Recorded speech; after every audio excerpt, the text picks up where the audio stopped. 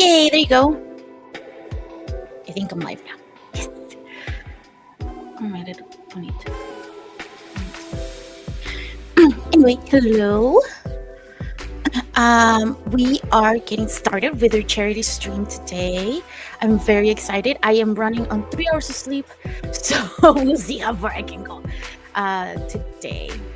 I think I did them wrong. I'm not wrong, but they just don't look even. Anyway, yes, running on 3 hours of sleep. Last night I did another stream just to test out whether or not this one would work. And I did most of the stuff that I needed to do for today, except for one PowerPoint, which I was supposed to finish this morning, but my brain decided that today was the day it was not going to want to go to sleep. So that made life very, very difficult for me.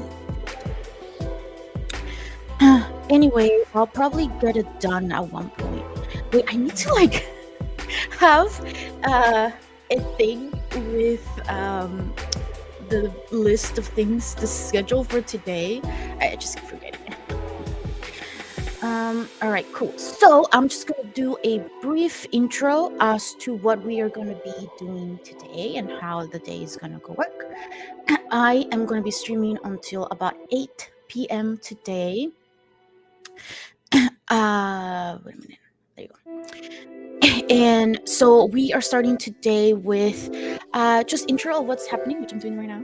And then I'm going to do a PowerPoint or a presentation of what Psychology for Geeks is all about and what we have been able to accomplish so far this year. Because this is our first year that we have been formally a nonprofit. So I think we did really, really good, given that I have absolutely no idea what I was doing at the beginning. In certain things, I still don't have any idea what I'm doing, but I am really, really passionate about providing resources for my community. And I think that's the thing that drove me the most to want to do this, to have this nonprofit. And the more I work on it, the more I'm convinced that it's a great idea. And the more I meet people, it's just get so very excited about it. And please let me know if I am not speaking loud enough. I have been told by my sibling, who should not be named, that I don't have good microphone etiquette because I keep moving around and I can't help it, okay? But yeah, let me know in the comments. So today I am going to be doing 3 different presentations that are sort of like mental health geek related. I'm going to be talking about toxic and healthy relationships, also talking about redemption, using Hell of a Boss and Has Been Hotel. I am supposed to also have a wellness break in which I have tea and cookies. Yesterday, I knew this week was going to be super mega busy for me, so I wanted to treat myself to boba, and I got this ube flavor thingy. Wait, what's it called? Ube Astra. That's what it's called. So I'm having tea now, but also I don't have any cookies. I was supposed to go this morning, but again, I didn't go to sleep. Anyway, it didn't happen, is the point. But then after that, at the same time when I'm having tea and cookies, we're gonna do a Q&A. Oh no, I washed my face. Oh, you can see it. Ugh. And then another presentation later on about Avatar: The Last Airbender. And originally the idea was for us to do a community cosplay showcase, but only one person submitted their cosplay.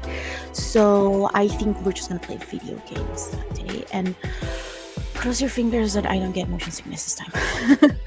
And then at 8. Wait, I guess I lied. I guess I'll be here until 9, technically, because at 8 is when I will be doing the giveaway, and we have some of the things back here.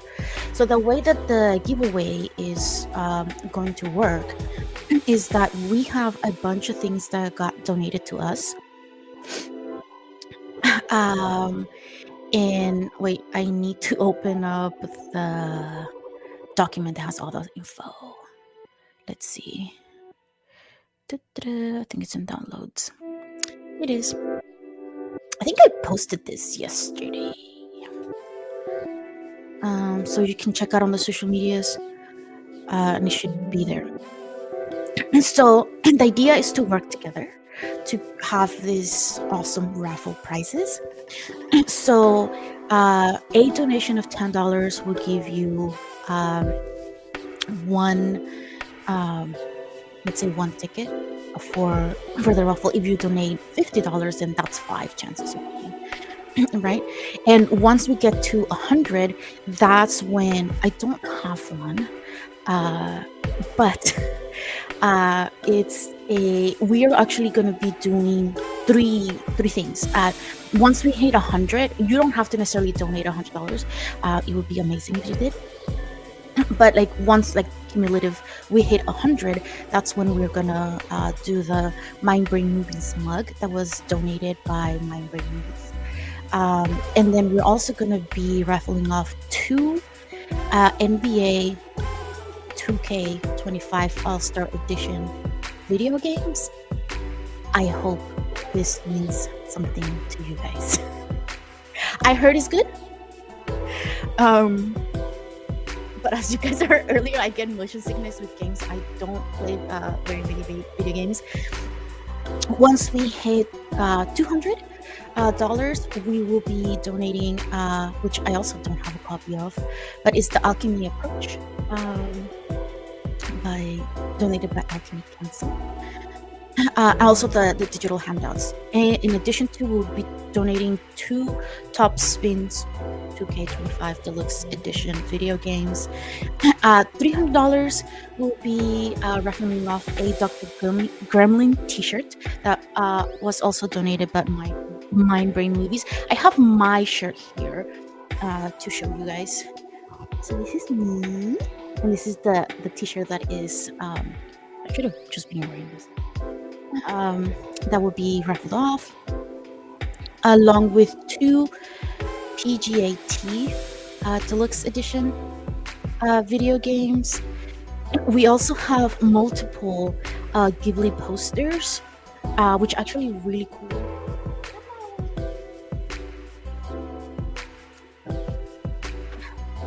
They will be sent to you guys without the frame, because it's probably easier for shipping, and then you can just put it frame. So wait a minute. So I have this like night vision mode or night light going on, but hopefully you can see it better. It's like covered in like gold leaf. So this is one of the posters that will be donating $500. This is the other one in Franklin. Again, it has like the gold leaf on it. And then this is the other one.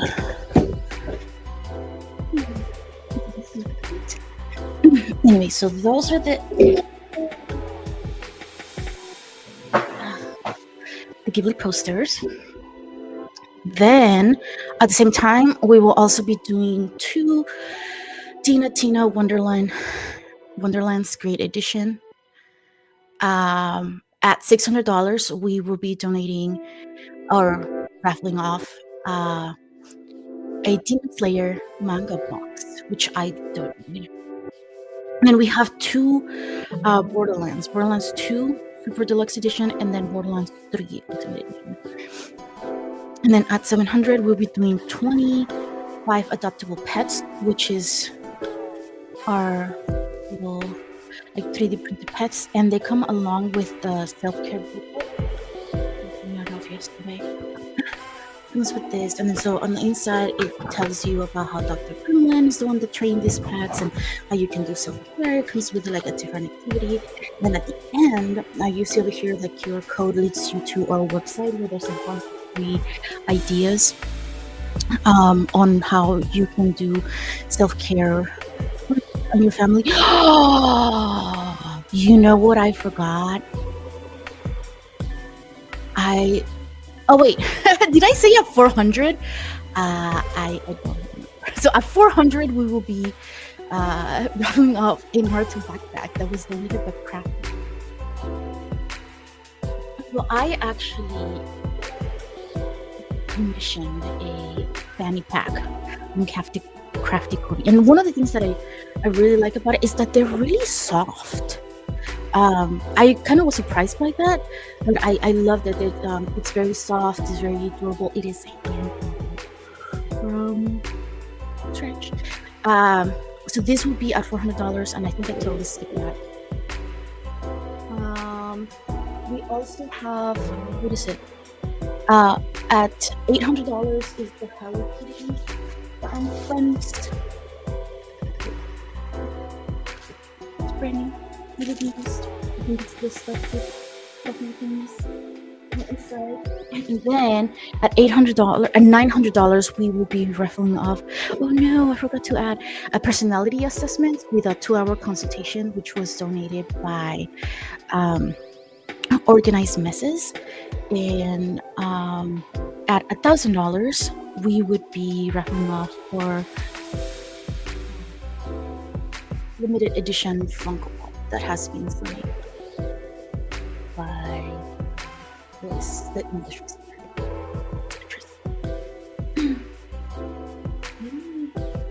This kind of looks ugly with the thing right here. I wonder what I'm putting. I don't have much space here. I need another thing. I need an assistant. Yeah! Don't break. If they break, it was not mine. No, different sizes! No! Okay, it worked. You saw nothing. Okay, so that's all the things that we are giving away. Today, I will kind of be keeping track throughout the day, and I have a feeling that I'm just gonna scramble at the end. Wait, let me just open up because most of the places we can unite. Oh, you can see it on this side. How do I point to this? Oh, there you go. This is where you can donate your money. Just scan the code, send $1,000 to it, and we'll be very, very grateful. So we have PayPal, Venmo, Cash App, and Zelle that you can use. Yes, some of them are under my name because we won't be having a Psychology for Geeks bank account until next year. So yes, my emotional support horror movie fan guide mother. It's right. It is for a good cause, and I will show you how it is for or how or what. Words today, you guys, they're not. Okay, so I will be telling you guys what we have been able to accomplish this year, and some of oh nope, I did not add my I did not add the future events, but I'll talk about them anyway. Yeah, sure. Say hi to yourselves, ladies, and don't even talk to me. Yes, that's great. I feel the love. But also, I do feel the love. I'm so excited to see you guys in January. Wait. Lots of things are happening next year, and I'm really, really excited. There is a thingy I have to put here. Okay. Bear with me here, you guys. I am new to all of this. This is my first time using... Wait, no. Is this the screen? No. Is this one? No. I was somewhat prepared. Is this one? this one. I think it's this one. Wait, how do I make it? How do I make it bigger? No, if I do this, I won't be able to see. No, you guys saw the end of it.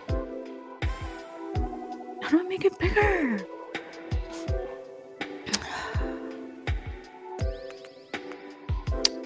Maybe if I share a different kind of. Okay. Oh, okay. Wait a minute. I think I know what's happening. Oh, wait, I need to close this file first. Da-da-da. I think I'm onto something here. Da-da-da-da. That works so far. Dun dun dun. It's loading? Ish. It's loading. I think in the meantime, I'm gonna write down all the stuff that I want to share with you guys. Some of it I want to keep it as a surprise for next year, because I don't want to. Well, I guess I won't give you the specifics of everything that we are planning, and also I don't really know the specifics because I have to talk to my board members and future and old. New and old, and say, "Pretty please, let me do this thing because I really want to." There you go. Okay, this is so much better. Wow, okay. Now we're talking. All right. Well, I guess I won't write the thing. Wait, how do I... Oh, is this... Okay, so this is like my third time using StreamYard, so I'm still getting like familiar with how it works, and it's been really, really cool so far, but it's also been kind of expensive. So again, your donations are highly appreciated. So I am the founder and what is it? Executive director of Psychology for Geeks. Technically, I am also the chairwoman of the board. I'm told chairwoman is not a thing, it's not a word, it's not a title, but I don't want to say chairman, I want to say chairwoman. So it's a title now. But I won't be for very long because we have found someone who's way more qualified to do so. So I am happy to step down next year. Anyway, the way that I remember things, just in general, my own particular memory, it's very much attached to my emotions. So this is how I created this PowerPoint, because the origins or the beginnings of Psychology for Geeks is very much tied to me and my life story, essentially. So that's how I'm going to sort of like go about talking to you guys about it.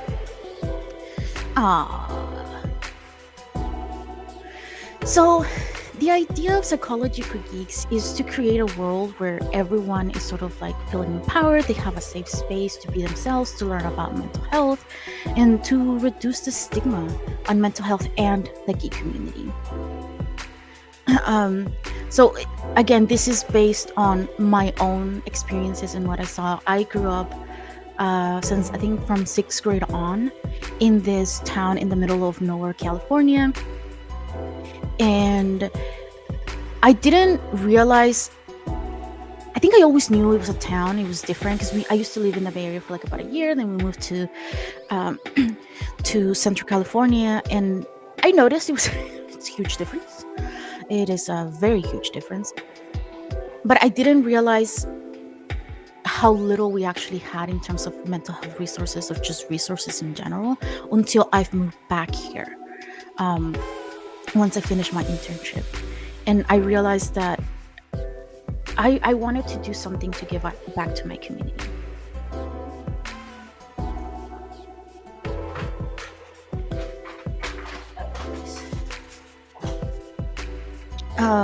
And so I threw around ideas for a while as to what I wanted to do to help my community. I think that's the one thing that drives me. I mean, part of the reason, a huge reason why I am a mental health provider now is because I love helping people. That has always been something I have wanted to do. I remember when I did my my interview for grad school, I was asked like 3 times by the person who interviewed me why I wanted to become a psychologist, and all I can think about was like, I just want to help people. And I think they were expecting like a different answer, and I'm like, I just want to help people. Like, I don't know what do you want to say? Like, I just want to help. So that has been my answer then, and since then it hasn't really changed. And I realized that in order for me to have a fulfilling life, I didn't necessarily. Do I want to make a lot of money? Yes, that would be great. It would solve about 99.9% of my problems, primarily. But I also know that it won't be a fulfilling life if I'm not helping, if I'm not doing something for my community. So there's a lot of things that I noticed. There's not a lot of resources in Spanish. Just in the community that I live in, it's very large population of Hispanic families, and there is no information. I mean, there are resources out there, but just nobody knows about them or how to find them. And also, there's like a huge stigma in looking for resources and stuff. So, I want to help bridge that gap. And also for people who are sort of like, no, I don't really need mental health. I don't really want to. It's like really boring, or like, why would I go and spill my guts to someone who I don't even know? Right, and that's the whole idea of why we wanted to blend hobbies with mental health, because it's just so much easier for me to say, hey, listen, you like playing video games, you like doing D&D, or like playing board games with your friends, do more of that. That is just easy way of me saying, take care of your mental health by doing the things that you already love. No! Ugh. It's so ugly, you guys. Look at this. Ugh.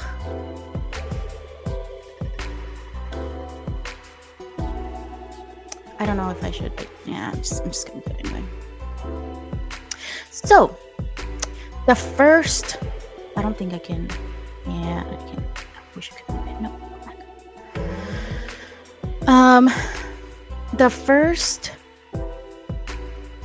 few months of Psychology for Geeks being a thing, I was unemployed.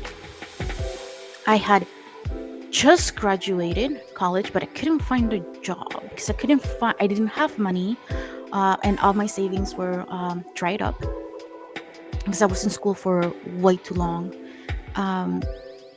and I just really knew that I wanted this to happen.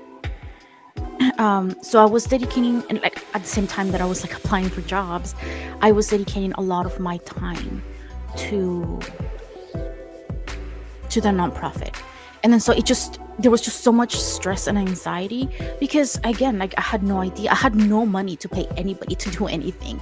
I basically, quote unquote, allegedly bullied some of my friends into joining the board, friends/brother, into joining the board because I just needed more people for the board, and I just didn't know how to reach out. And ADHD, anxiety, I was just really anxious. I just need to do it. If I don't do it at that moment, like it's not really happening, you know?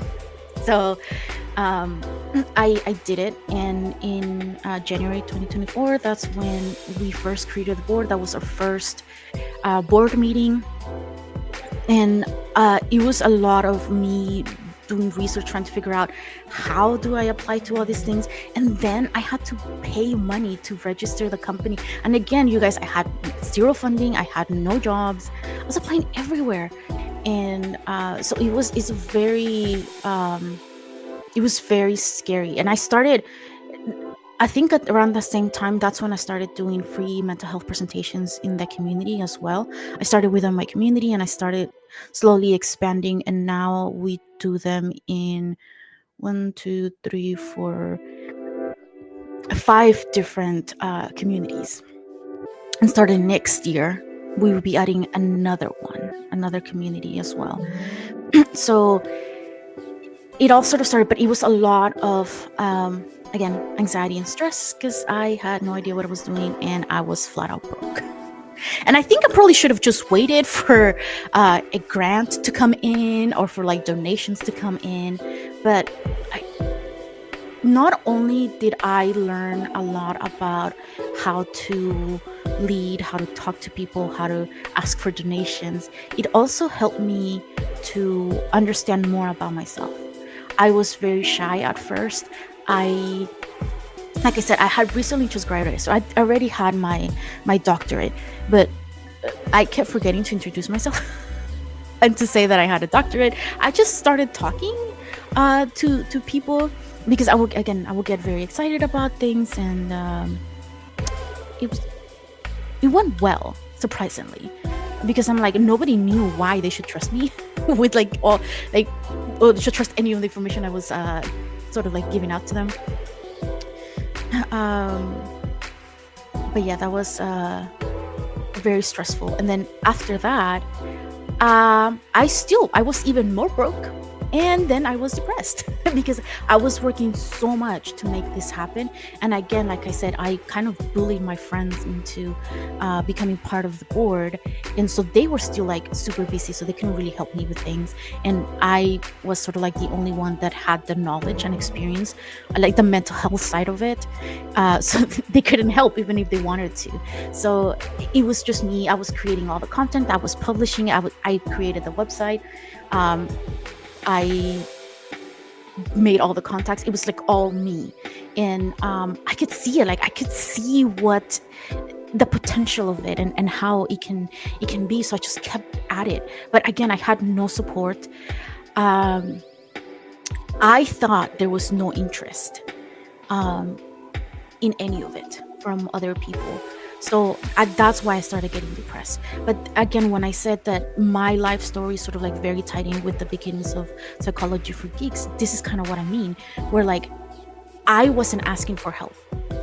It's something that I had to like overcome. It was like my own sort of thing that was happening. And once my therapist was like, "You should ask for help," and I was like, "But I want to like work with people and stuff." I eventually started asking for help, and what do you know? People started helping, and I just started contacting people and be like, "Hey, you want to like, record something and geek out and stuff like that?" And yes, like there was interest, but I just didn't know. I didn't really think about it. I think I was comparing myself to other nonprofits that have been in existence for a very, very, uh, yes, don't call me out on that, please. Yeah, okay, well, let me clarify. Yes, at times I did reject donations because uh, it's a free service that we needed to offer for the community. And I didn't know how to like ask for it or like how to make it fair. And because I know how difficult life is, because in sort of like in our community, and how uh, many families like financial situation is not the best. I just kept doubting myself. I just kept like not asking for money, and that's something that I had to sort of like overcome and grow on my own. Well, not that's fine. It wasn't my own. I had a lot of people helping me, but it was like a me thing. And once I overcame that, then a lot of things like started happening after that. um, and because a lot of things started happening, I just got burned out. I was doing free community presentations in about, like I said, four like different places. I was doing the long content. Uh, I kind of had sort of a plan of where I wanted things to go and how I was gonna um, look for things for donations and stuff like that. And again, I think at this point I already had a job, um, but I was kind of like already like bare minimum, and I was buying all the things that I needed to like start to like have a booth. We did a bunch of community booths, and that brought in a lot of money in some areas. But again, like all the gas, or like all the things to sell and things, like everything was coming out of like my own pocket, because we didn't have sponsors slash I didn't have time to look for sponsors because I was doing everything else. And um again, once again, once I went to therapy, my therapist was like, yo, you're burnt out, like you need to do something about this. I was like, all right, cool. And then that's when I hired our admin assistant, and she has been so great. I am so thankful that she said yes. And I'm still like really working on her not ever leaving us, because I don't know what I'm gonna do like when she leaves. But that allowed me to partner up with new organizations, to meet new people. We even have some people reach out to volunteer with us. We started getting donations. That was crazy. Um, I think at one point I said something along the lines of like, "It's ADHD brain, you guys." Okay, so I get very excited about things, and then I reach out, and then I'm like, hey, how much would it be if we have a booth or something? Or like, how much, or like, would you be willing to donate X, Y, and Z? Or would you be willing to sponsor us? Without having a real plan. And then when people say yes, I panic, because then I'm like, I had no plan. I had no plan. Like, what am I supposed to do now? And apparently I haven't learned my lesson. That's really fun. Anyway, point being is that I was telling my friends that I owed $180 to this Comic-Con organizers, because I had applied for a booth, and they were very, very nice, because they allowed me to wait, like they were gonna wait for me to pay, because I was like, we don't have the money, like we're a non-profit, we have zero money, like literally. And they were like, oh, okay, yeah, we'll wait, like as long as, I think they gave me until like December. But I always wanted to stream for 12 hours, and then so I did it for my birthday. It was more like a thing, and I was like, well, if I'm gonna like stream, might as well, like, something good come out of it.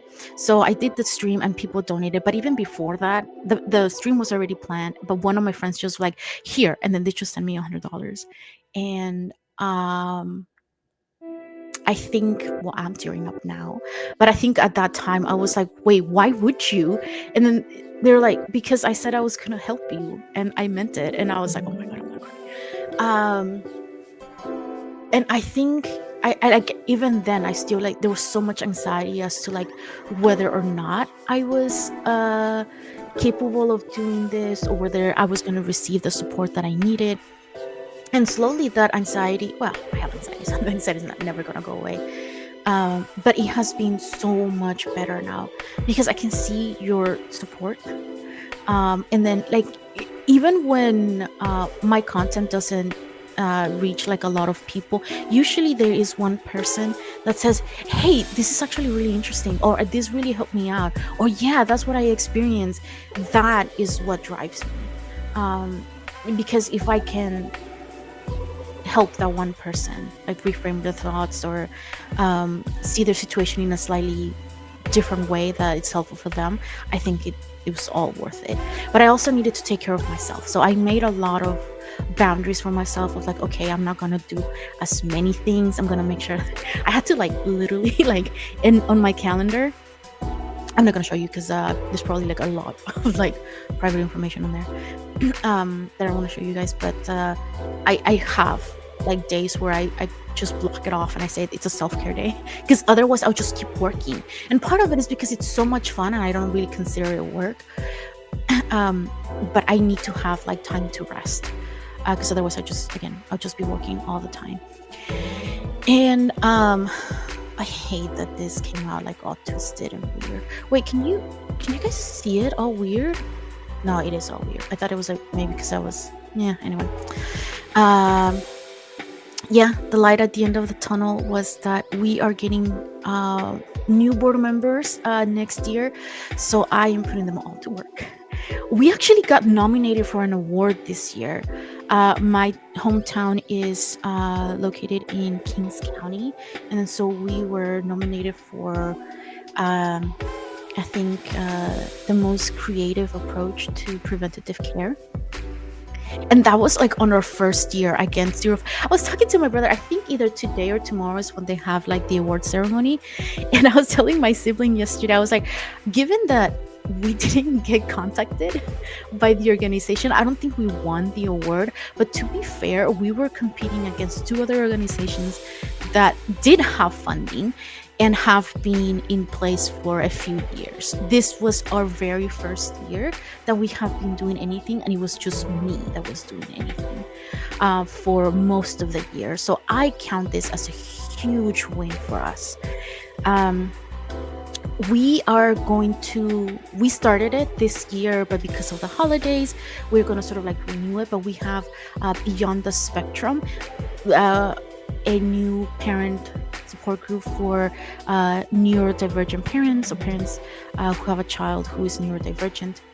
Um, we have that in our hometown, in my hometown, Corcoran, and we will. I think on the website you see that there's like information. No, there's no information. There's nothing in there. There's like slots for me to put in information, but we're still working on it. And then there are two wonderful, lovely mothers that are going to be leading this. This is going to be a parent-led group. I am going to essentially just help out by doing presentations or contacting people, or finding connections and stuff like that. But it is going to be parent-led. We have a Discord community of about 50 people, I think. So if you haven't joined our Discord, please do so. I kind of have been lagging on it because I've been working a lot slash resting a lot. um, but yeah, we're gonna do a lot of like cool things on Discord, but I need more time to like plan them and reach out to people.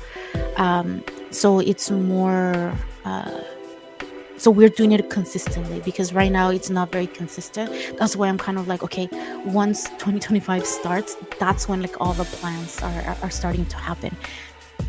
Again, we're getting so many donations. I have a solid plan of what I want Psychology for Geeks to be. I have so many people that are helping me and are on board for this, and I couldn't be more grateful of all the support. And I would like to especially thank Organized Messes, Chaotic Indignation, and Mind Brain Movies for their support, because yeah, those are the three people I have been like, oh my gosh, things are happening, and they're like, calm down, what are you talking about? You're not supposed to do things the ADHD way. And I'm like, but what? I don't have any other way of doing things. And then so they gave me a lot of guidance. They Chaotic Indignation has been so helpful, because I just rant and rave and like talk about all my plans that I want to do all of the time. And he's probably sick of it right now. So yeah, join our community. You can join our Discord community. You can join us on our socials, YouTube, also our in-person events. We have a calendar, I believe, on the website that tells you like all the events and where we're going to be sort of situated this month. Oh, that reminds me, I have to start the one for January. January is going to be so packed. Okay, here's the things that is this the last one? That is the last one. So here's the thing that I really wanted to get into. This is where all your money is going to. So for next year, we have already secured a spot for 2 different Comic-Con conventions. One of them is Anime Los Angeles, which is essentially one of our sponsors, because they have given us a free booth. And this is why I'm doing this everything, because I need donations in order to be able to like get more donations. Like I need to buy merch so I can sell merch, so I can tell people, hey, Psychology for Geeks is here. We have a lot of resources on our YouTube, a lot of resources on our website. Check us out. But we have no money, and the convention is in January. So that's where most of your donations will be going to. We already have most of the things that we need for a booth, because we have been doing community booths and we slowly have been getting money, but most of the money has been going towards paying our lovely admin assistant. um, which again we want to keep because she has made it very, very possible for me to be able to do all of these things and to be able to plan and reach out to people to do collaborations and stuff. Like she's a huge part of why we're growing and why this is sort of like something that has been happening. And she also checks my spelling and my grammar, which is very, very essential, you guys. I cannot tell you. I'm going to switch over to this one. There you go.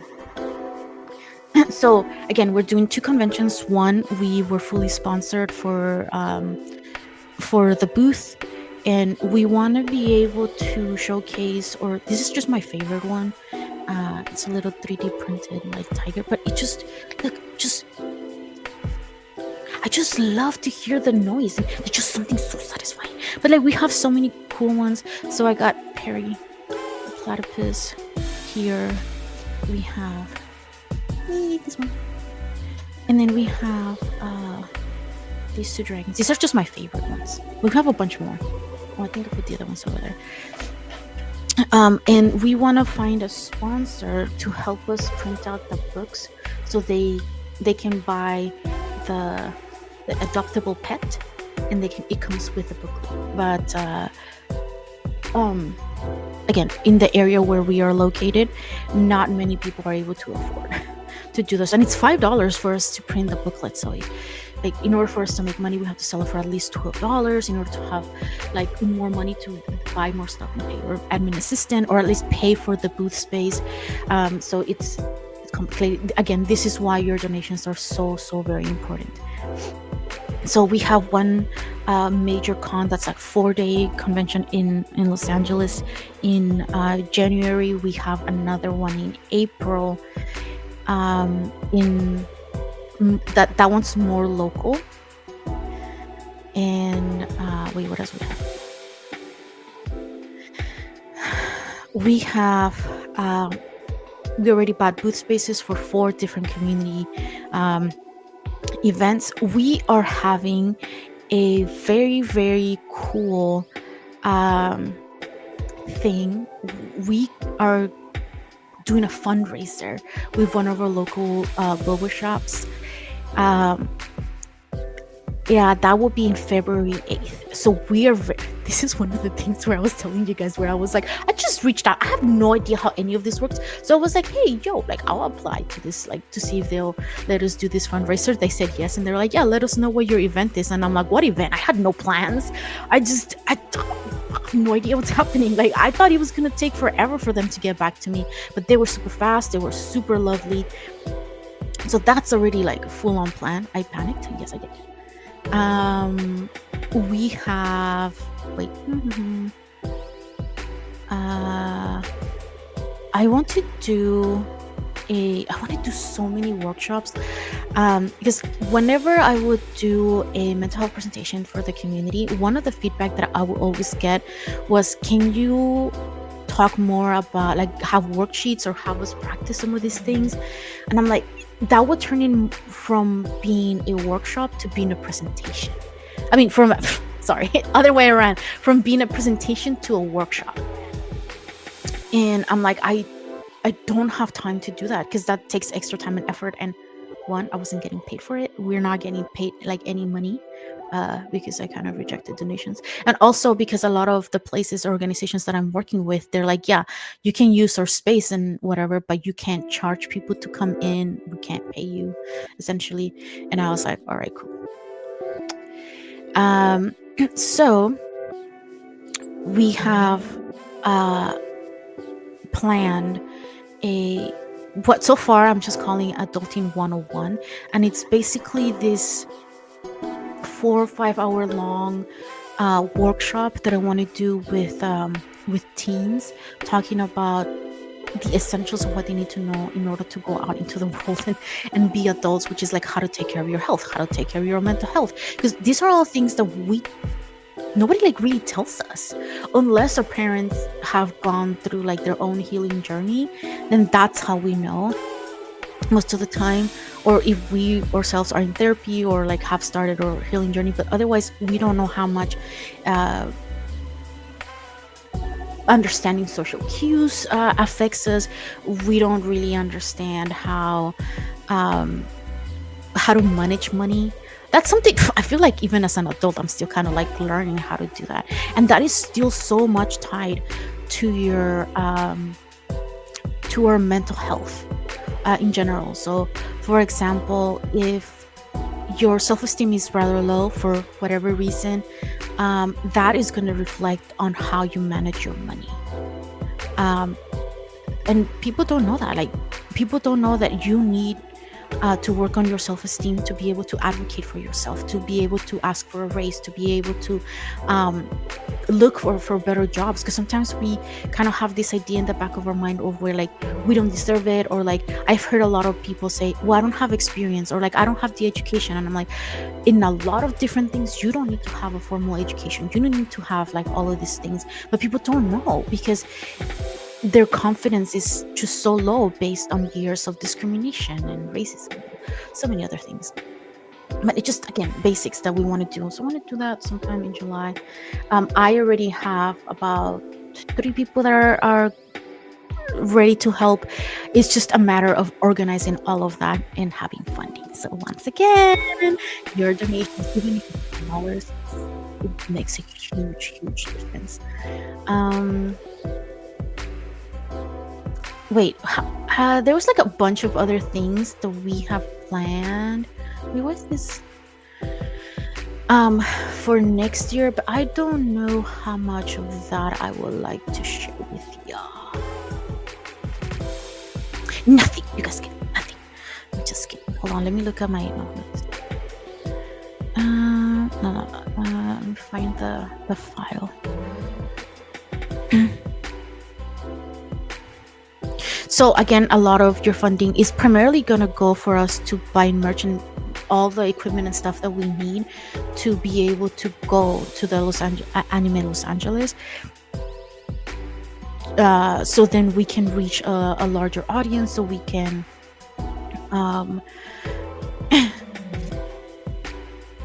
reach our larger audience, so we can raise more funds and awareness of mental health and stuff like that. So that would all benefit. I think this is sort of like the groundwork. If you guys help us by donating $10 or 50 or 100 or 1,000, that would be great. If you are thinking of donating a large amount of money, because we are a registered nonprofit, we can give you a tax thingy break thingy document. Like, no, this is legit, but I just don't know what it's called. Yes, so professional of me. Anyway, point being is that for next year, we are having 3 new board members reach out, so that they all have different types of expertise in ways that they can help and support us. So I am very excited for that. We are restructuring our organization a little bit more, so we can include more essentially like expanding the departments that we have at this point, so we can do more stuff for the community. Because not everyone, like the free presentations that I did for the community, they're not necessarily geeky, because it was mainly parents or other adults that were not necessarily a part of the geek culture, so they were just flat out like mental health communities. But I also want to reach out, and we have started to reach out, guys. Okay, so one of the things that I'm doing for next year, it's what's it called? Oh no, wait a minute. Oh, I don't think I wrote it, but we gave it names. So one is going to be like a superhero camp, again, for kids. It's just like arts and crafts and like how to identify emotions, how to ask for help, like things like that, like basic things that like younger kiddos will benefit from. And then the other one, I think it was Makers Magic. Dang it, I forgot. It was such a good name. But anyway, point being is that, again, we are looking to do, because right now a lot of the activities that we are doing, they're primarily for like older teenagers or adults. So we want to start including kiddos in there as well. So yes, superhero camps in our local communities. So So again, all of your money is going to go towards essentially make having ensuring that Psychology for Geeks has a foundation of the bare minimum things, like to be able to have a booth, so then we can start making money out of that, like continuing to buy more merch and stuff. So we actually have, I think I put it on my social media. How do I share it here with you guys? Let me see. What if it's not a PDF? Let me see. So one of the things that we need money for is to be able to buy this in bulk. No, it's not this one. It's that one. Oh, really? It's only looking at PDFs. No. How do I open it up? Oh, maybe I can. No, it is on downloads. Okay, there's one. Here's the other one. Let me see if I can share, because I really want to show you guys. Share the screen. Oh, I can. Cool. Well, this one. Yes. So this is your new sticker, you guys. Look, that's a wizard in a much better light. So we're wanting to do these stickers so we can sell them, like for like sort of like a donation, giveaways. I think it would be like really cool for us to do that. But we need money in order to buy them. We already had the money in order to pay for the artist, the Geek Art, at the Geek Art. Check them out. They have like wonderful things. Yeah. So we have it. We just can't print it because we have no money. So your donations will go towards ensuring we have that. Let me show you the other one. The other one was like super mega cool as well. No, not that one. How do I share this? Every time I feel like, oh, I got the hang of this, I immediately forget, and my brain just does not retain anything. Go through. Look at this one. This is like, oh, this one's the one with the brain. Okay, it's not gonna be this exact design, but it's gonna be something similar to this. And we are gonna make t-shirts like this, and stickers. But again, we need your assistance to make this sort of a reality, because we have it.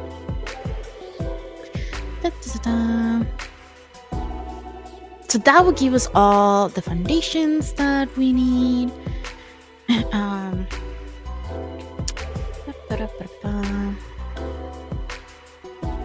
I want to do this like Mother's Day event as well, in my local community, where it's just it will be open to all females, whether they're parents or not. And I want to talk about how to take care of yourself, because again, and especially like as a woman, I think there's a lot more things, not saying or comparing, but there are certain things that women experience in their everyday life that makes it like really difficult sometimes to achieve our goals or to have confidence in ourselves. So I want to talk about that. I want to have, again, like Psychology for Geeks is all about building community, right? So we have our online community through Discord. We have a lot of people that watch most of our YouTube videos. We have the people that follow us on social media, and it has been a great community. I am constantly on the lookout for like internet trolls, and so far I haven't really experienced anything. Everybody has been super lovely. You guys, look, okay, listen. Other idea, Pokemon hunting competition. How cool is that? And that's how I'm gonna get the teenagers to start learning about that's my aim, at least. So that's another one. I said the Adulting 101. I want to do so much more for the Discord community.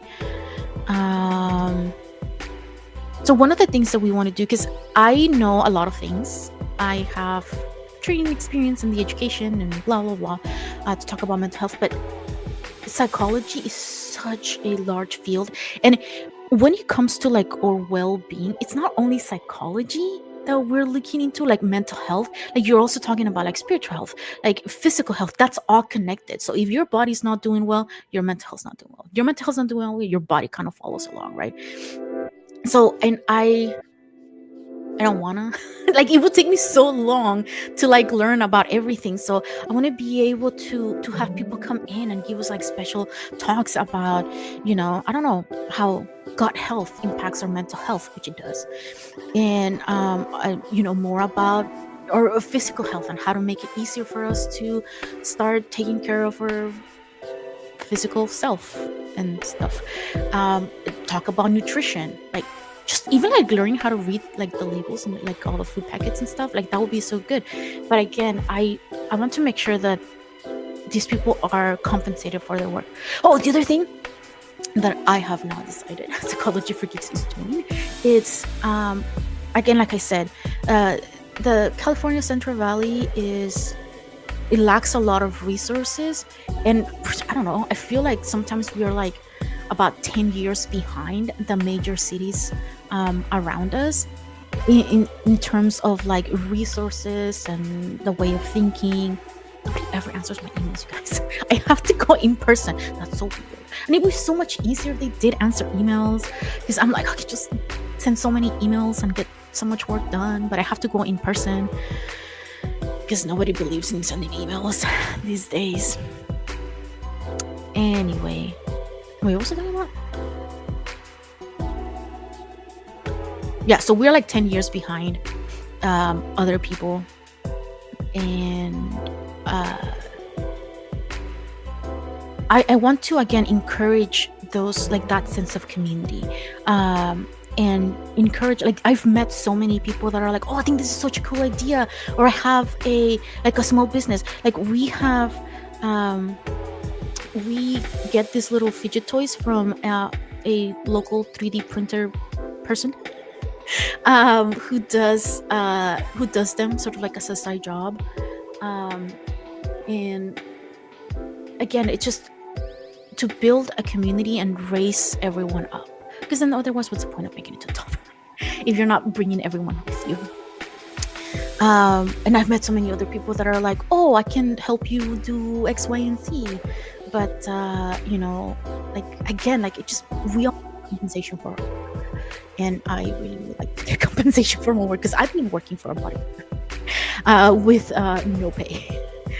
So yes, we are definitely looking to get more sponsors, and definitely making more money, because I would like to get paid, please. It's for my boba addiction, you guys.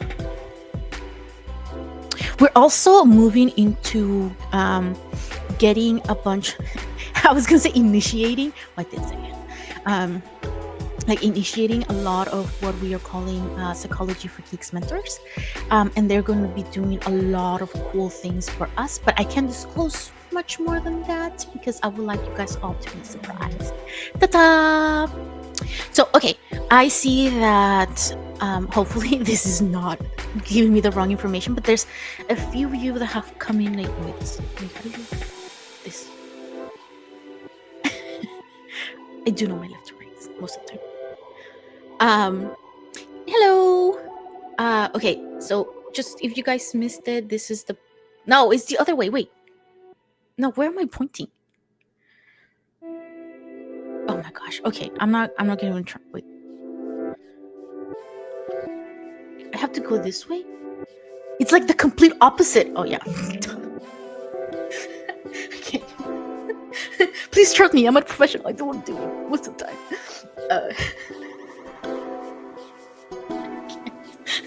Okay, so these are the places you can donate money to. And wait, it's one. What am I supposed to be doing at one? Where's my? Oops, not that one. No. to open my social media list and see what the schedule is. What is the schedule? Please tell me. Ooh! I just opened this thing and they're like, oh, we're hiring. I'm like, nice. Wait a minute. Focus. Wait, what am I doing? Oh, yeah. I'm looking for the church room. Oh, it's the Hell of a Boss toxic and healthy relationships. Right on. All right, cool. Okay, I think I learned the better way of adding the thingy. No. And I immediately forgot. There it is. A quick yay or nay. How many of you guys have seen Hell of a Boss or know what it is?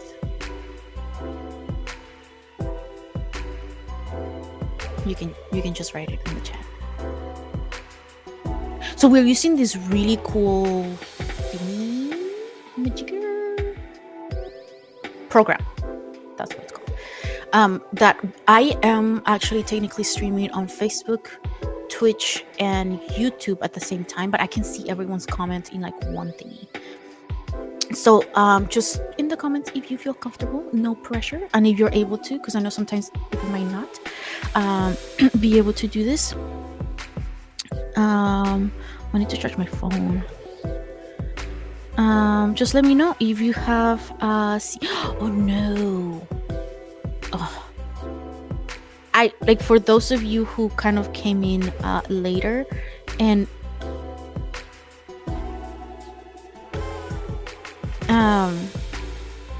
didn't get to hear my rant about how my ADHD brain didn't let me sleep last night. I'm like half prepared for all of these things, and my ADHD brain is very much one of those brains who couldn't care less about names. All names, all kinds of names.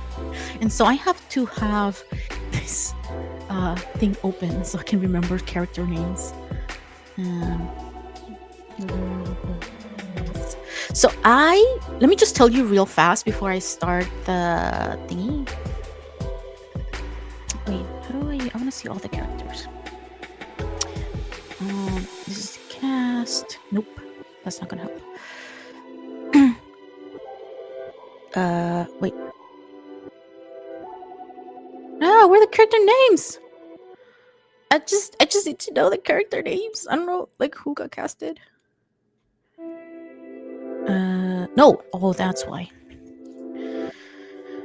All right, cool. Well, I think that shows most of them. So, no, this one. There you go. No, this one also looks ugly. It's not on me, guys. It looked great when I did it. I think something must have happened in that download. Maybe like switch a little. Anyway, let me know if you have in the comments if you have seen Hell of a Boss. If not, I will try to. Nah, it's gonna be spoiled. So sorry. And if you're not really interested in Hell of a Boss or anything, it doesn't matter, because most of what the idea behind Psychology for Geeks is that we blend hobbies and mental health, right? So then, for example, in this situation, I am going to be using the characters and relationships from the show Hell of a Boss to talk about healthy and toxic relationships, right? So you don't necessarily have to have seen the show. It's a lot better if you have. I highly recommend it. It is not a kids show. I don't show it to kids. But yes, it is a great show. Oh yeah, I was gonna tell you guys how I came across this show. I didn't. Somebody else told me about it. They said, "Do you want to do a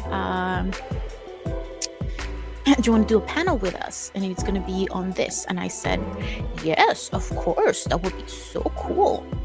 And the way that it works, like when you apply to panels, at conventions, you send them like months in advance, and you don't find out until like about a month before the convention happens. So like you don't really know if you're gonna get it or not. You just kind of like extend it. And then so we got the two panels for that convention. We got Hell of a Boss and Hasbin Hotel, and those are the ones that I had signed up for, but I hadn't seen them. So then I had to binge watch them, which was usually that's my preferred method of watching things anyway, so it was great. But I kind of lost track of time because again I was so busy like doing stuff for the nonprofit that thank goodness my dad was in town and not like in Mexico, because he was able to drive me to LA where the convention was, and on the way there I was finishing watching like the episodes because I hadn't finished, and I just fell in love, and let me just tell you all about it.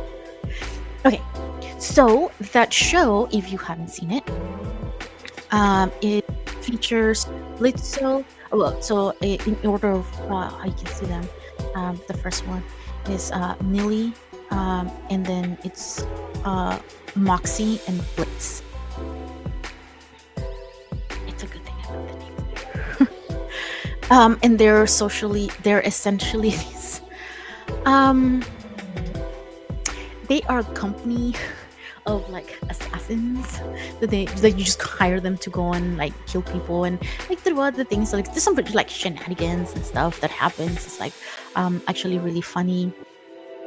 There's a lot of music that's amazing. However, the thing that I loved the most about the show was its relationships, and that's what I would like to talk about today. So there are a lot of different types of relationships that we can have, right? It's not only, or at least in this context, when I talk about like relationships, mainly it is going to be romantic relationships.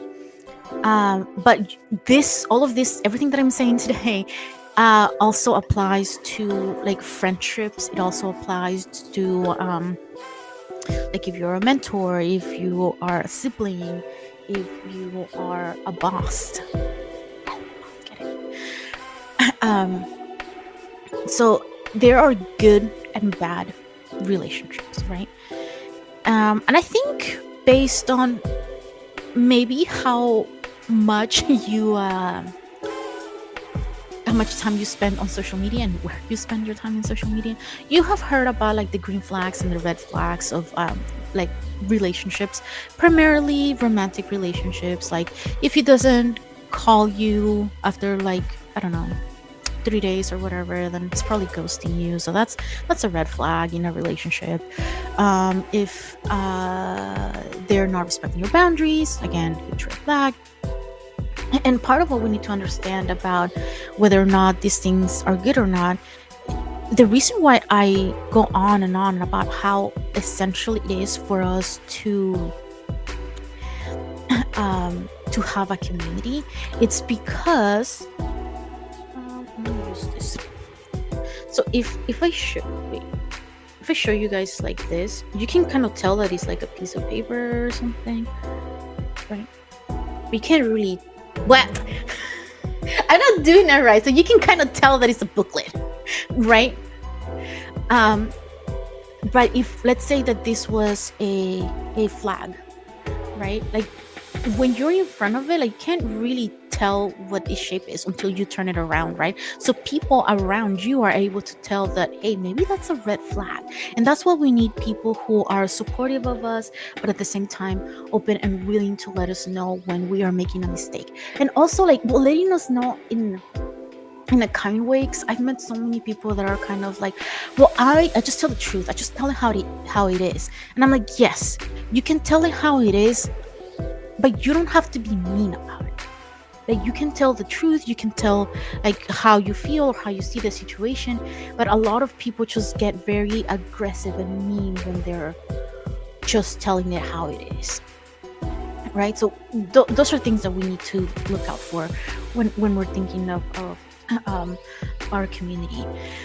But in order for us to, well, again, hold on, let me just move on to the next one.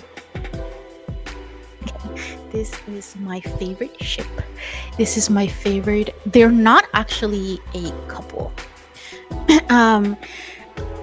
and their relationship is actually very, very toxic. Not good. Do not recommend. It's getting better in the second season. Second season. Yeah. It got better, like loads better, because now they're finally able to understand. So essentially, these two characters have known each other since they were kids. Essentially, there were so many circumstances that each of them had, that affected the way they connected with other people, right? So it was about not being able to talk about their actual emotions, not being able to express them. Their communication is just the worst. Like, they're just not communicating. They're just kind of like, they feel really awkward about communicating what they actually mean or what they actually feel. So it just goes into like a bunch of different miscommunications that happen. They are so perfect for each other. I love them together. But it, like, just there's so many things in their own sort of like personal life that made it really difficult, and or they just didn't really know how to connect, right? So Blitzo, he had a very sort of like traumatic upbringing, and then so he kind of learned that he had to go about it on his own, right? So he uses a lot of um, comedy to sort of like not talk about it. Like, he just makes mean comments to try to protect himself. And no, I forgot his name. Stolas. Yeah, oh, look at the is totally in love with Blitzo, and he's just so cute. But like, we get discovered this as the show goes on, right? But again, he also has like so many things in his life where like he never really learned how to have a good relationship. He was married, has a daughter, but he just kind of like did all that out of like duty. And then when he eventually was free and he worked through a lot of those things, now he wants to pursue a relationship. But again, it's like this really like their own individual circumstances have prevented them from connecting. And a lot of it is because they need to work on themselves first before they have a partner. And you might have friends or family members or know someone, colleague or whatever, who has always been in some sort of relationship, never alone, right? And they just sort of like jump from one relationship to another. That can potentially be have a negative impact on their relationships because they're not giving themselves enough time to work on themselves. I think our instinct is to always say something along the lines of,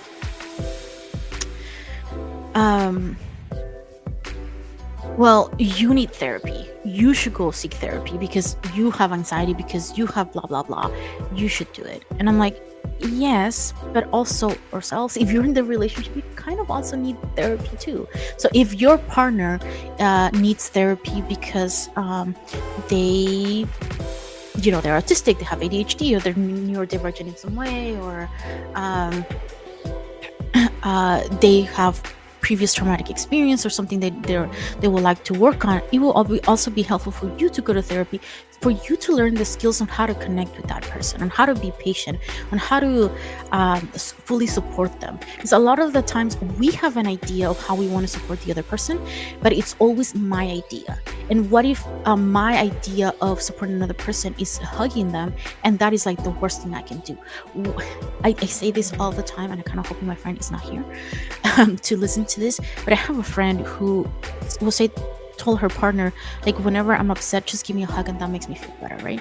Whenever I'm upset, please do not give me a hug. I will just no, I don't need, like, it's too much sensory input for me when I'm upset. I need to be by myself alone until I can figure out what's happening in like my brain and my emotions, right? So everybody has a different thing, but if we don't learn how to communicate, if we don't learn how to ask, like, what do you need, what can I do for you, and the other person never really learns how to like ask for their needs, then it's going to make it very challenging to be in a relationship with this person, whether it's friendship, whether it's a sibling sort of like bond, or a romantic relationship. It's just going to make everything a lot more difficult. One of the things that I did not say when I started this presentation is, like, if you have any questions, pertaining to the topic, please write them in the comments. Um, and I could answer them. And yes, please donate. Wait, other way. Point the other way. Yes, that's right. Right here, up there. That's where you can donate. We have PayPal, Venmo, Cash App, and Zelle. Whatever you prefer. Again, $10 enters you into a raffle. And here are our lovely things. You can find a full list on our website of other things that were donated and by who. And yeah, I think once I finish this presentation, I'll check to see if any donations. What was I saying?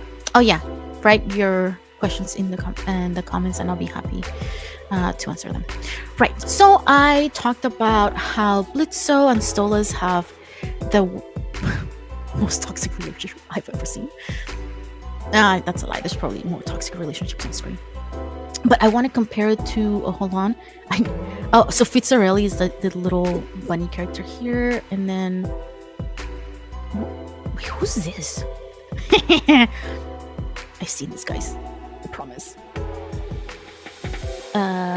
Wait. Not all the characters are here. Ooh, is that Satan? Amadeus. No.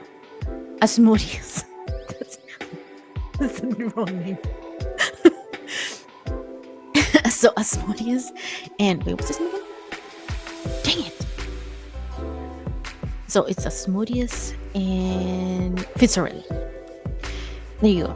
So they actually have a much better relationship than well, Blitzo and Stolas don't actually have a relationship. It's more a situationship kind of thing. They're both dancing around each other. They have improved. They've learned more about themselves. Why does the camera, like, what's the angle so weird? Or is it my hair that's like not even? Anyway. So Fitzarelli and Asmodeus do have a relationship. They're actually together. They can deny it to everyone, but they're just so freaking adorable together. And part of the reason why their relationship is actually way healthier than the situationship that's happening over here with Stolas and Blitzo is because Asmodeus is, I believe, like super ancient and like mega old. So he has much better communication skills than Fitzarelli. And so he's kind of guiding him into like, this is how you have a conversation. This is how you have a healthy relationship with other people. And yeah.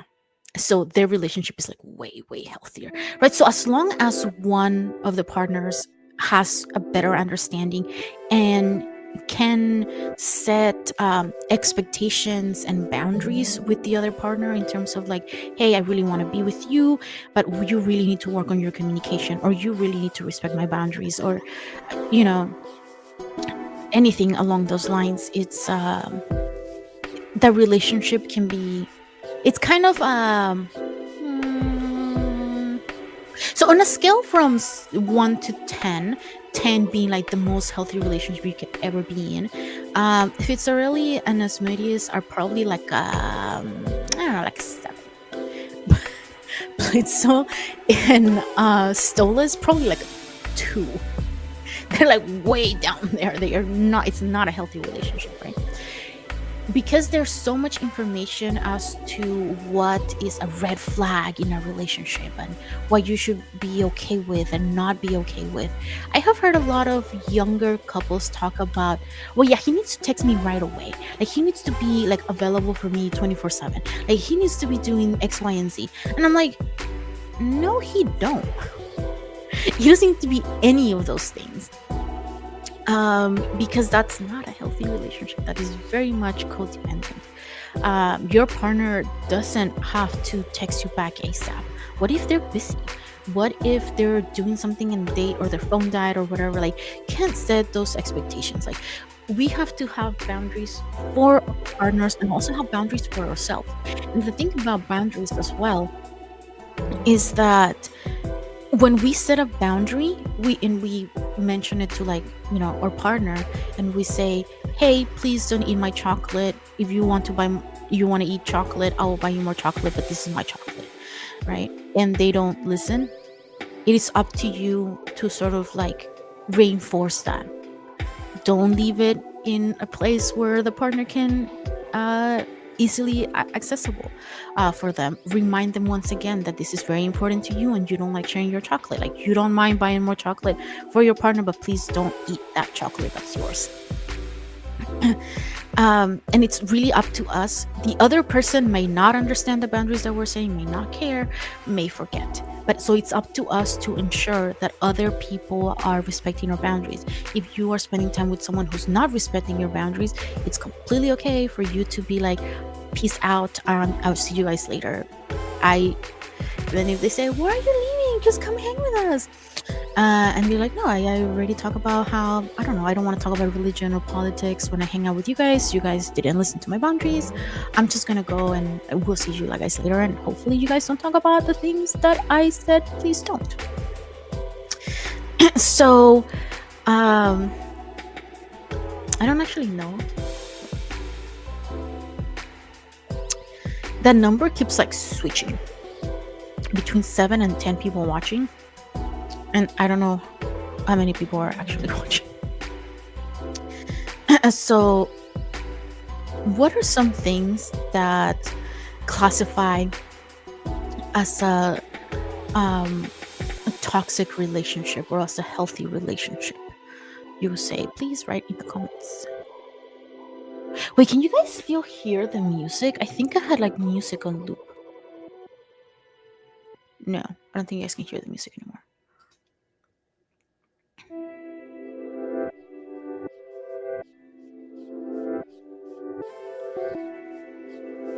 I hope. Wait, can you guys hear the music?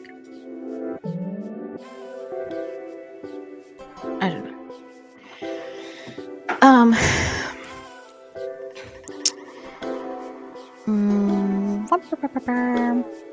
All right. Well, let's see. There's a lot. I think I already went through some things that make a healthy versus unhealthy relationship. Let's talk about more. I can't think of anything right now. So I'm gonna ask ChatGPT.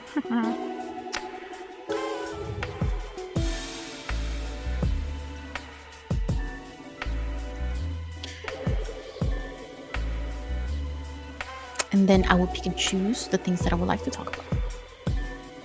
I think, okay, so I didn't mention this before because I totally forgot, but part of your donations will go towards improving our website, because right now it's a very amateurish website and I don't know how to include PDFs, and there's so many like free worksheets I want to have for you guys to just download and use. And one of them is this worksheet that I created where I have a bunch of questions that if you are with a partner and you're thinking of like being in a serious relationship, or you are in a serious relationship, these are all things that you need to consider. But I just don't know. Like, a friend of mine helped me I think there's 2 resources that are like PDFs in there, but it's kind of like weird. But yeah, that's where your money will go, because we really need to pay for a website builder, because right now we're working with like the bare minimum and I'm not able to share as many resources as I wish I did. So there's a lot of I think I'm just gonna focus more on what makes a healthy relationship, right? Talking about respect. It can be very difficult for you to ask your partner for respect if you don't fully understand what it means to respect yourself. Sometimes we grow up in environments that make it very difficult for us to understand that there are certain needs that need to be met when we're in a relationship. So we don't really know that we need to be treated better. That's why I was talking about earlier, where like it's so important for us to work on ourselves first before we are in a relationship. You're already in a relationship. I'm not saying break up, but I'm saying, hey, maybe still seek professional help, or like start on your healing journey and see sort of like what you discover. If your partner is um serious about continuing to be in a relationship with you, maybe they'll, join your journey as well. Communication is huge. Like as we saw earlier, like um if you don't have communication, it's just so, like, those movies that are kind of like, it's just because if they would have just, like, the two characters would have just talked, like, it would just, everything would have been so much better. But because they were like, explain this to me, and then they're like, well, it is because I don't care what you're doing, you just betrayed me, blah blah blah blah blah, like, and they just, wow, I got so dramatic there. Then it becomes a miscommunication, right? Like maybe the person was just kind of passing by, and then somebody bumped into them. Like, I don't know what the situation is. But if we don't have clear communication, then it just makes it so much more difficult. But these are things that we are not taught how to do. Like nobody teaches us how to communicate better. We kind of learn as we grow up, like what things to say, when not to say certain things. At school, sometimes we kind of learn how to express ourselves a little bit better, but still, it's not. We could all use a really refresher course on how to have communication.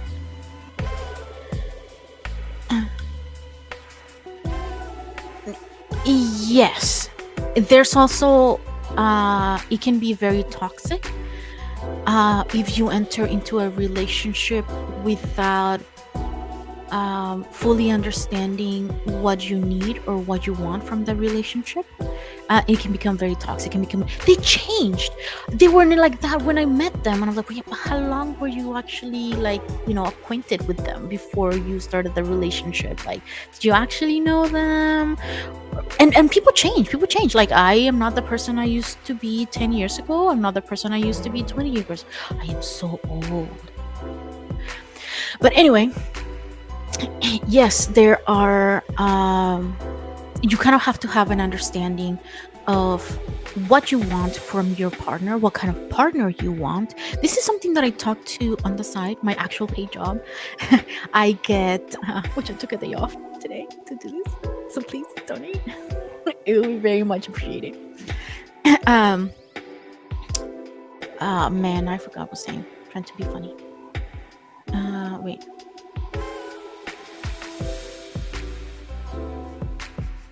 So we got a question here. How important is it to have a grown up or grow up seeing a relationship in a two-parent household?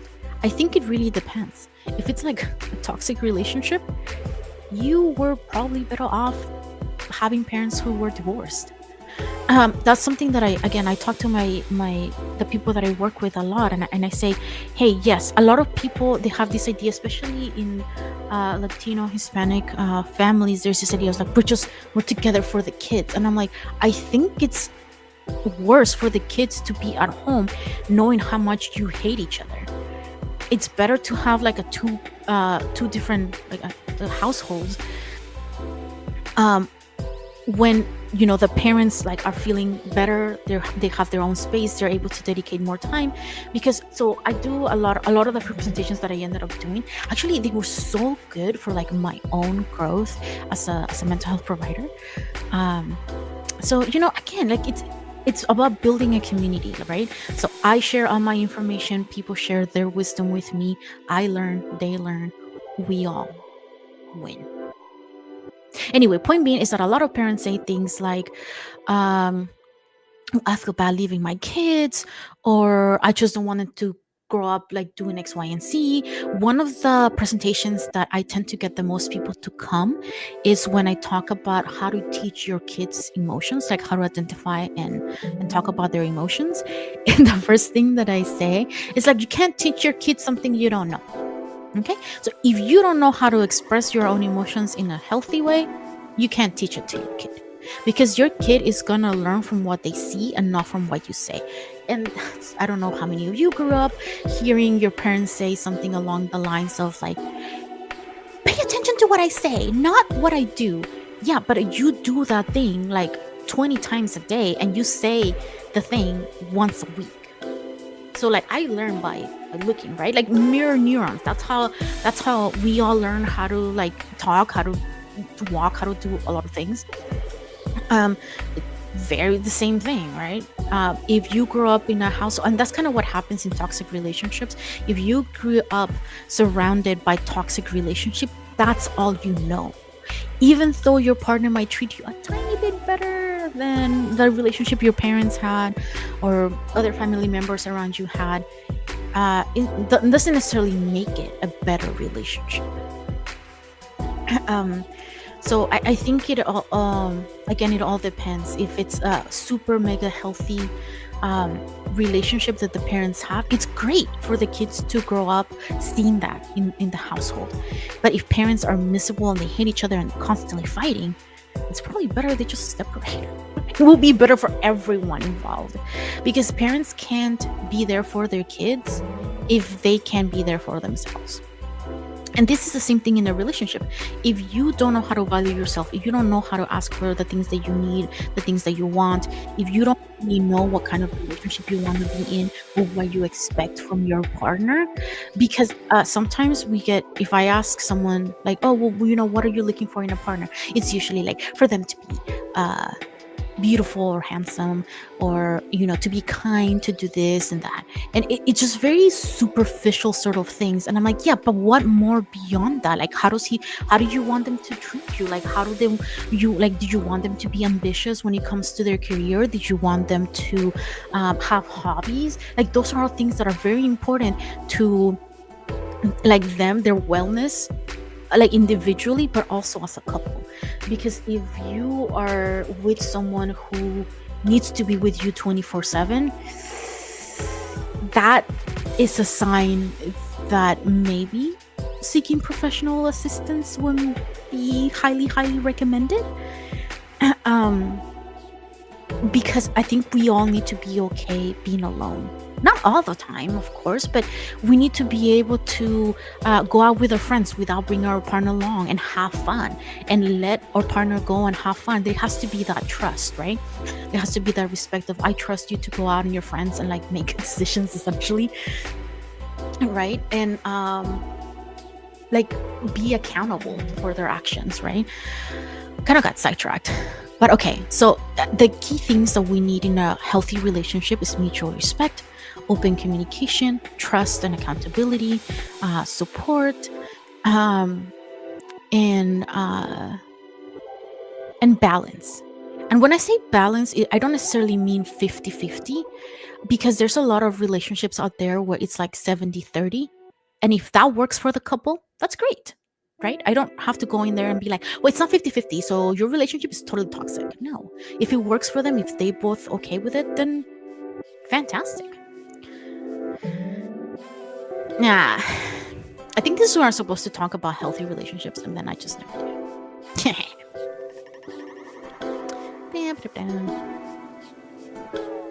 So yeah. I mean, I can go on and on and on and give you guys like a bunch of information in addition.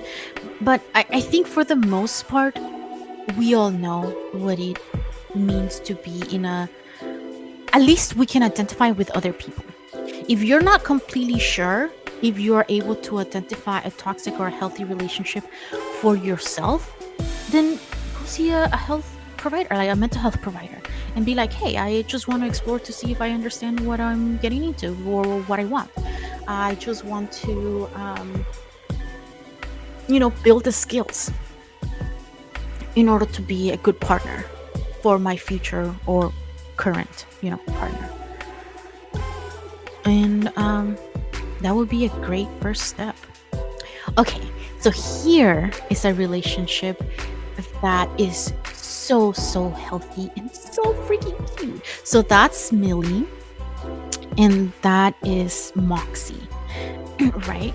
And they have that relationship where they like immediately talk, they connect, they talk, they communicate with each other, and it's so healthy. They have such a deep understanding of each other, of each other's needs. They respect each other's spaces. It's such a cute relationship. So I mean, you haven't seen it yet, I highly recommend you guys check out Hell of a Boss. It is free on YouTube, so no excuses. um Wait, I spend a lot of time talking about like healthy relationships. I don't know, beat. What is it? I don't want to beat a dead horse. um. Oh, I think. Oh, yeah. The next one. No. It's so ugly. Why? Wait. No. I mean, that didn't do anything. No. How do I escape from this? There you go. Well, you can't really see this, but if you guys donate and we're able to pay for like Squarespace or like another website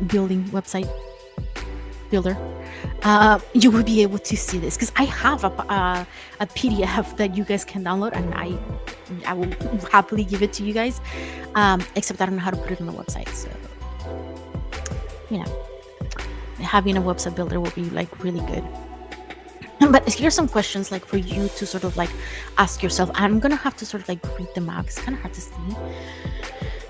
But it's like, do you know what your communication style is? Do you know how you communicate?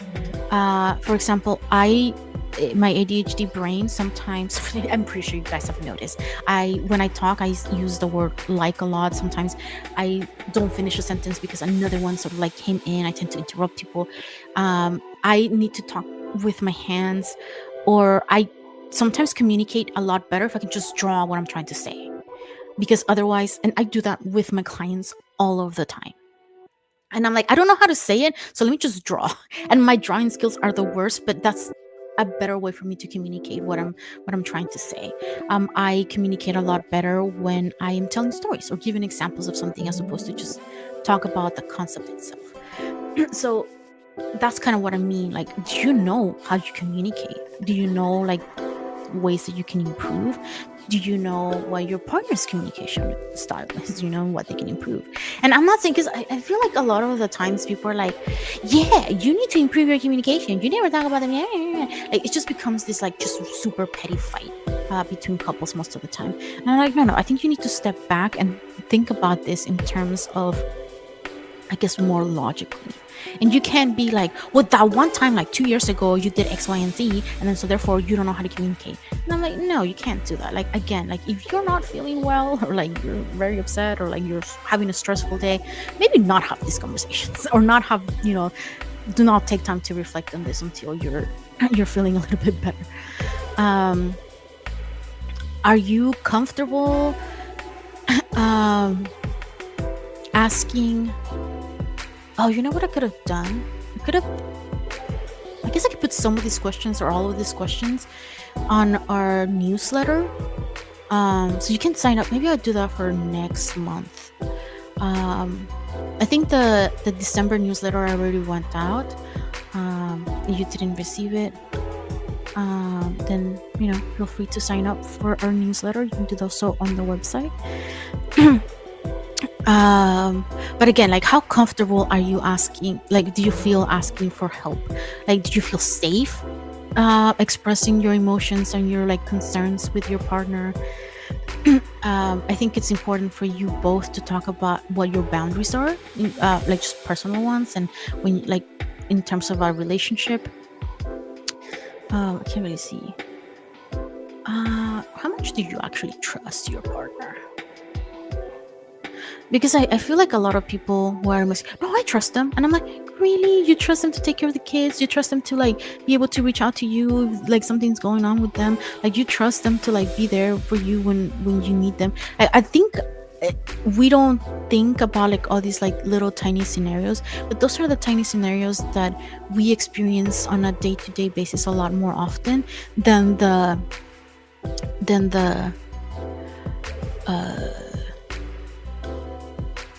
don't know, trust them to like cover for you if you like commit a crime or something. Don't do that.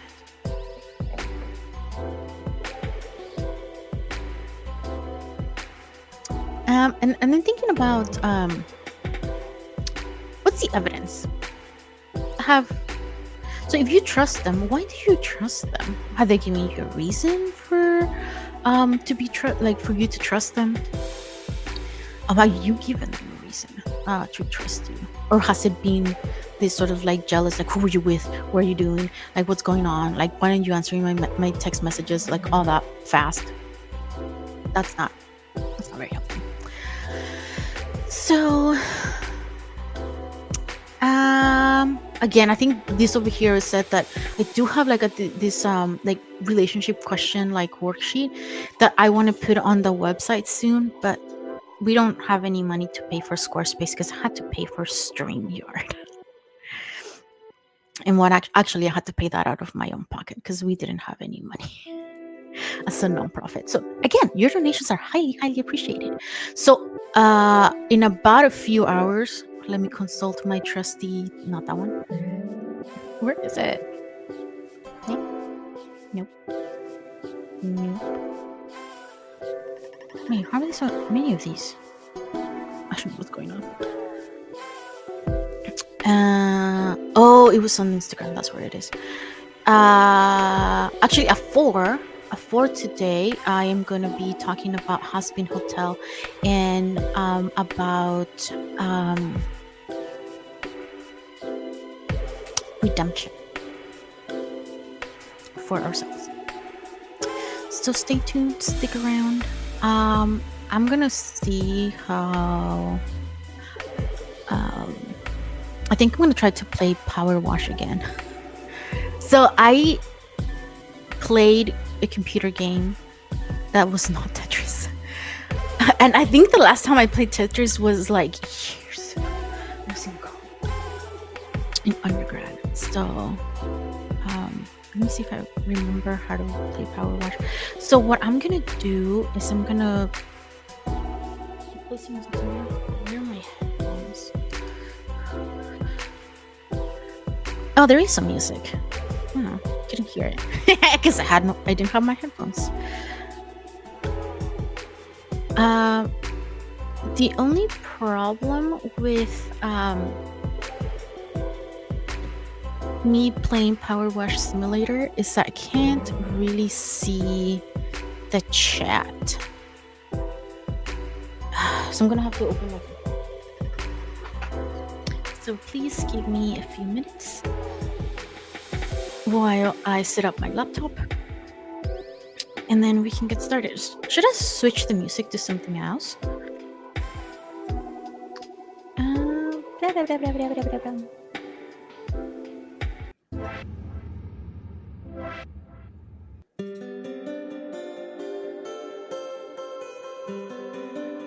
Nah, that's kind of weird.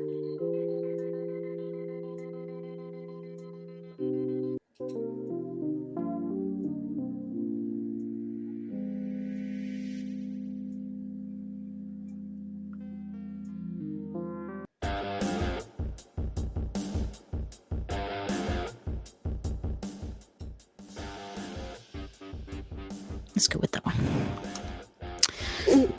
All right. Blah, blah, blah, blah. So I don't know how many times I've repeated this, but please check out our website. All of where you can see we have the signed Luffy Funko. We have the Naruto bag, which is really soft, and then we have the Hello Kitty bag. This is mine. Don't steal that, please. We have the Dr. Grimm t-shirt. That one's mine. That's why it's so wrinkly. I mean, yours will probably also be wrinkly because it'll be delivered in a package. Um, but yeah. Oh wait. That's what I was gonna do. I was gonna check to see if we have gotten any donations. So far. Where's PayPal?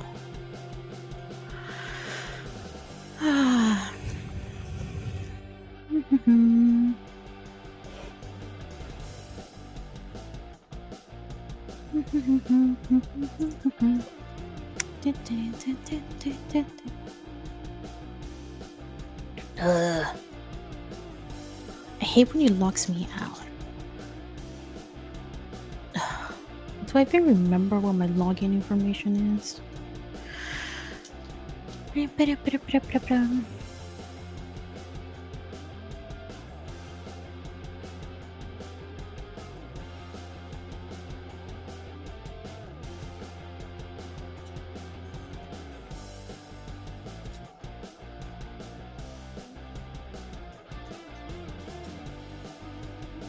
Okay, this one's sending me a text.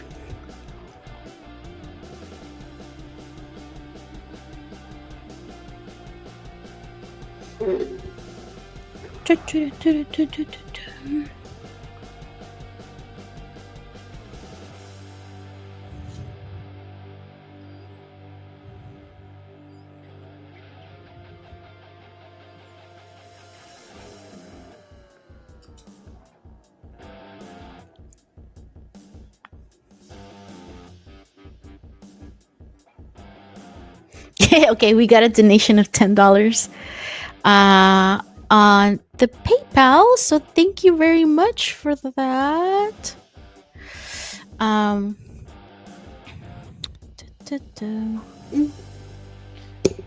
Remember, it's a matter of like all of us working together. So for this stream to work, we kind of need everyone to donate. 'Cause I know, times are hard. So just a donation of like $10.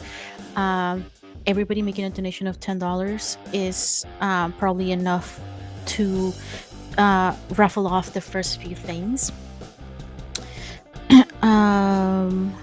But let me check the other. Oh yeah, we got another donation of $20. Yay! We have 30. Wait, I need to keep track of this.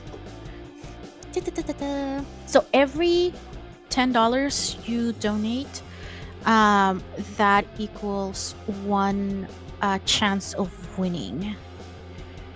So if you donate, for example, $20, that's two tickets or two chances of winning. Let me just quickly keep track of all the donations. Thank you so much for your generosity.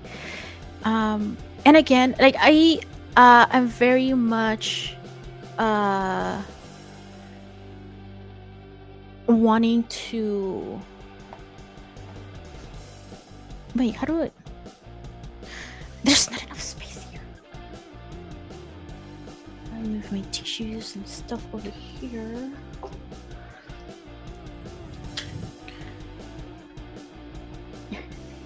My tea.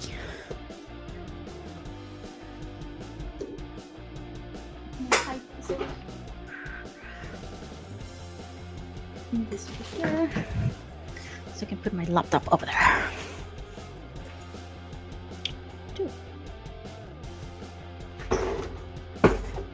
I need a humongous desk.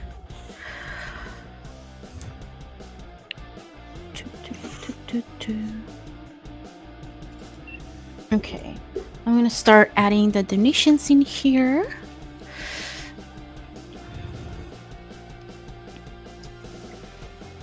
So far,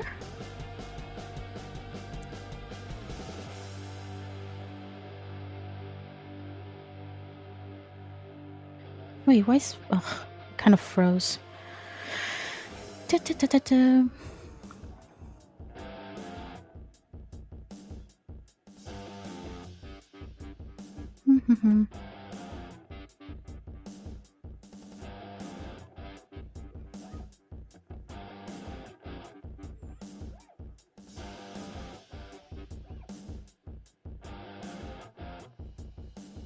Okay, here we go.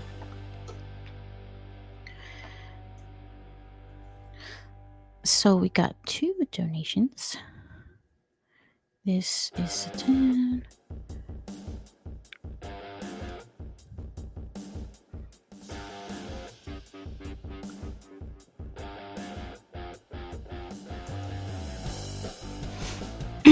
All right, we have $50. Okay, we are halfway through the first. Wait, actually, hold on. I lied. Let me check one more. Yes. So far we have $50. Again, thank you so much for your donations.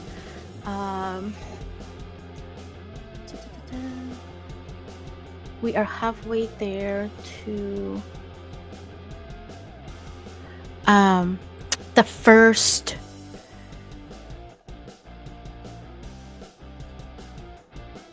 Nope, not that one. Wait, why is this one even here?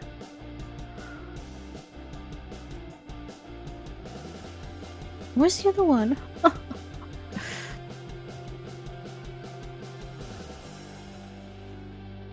Ugh.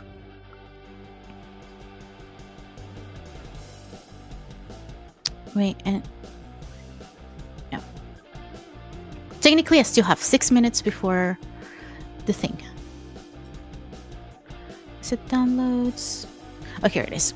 Okay, so the first thing is the at 100 we get the Mind Brain Movies mod donated by Mind Brain Movies, and we have 2 NBA All-Star Edition video games on the list. So technically, if you donate $50 right now, you have a really high chance of winning all of it. Because so far only 3 people have donated. So yes, your odds are very, very good right now. So I don't play very many video games because I get motion sickness. I think video games are these things where you kind of had to like learn, like when you were a kid, or this is my understanding of how a lot of people who would really enjoy playing video games sort of went about learning, right? Like when you were a kid, you learn like how to the mechanics, like how usually like characters jump and how to like attack and do the things fast and whatnot. I never really played video games growing up, unless you count Tetris, which I mean, maybe you do, but it's different. The skills you learn in Tetris don't really translate at all to like, you know, first-person shooter games. Wait, StreamYard. There you go. And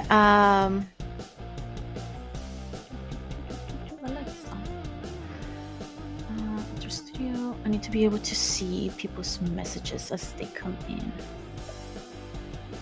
I feel like it's getting darker by the.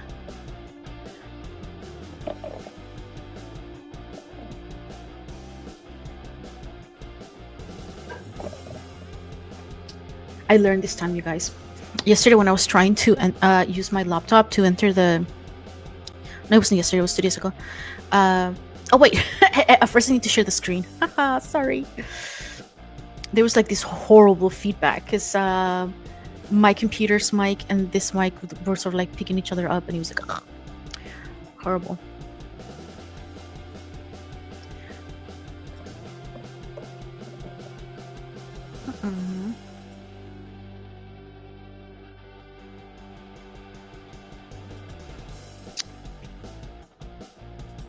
No, I don't want to share the screen.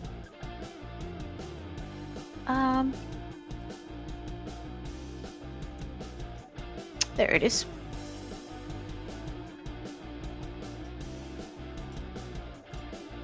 No, wait. This one. There you go. So you kind of have to kindly excuse my lack of knowledge when it comes to playing video games. So 2 days ago, I did this one first, and I kind of got motion sickness. So I couldn't figure out how to go backwards. You guys, like, you know how hard it is.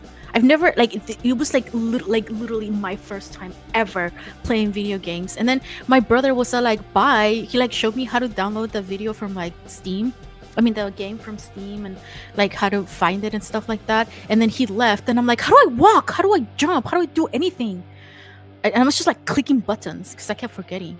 And then I'm like, "You have to use your left hand, guys. You have to use this one. This one's useless. It just doesn't do anything. It's just there." I can barely do anything with my right hand. So having to do things with my left hand that are essential for the video game is kind of like, yikes. Let's see. I would like to continue. Ooh, garden. Yes. Okay, so at what is it now? At 3, we're supposed to be doing something else. Okay, hold on. Let me study this real fast. So W is for. Oh, that's how you rotate it. So C or X. Because the other time I got motion sickness because it told me like it guided me to how to switch the equipment. So then I will just clean like from side to side, and that gave me motion sickness. I think up and down is better for me. So I'll give that a bit of a try.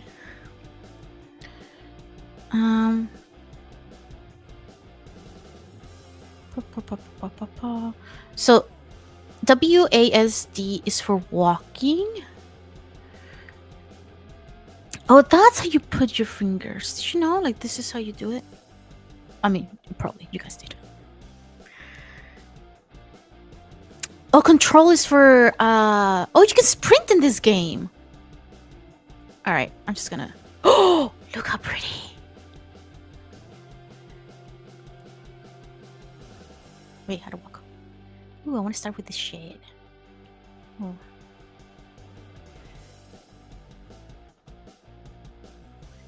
No, that one's not doing much.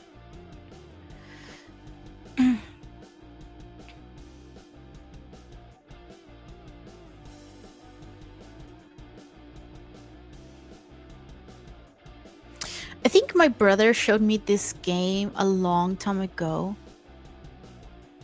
Because I would, as a way to connect with my siblings, I started watching like superhero movies, and it just sort of became more thing until eventually my brother got like Marvel exhaustion, and he was just like, I don't really care about these movies anymore.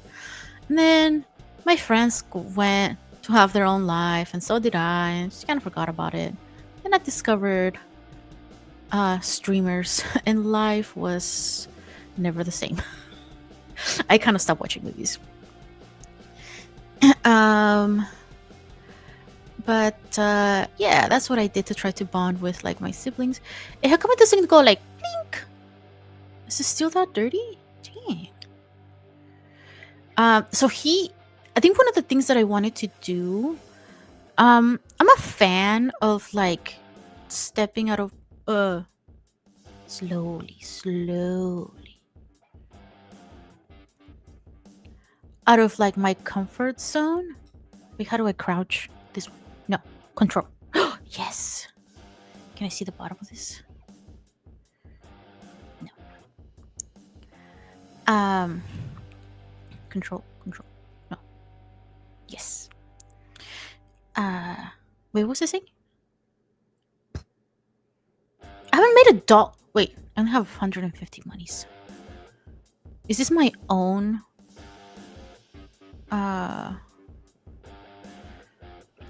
Like backyard? Is that where I'm not getting paid for this?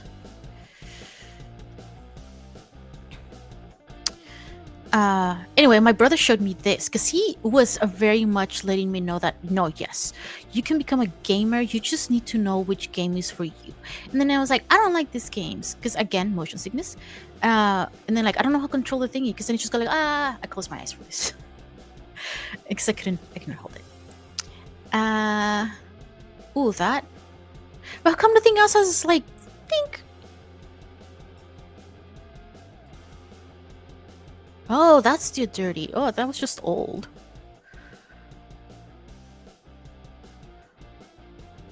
Um, yeah. So I've always wanted to play this game. That was my point.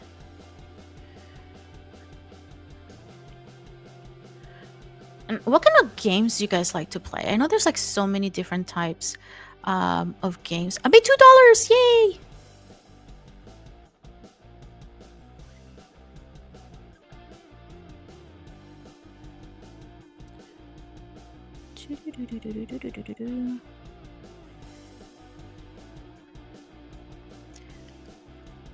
I think that's.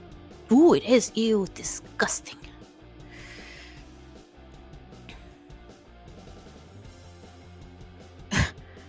This reminds me of that one meme from a while back. I don't know if you guys remember seeing. I made more money. I made $1. Those things where they're like, I'm not gonna have a Mexican like job. I'm gonna become a streamer. And then they're like still doing like Mexican stereotypical Mexican jobs, but just on on TV. On TV. On video games. Wee. Just hearing the water, I feel like it's satisfying. Should I change the music to kind of match the vibe? I like rock, but oh no. How about this? If I leave it to that, would you guys fall asleep?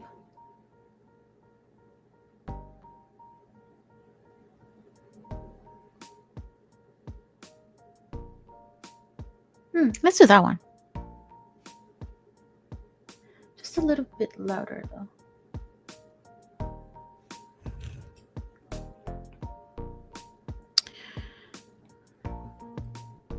So anyway, point being is I always wanted to play video games with my friends. I just was never good at it. So I'm trying to learn. I like telling this story all the time, but I don't work as much with kiddos anymore because I mainly work from home, doing telehealth. So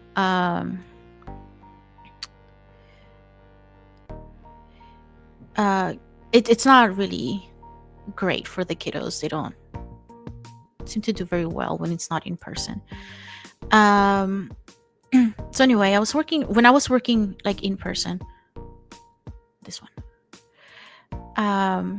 I had this kiddo that came in. We would play video games just to get to know each other because kiddos need to trust you before they start admitting to certain things. Oh, that's so satisfying when he goes like blink.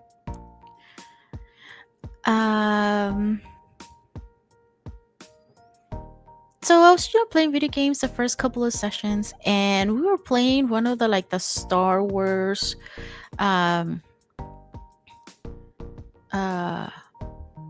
Lego ones, and then those sort of require for you, especially when you're doing like two players, like they kind of require that you work together, right, to do something. And I kept telling him, I don't know how to play this game. I don't know what I'm doing. Can you help me? And he was just kind of went off, like he said, didn't listen. So kiddo's autistic, so struggle a little bit in communicating and understanding other people's perspective is just a thing that his brain kind of struggles with. And I kept getting lost. I get trapped in corners all the time, you guys. I just don't know how to navigate. Like it was bad.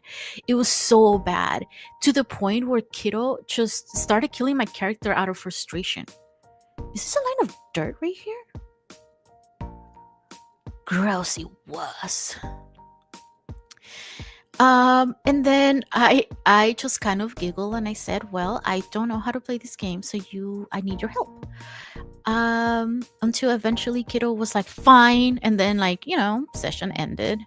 Next session, he came in and he was a bit more understanding of my capabilities. So then he would tell me.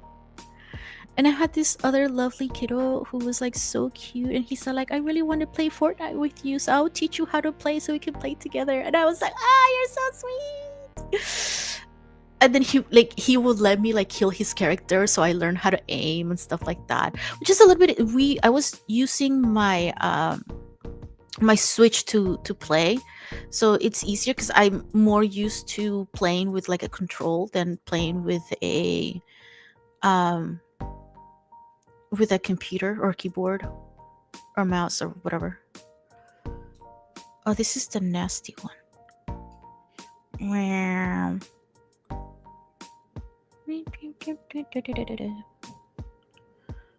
Meow, meow, meow.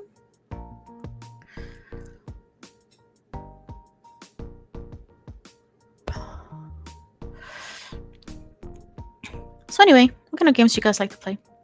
Oh wait, there's a comment I kind of forgot to read. Are you asking like whether I prefer competitive versus casual? I don't do competitive. I do petty competitive, where I'm like telling my siblings like, no, I drink more tea. I am the tea drinker of this family. I I'm the tea hoarder of the family. I have so much tea. If it wasn't because my dog sons, really dirty thingies there, I would show you. But I have so much tea, you guys, so much. And my sibling just drinks it all. But you know what's it's just so weird because he's always like, don't buy any more tea. We have so much tea at the house. And I'm like, shut up. Because like he just drinks it all anyway. And you know why? Why it's so important for me to buy tea? Because otherwise he wouldn't have tea to drink. Okay? So anyway, point being is that I do more casual games, because when I seek to play games, I don't necessarily seek to level up my skills in anything. I just want to chill. Just want to have a fun time. And wait, how do I go backwards? Oh, this one? Yeah. No, wait. Backwards. There. Go this way. Yeah. So yeah, I prefer those type of games. Yeah, definitely more casual.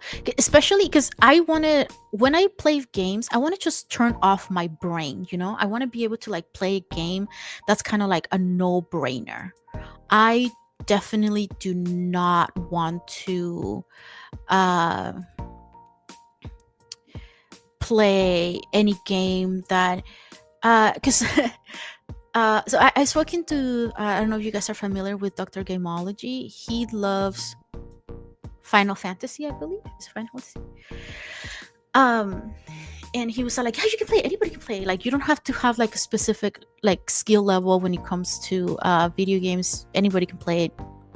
And I'm like, no, but you don't understand. Like, that's one of those games where you're like, ooh, finally went like, blink. It's just too many things that I have to like keep track of when it comes to like Final Fantasy. And then I'm like, nah, I have to think, and I don't, no, I don't enjoy that. I don't want to think. I want to be able to turn off my brain.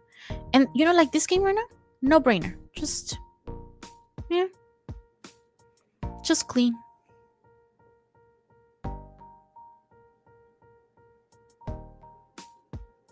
It does make it a shared experience. So I thought about for a while there,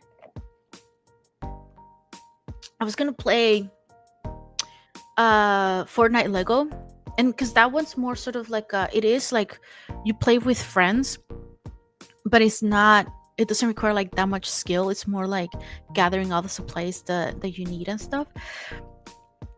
So yeah, but then like we just got busy. We're all super busy people, and now that one of them is gonna join the board, that's a College of Geeks board, and by me, wait, I am gonna make her be super busy. So we have even less time. But you know what? I can just always say, do it for the kids. it's for content or something, maybe I convince her.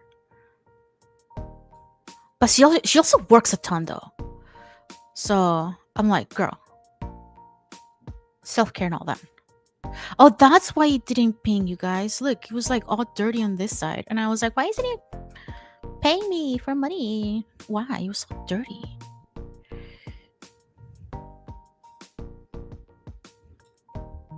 I think you guys should donate the amount of money that I am making doing this job here. You guys should donate it to her cause. Walk.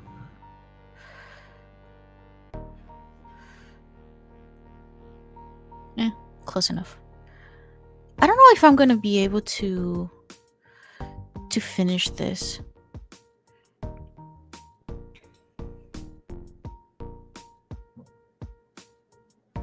Yes, mental investments is not what I am down to do. My brother loves those kind of games where they're like, oh, if you combine this like card or this power with that one, then you can. He loves all those like RPG sort of like games. And then I'm like, it's cool. I think I prefer to like watch people play those games as opposed to me playing them. And it's not so much watching them play. It's more like just me listening to, whatever they're saying. Because that's what I like about streamers, especially when they collab together, that they're just sort of like, talking, and they're like, it's basically like it becomes a podcast. But yeah, I don't do competitive, not for video games. I don't have the hand-eye coordination, nor the patience or the brain power. But it also like really depends on like why you play video games, right? Because some people really like the competitive aspect of playing video games, because it allows them to sort of like use a different sort of muscle that they're not used to. I really need to have 2 screens, you guys. Or 2 monitors, that's what I need.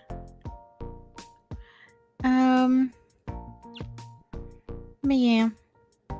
I did so Dr. Gemology has, I think it's called the Persona podcast or something like that. I forgot what it's called. But he has like this really cool thing that he made me, like this quiz that he made me take, and it shows you like what I am interested in when it comes to like video game. And for me, it was more like hanging out with friends and being chill, having a good time, not so much about anything about the competitive or like being able to like design the character however I wanted. I am a team player as long as I don't have to do a lot of work. Because I don't. Because if I have to do like a lot of like work, I'll be like, nah. So actually, I looked into I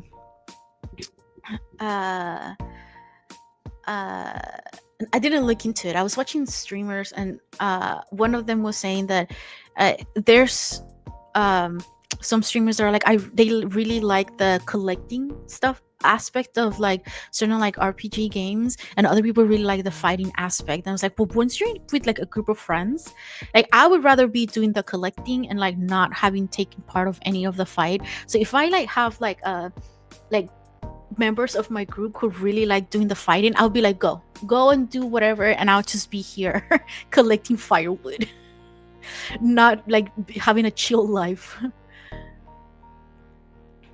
And you go out and kill things.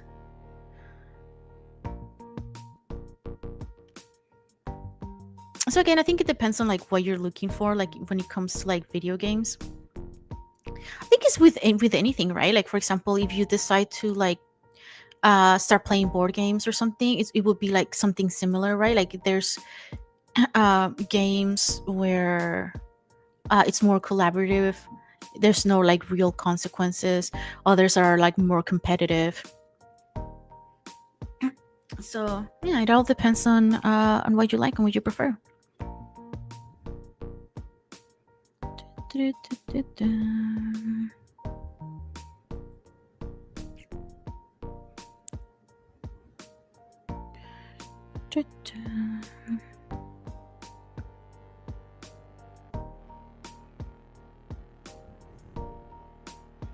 So this game was kind of a little bit on sale when I bought it 2 days ago. I think I bought it like Black Friday. Oh wait, no, I pressed something I shouldn't have. Wow.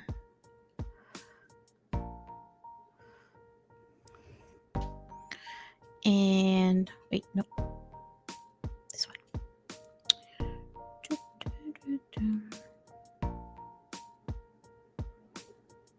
I wanted to buy so much. There was another one that I think was called like Slime Rancher or something.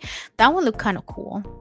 I wanted to like test it out, and it was like super cheap. But I think it was supposed to be for like Monday, like Cyber Monday. But I forgot. I was gonna buy it yesterday, but I forgot. Because then I started like when I started streaming, I was like, oh well, no, I'll have to stream. Well, I don't have to, but I wanted to test it out again just to see that the connection was working great and all that jazz. Because I had a really horrible experience when I tried to do it for my birthday in October. Like it was just horrible. That it was like we got donations and I thank people who donated because I was like, you couldn't hear me, you couldn't see. Like it was bad. It was bad.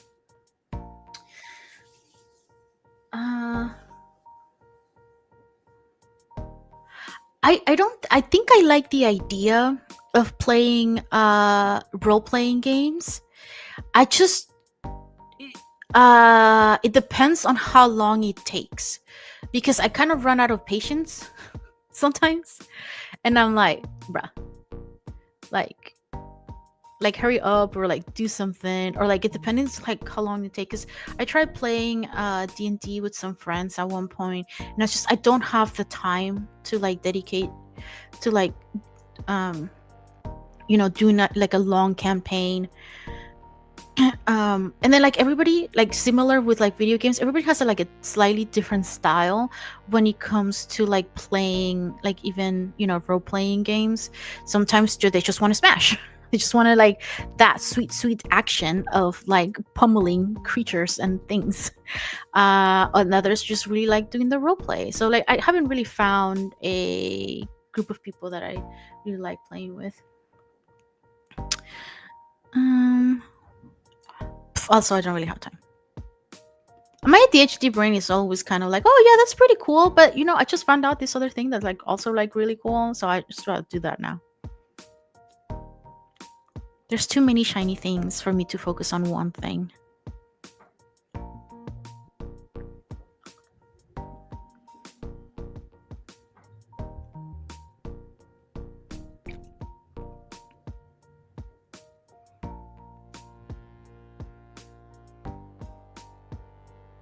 Why is this dirt so hard?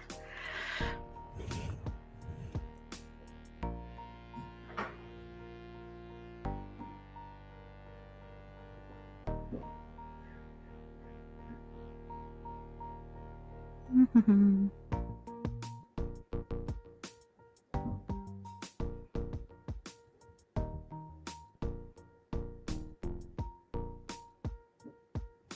think too with like my ADHD brain, sometimes I kind of forget how much I enjoy. Because when I was testing out the stuff like on Friday, I was like I forgot how much fun I had. Like streaming, but I just kept avoiding it because I was like, I don't really want to do it. Like it's just so eh. And then I started streaming again, and I was like, wait, I really like it. I forgot how much I liked it. My brain forgets pretty much everything.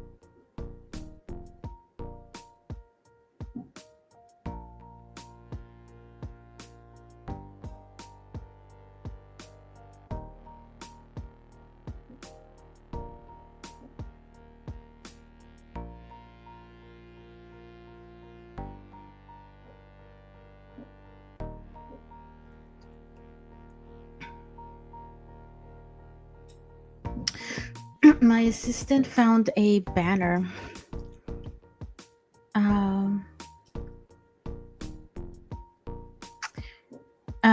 I think it's like 3 different pieces. And it would be like so great for a booth. But it's like 120, which is actually like really good because it's like 3 different pieces. That I think it's like a table runner is what it said. It was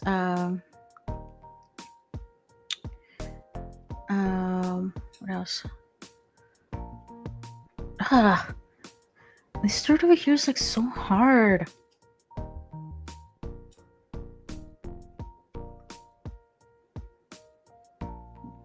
Just so grimy. Disgusting. There's a commercial from years ago. I think it was a cares.com or something, like this babysitting website, where like the kid was like, "That's disgusting." And like for some reason that like just the way he said it clicked with my brain, and I have never forgotten it. And then whenever someone says, "Oh, that's disgusting," that's all I can think about.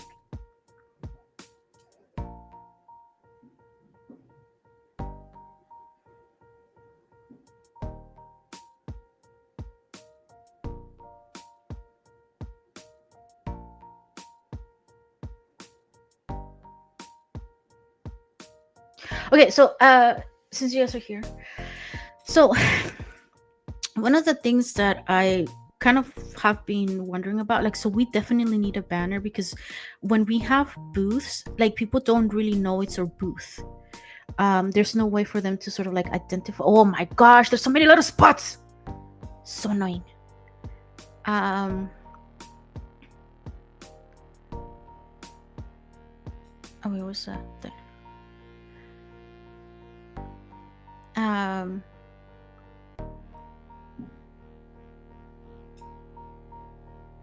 Is that dirty or wet? I can't even tell no more.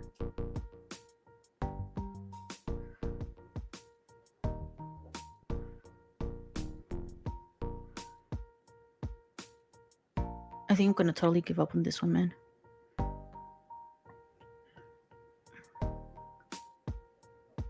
There's so much dirt and grime here.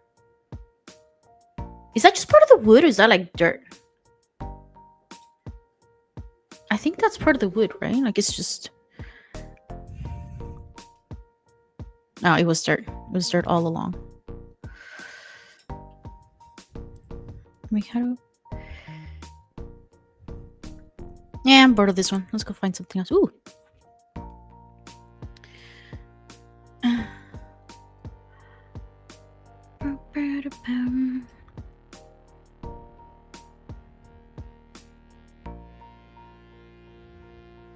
We have a little wagon. I always wanted one, but now I need one. And actually my mom was very kind enough to buy one, because the one that I had was not very good. The one that she ended up getting for the nonprofit is actually like great, because everything fits in there and it's so easy to pull and store all the things, and it gets like really tiny, and it's so great.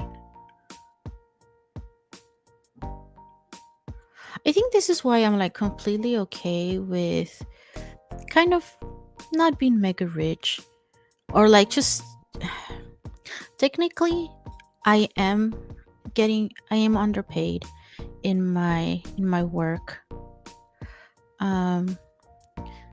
But I think for me it was more important to decide what was going to be more fulfilling for me than to see like how much I was going to get paid. for things. Like obviously I would like to get paid more, and a lot of my problems will go away, and I'll be able to like donate a lot more and do a lot more things for the nonprofit.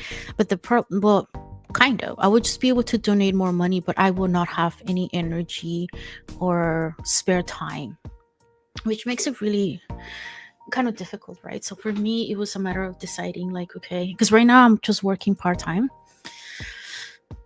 which I have found that is sort of like the perfect amount for me.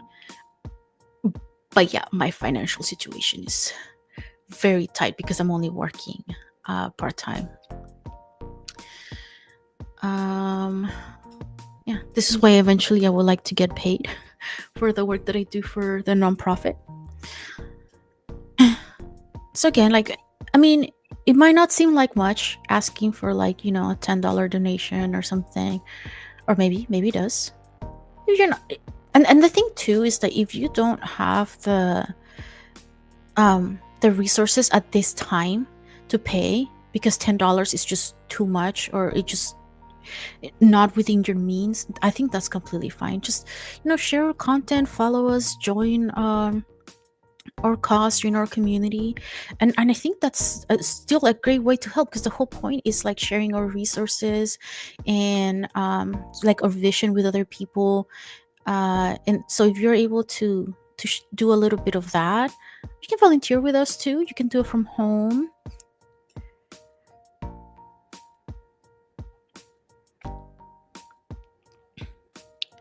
So there's tons of ways that you can help. It doesn't necessarily always have to be monetarily.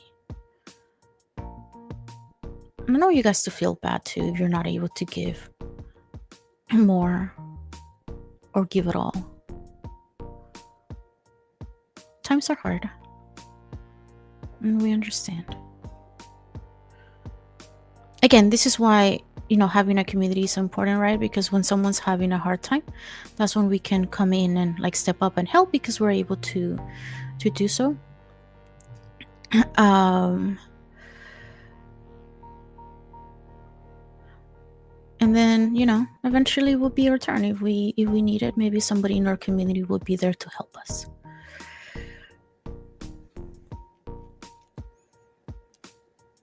At least that's the kind of community that I grew up with. It made me realize though that, because in my experience, like seeing my parents, again, like my parents never said anything about like you should always give or you should always donate. They never really like enforced that. I mean, sometimes they will say, hey, did you want to, like, I think you should, but it wasn't like a mandatory thing, or they would get mad at us or anything like that if we didn't. But I always saw like how my dad would readily just offer $5, $10, whatever was possible for him at the time.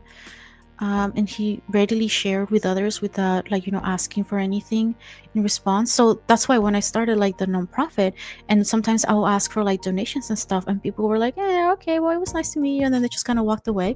I was like, oh, I understand. I understood that it was sort of like my own experience, so not everybody thought about charity in the same way that I did. Because again, in my head, charity was a no duh. Like if you're able to help, right, with whatever it is that you can. uh and yeah, I just kind of realized that it's not everyone's uh approach, and that's okay. I'm not shaming anybody. It's just, again, different priorities. We all grew up a little bit different. We see the world in a different way. um this is why I kind of wanted to have incentives for people to like donate and see and show people that their money is going to a good cause. We're not just like trying to scam people. Like the worst liar, you guys, like ever. Like I start giggling almost immediately, so the jokes never land. uh Oh, I can't tell if this right here is clean.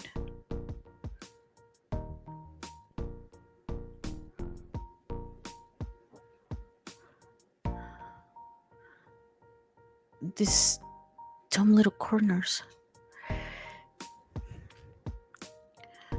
Uh, So again, if you open your wallets today, highly, highly appreciated.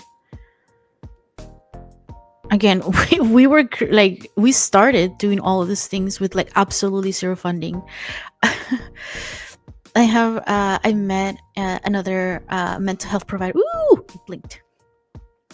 Another mental health provider in one of the booths that I did about 2 weeks ago.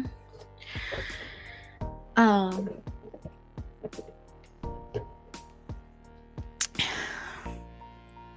and they asked me, they were like, "Oh, this is so cool!" Like, 'cause I that was after I like explained what psychology for Geeks stand for and what we do and blah blah.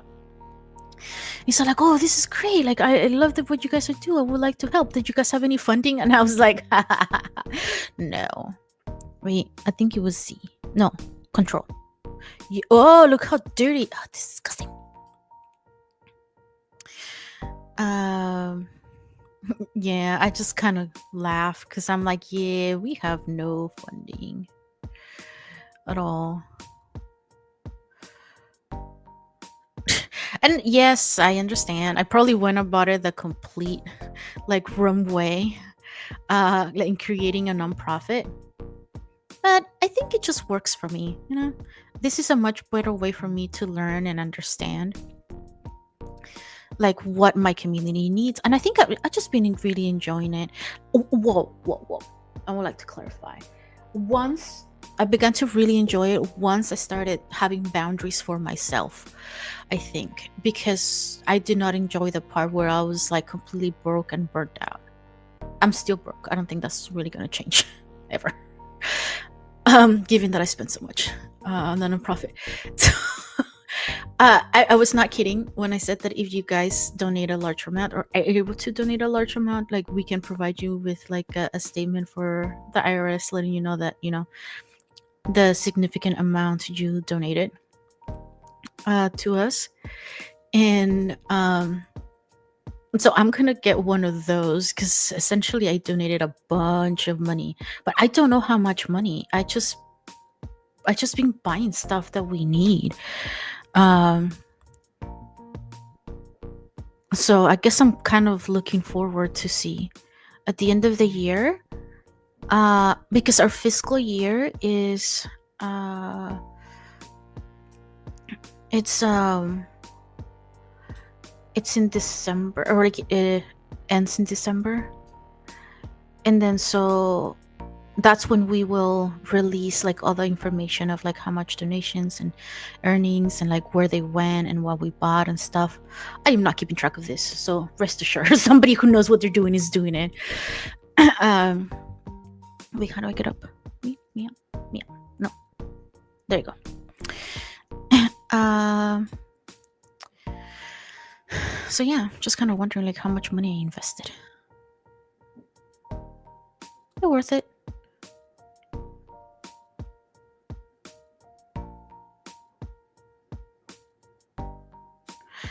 And I think I also understand too, like mental health sometimes is not necessarily a priority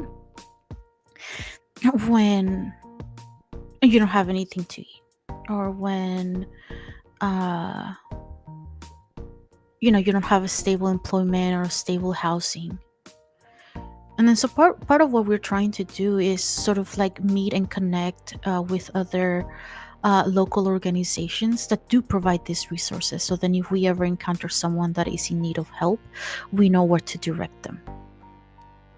Because again, like sometimes these organizations are like really big and they do, their events and stuff like that, but not everyone is able to go to them, not everyone finds out about them. So we're trying to work a lot more closely with the community. So it is, sometimes I hear a lot of people talk about like, well, yeah, like I want to go to therapy but I don't know where to go. um and I'm like, I don't know where to. Now that I have been out there in the community and like doing booths and stuff like that, why is it still not clean? What the heck? I don't know what to do. I give up. Bye.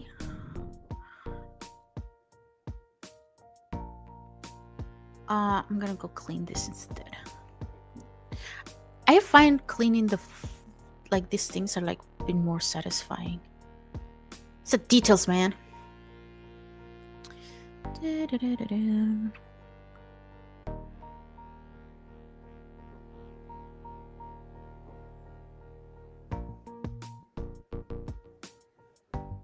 It kind of makes me wonder now that I was talking about sort of like how I grew up and like what I think about charity and all that stuff.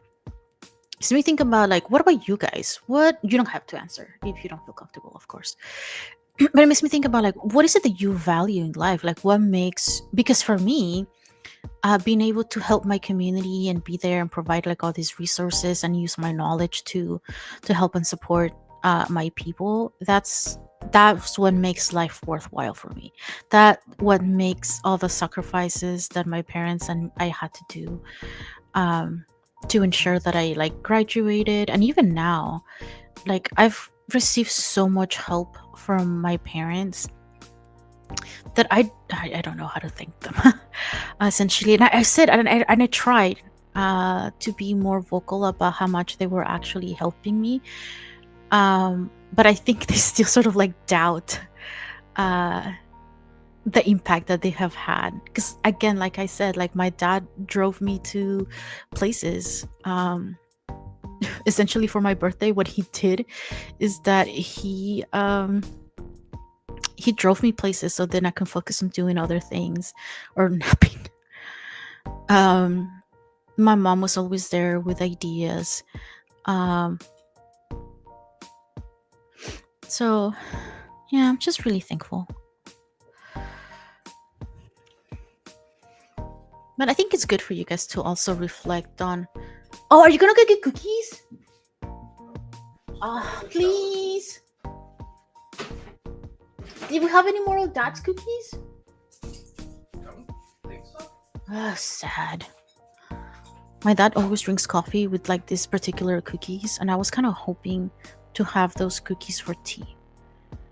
With tea. Oh, my brother. So mean. He's refusing to go do my bidding. Siblings, am I right? That's the job of the younger siblings, to do everything I want, isn't it?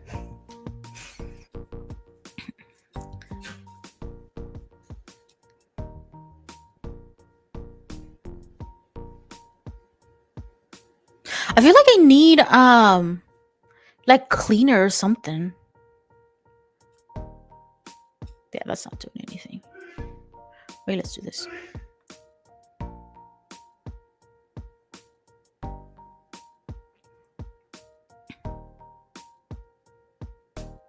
But do your siblings listen to you? Like, do they obey you? Or do you have to bully them and slash trick them into doing your bidding? So I am the oldest, and my siblings are younger than I am. So there's a healthy level of fear, I think. Yeah, trick them. Yeah, same. So with David, it's kind of easy for me because I can just say, "Yo, you want to come with me?" And then he's always like, especially when I don't want to go like somewhere alone, I'll be like, "Hey, you want to come with me to like the store or whatever?" And then he'll be like, "No." And then I'm like, "Come on, there's delicious food." And then he'd be like, "All right, fine." When I was in college and undergrad, I used to pay them so they could. I never liked washing my car, like ever. So I used to pay them to wash my car, and because they were like in high school, they were like, "Yeah, sure, I'll wash your car." But listen, I pay them like whatever I would pay to go and get like my car washed and like detailed. That's what I would pay my siblings. So I was like, I'd rather pay my siblings to like do it than like go and pay someone else. But then they grew up, got their own jobs, and they no longer want to clean my car, even if I pay them. And I'm like, it was because of me. I made you who you are today. I was listening.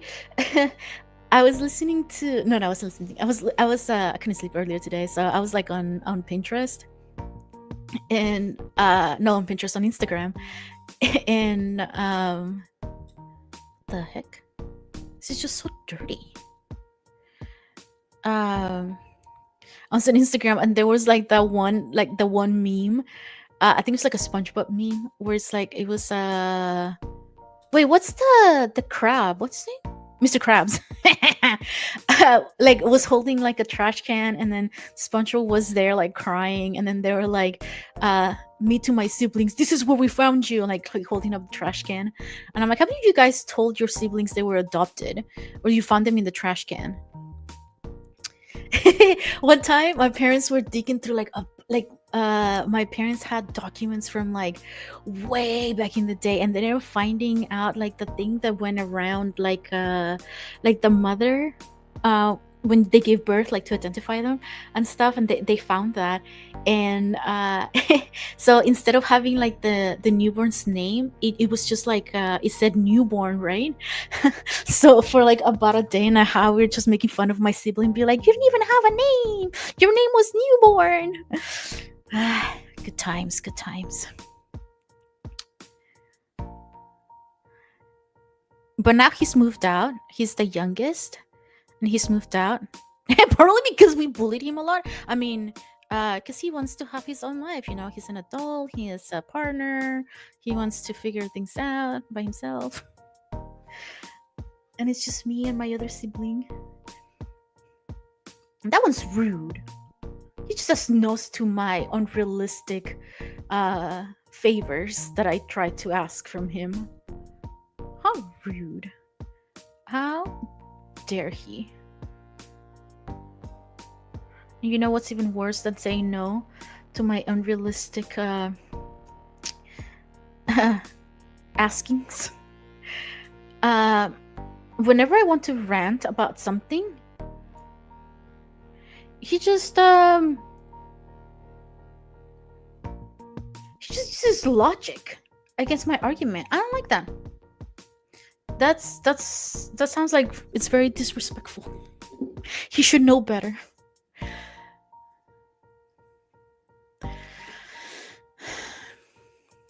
Nah, anyway. I'm like complaining about him when like earlier today I was like, he's been such a great help, and I would like to like especially like point him out because he's been such a good help for my company, like in the non-profit. But he's not listening right now, so I can say whatever. Not that he listens. Like, where is he? He's refusing to go buy me cookies. He's so like, it's your fault for being underprepared. And I'm like, but cookies, you can share cookies. He works at a grocery store, and sometimes I'm like, can you bring me chocolate? And he does. So he's very sweet. Don't tell him I said that. For all you know, for all he knows. Yeah, I don't know. I got nothing. Or maybe I just needed to be closer in order for there to be more power before in the wash.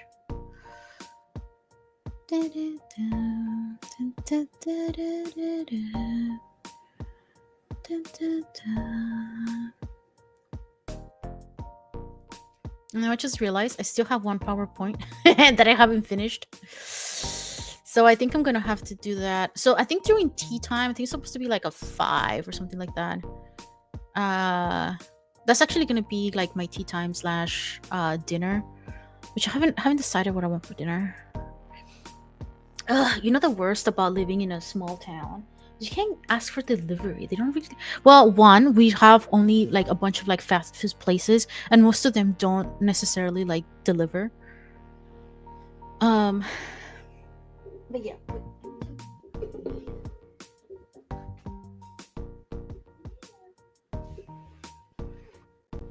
I can sit comfortably with my legs crossed.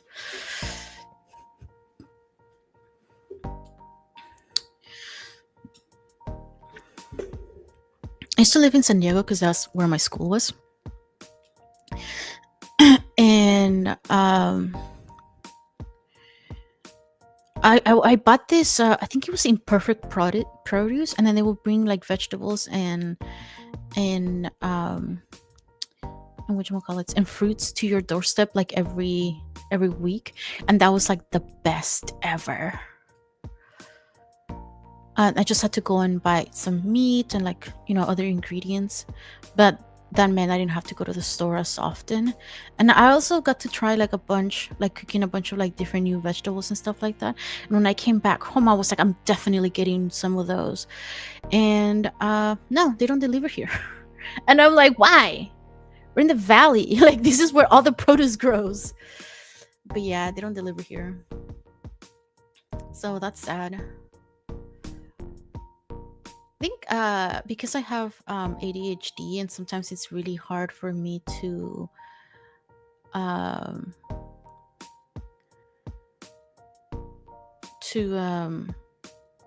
prioritize certain things. I just end up eating like junk food if that's the easiest thing to make, right? So then because I understand that that's the way that my brain works, I kind of try to work around it, where instead of just blaming myself for like not having enough discipline or not being good enough or whatever, I'm just like, okay, well, my brain works this way, and I'm just gonna go. I'm lazy. Like, sometimes I don't have energy to do things. I am so busy doing other things instead. And also I openly say I don't like cooking.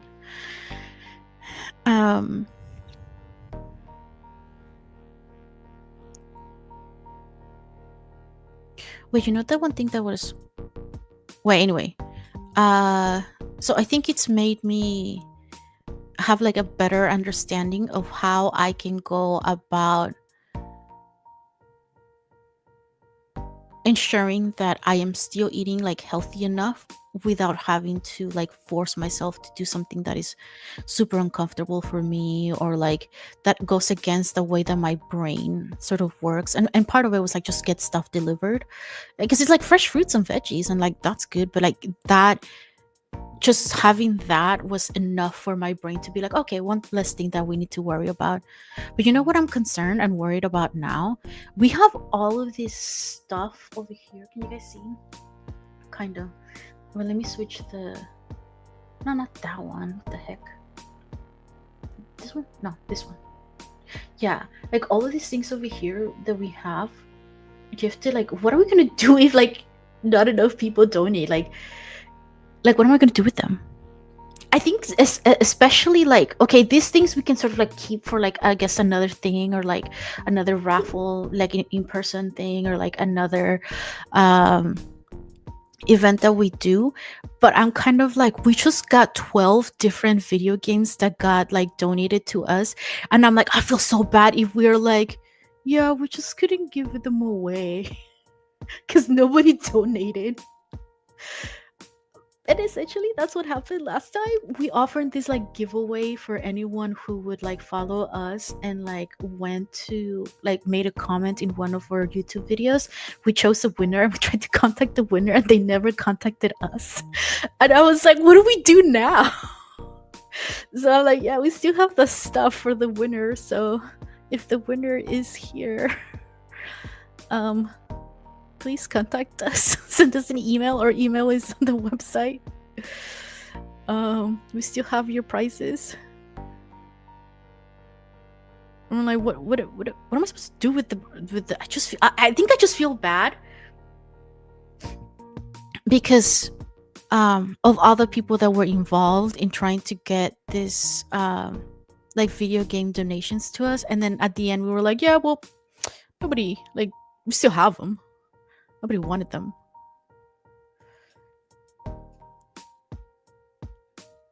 And my apologies. I just don't have enough of an understanding about video games to know what the games are or anything, or to hype you guys up on the games. My apologies. I'm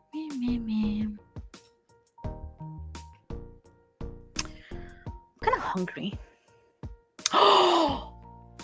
Yes. Okay, wait, hold on. I'm gonna step away for like a second. I'm gonna get some seaweed.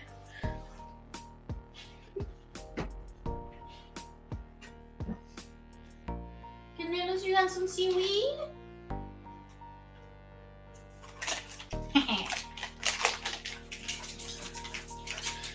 He just wants it. My son enjoys eating a wide variety of food, including seafood. It's very tasty. You know.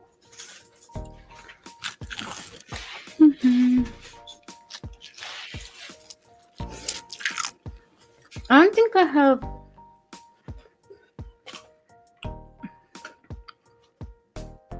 Whoa, yeah, okay. It's like 5 servings per container. I'm like, yeah, right.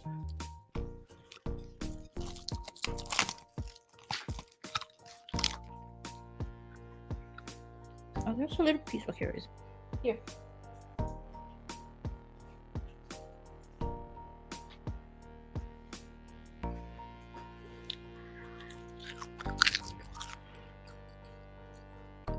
What kind of snacks do you guys like to have?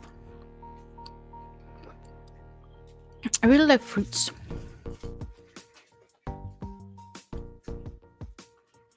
Fruits are mega delicious. I had an apple with my breakfast.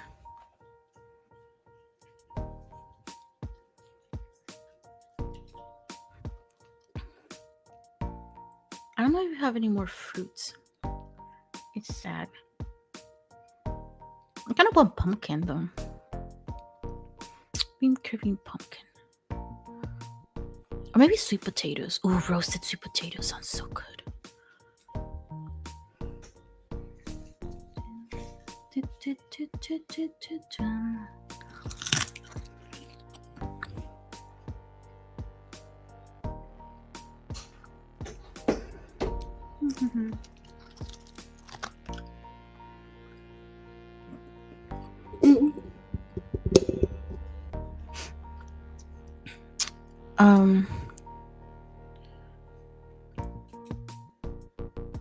Oh, as I continued to play the video game, I totally forgot. Like, I hid it from you guys.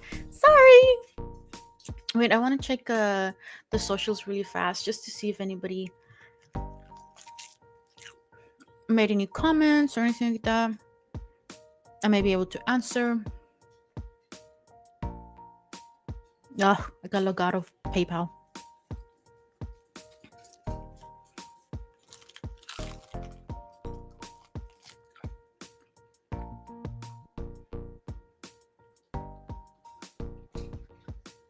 Good boy, Douglas.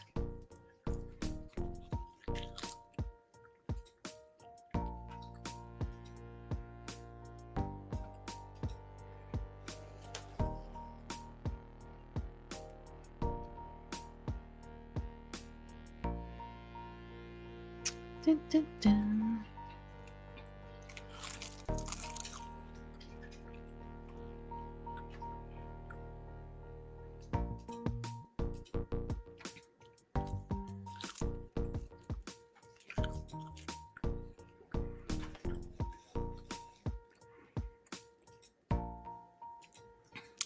I can encourage more people to come and join us. I mean, it's still like work time for a lot of people, right? Maybe once it hits like 5 or so.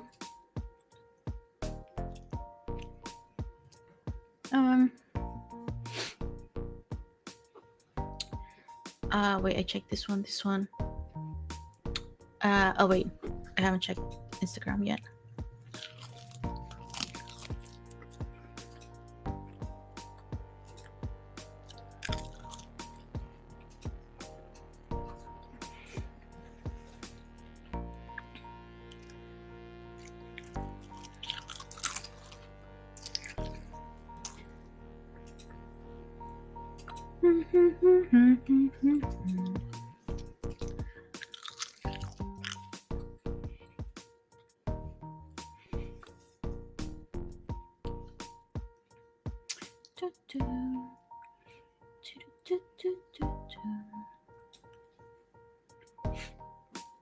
I want to do a karaoke stream at one point. Wait, when am I supposed to be doing at 3? Not that one. Oh, that's Instagram. Instagram is the one that tells me the schedule.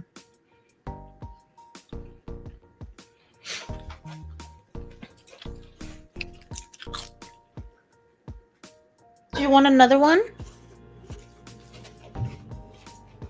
There you go. Oh, babies.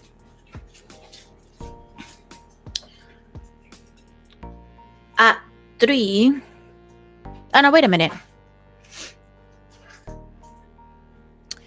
I think I'm supposed to be playing video games from 2 to 4. Oopsies. Wait, but you know what? I want to do a quick search on Steam just to see what other games they have. Kind of got bored of this one now. They don't. Well, they have some of the sales still up. How do? Let's see. Mm-hmm.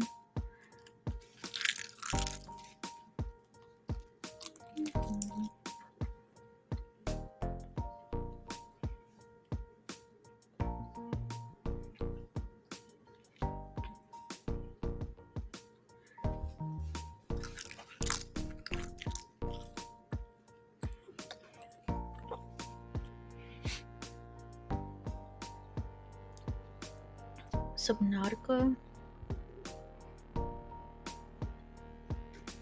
Ooh, Pharaoh.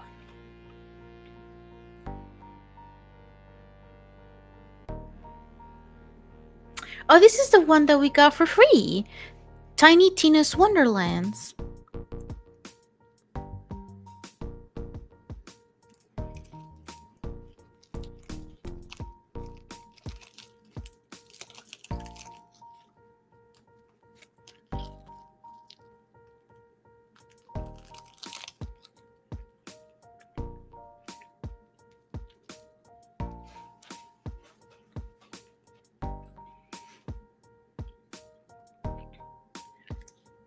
Wait, there were so many like other games that were like so much cooler.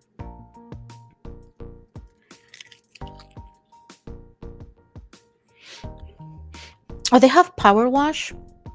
Like, is that Alice in Wonderland?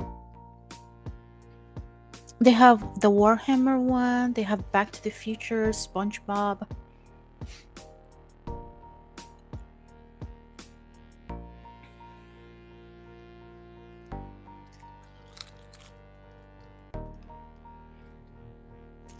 Where's the cute ones?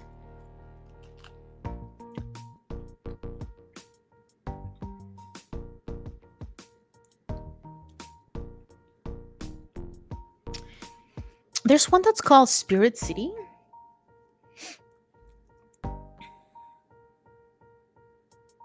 Oh, you collect spirits. Oh, that's cute. Eh. Not my thing. Wait, discussions, blah blah blah. And no wait, that's wait, how do I family friendly? Wholesome? What do I This one has a cat on it. I wanna look at that one.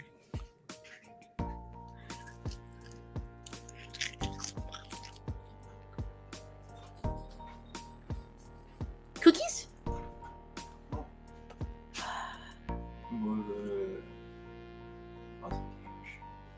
Bank? Cookies, please. There's the Big City Little Kitty. Nah, that's not really like. They have Wingspan. I thought that's a board game.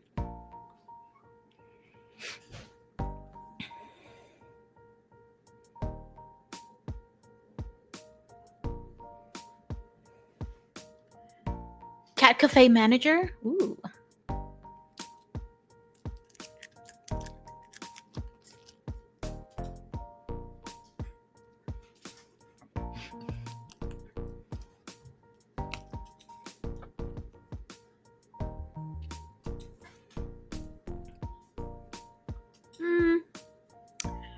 They look kind of cute, but not something I will want to buy. You know what I mean? There's not much here.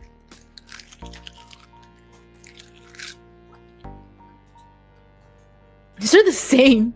So they have two different categories. One's like a wholesome game. Whoa. Why does it look like that?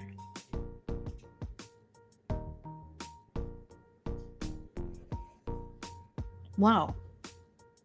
There isn't that much light coming from the window. It looks so weird. Oh, I think it's because it's hitting the...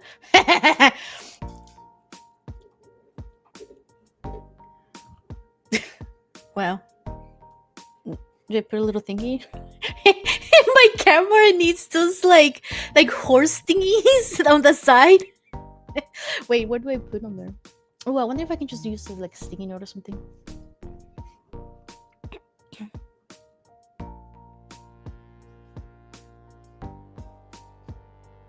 No, it won't stay.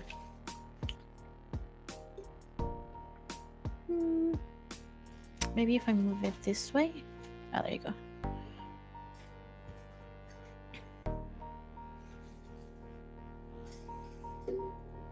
Anyway, so Steam has like two different categories, right? One's like wholesome game, and the other one is like cozy games. But they have like the very like either similar games or the exact same games. And I'm like, bro, with the category, trash goblin. Yeah, I don't know. None of these look good. I can't even see the slime one. Maybe it's not popping up because I don't know why. Witchy life story. Well, let's see. If I do a search for what is it they say? Blob. Plus balloons. Bloomtown. Nope. Slime. What the heck?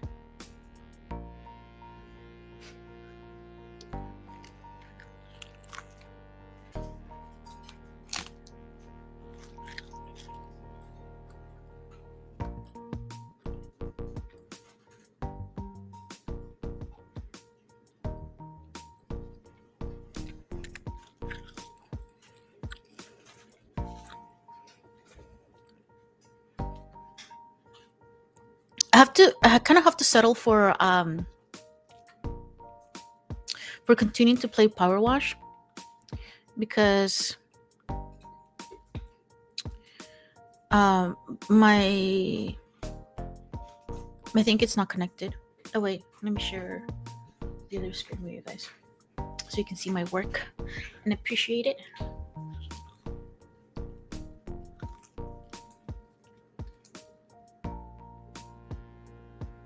Ooh.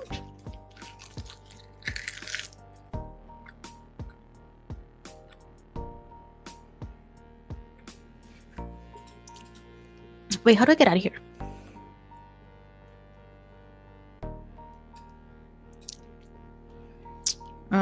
Here. To press escape. Oh, there you go. So apparently the hood over here is not like full clean.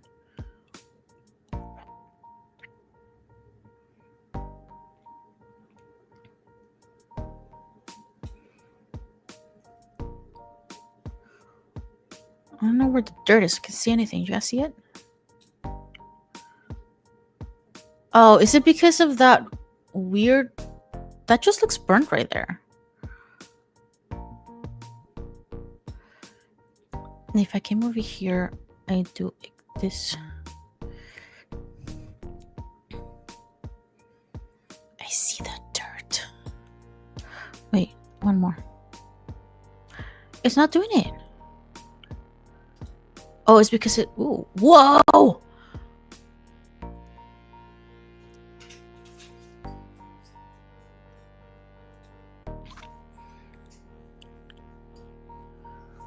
I think maybe that's why it was like not considered clean or whatever. How do we go? There you go. Oh, see there? It's like all the dirt in that gas tank.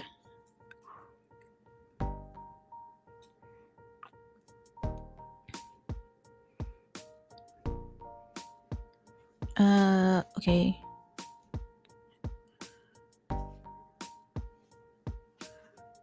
Perfect. Is it there was dirt on this patio? Like, wait, let me stand up first.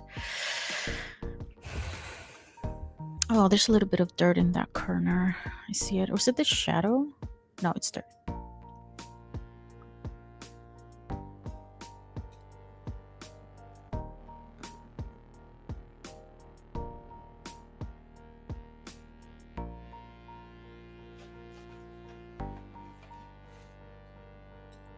Yay!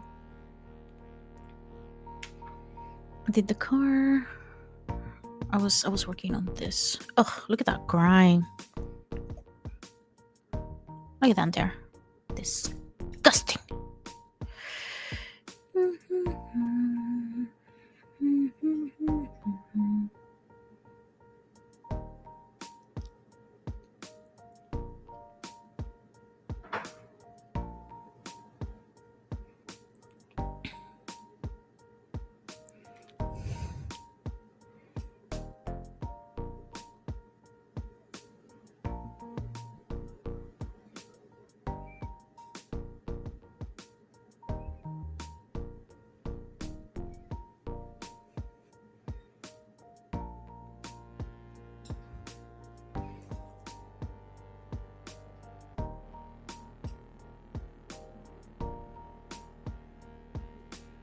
Well, the good news is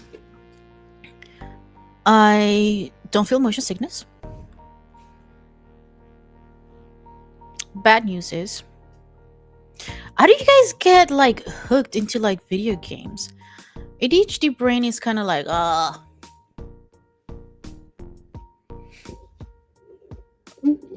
tired of video games.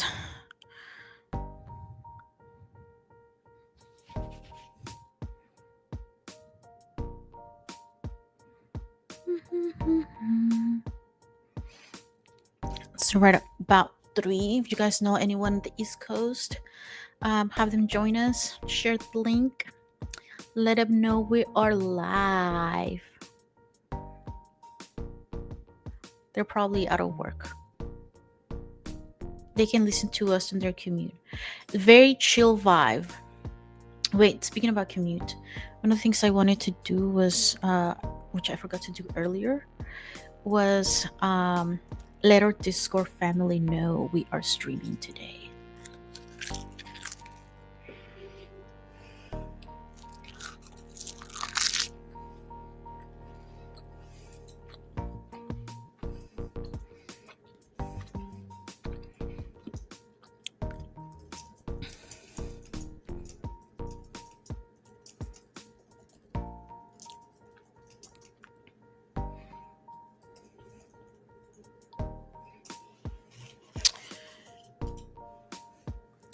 Da-da-da-da.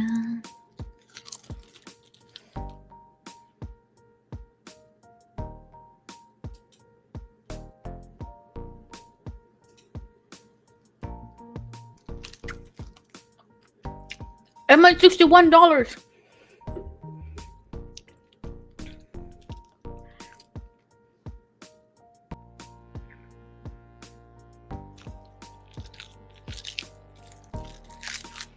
The cooker hood is still dirty. What the heck?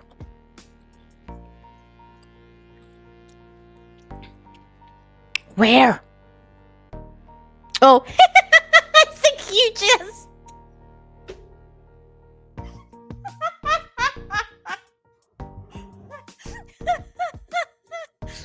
I was like, how is it dirty? It's just huge dirt stain on the side. Okay. Over here and getting mad, like, oh, look at the birdhouse. That's why it's not clean right here. Wait, this one.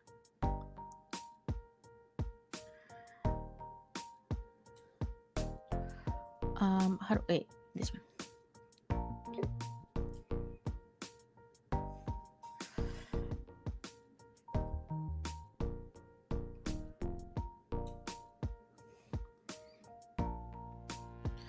Ew.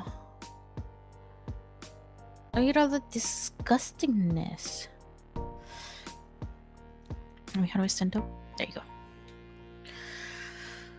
Alrighty. Let's continue cleaning over here.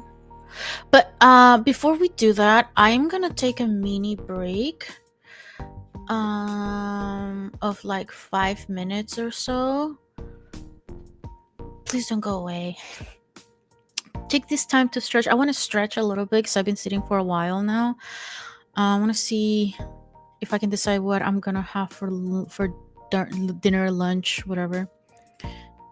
And then yeah, I'll come back and continue playing some games. I'm gonna leave you guys with some music and this screen. And I'll be right back. Wait, don't forget to tell everybody about our donations. We are halfway towards our first goal. So let's keep it up, you guys. We're halfway there.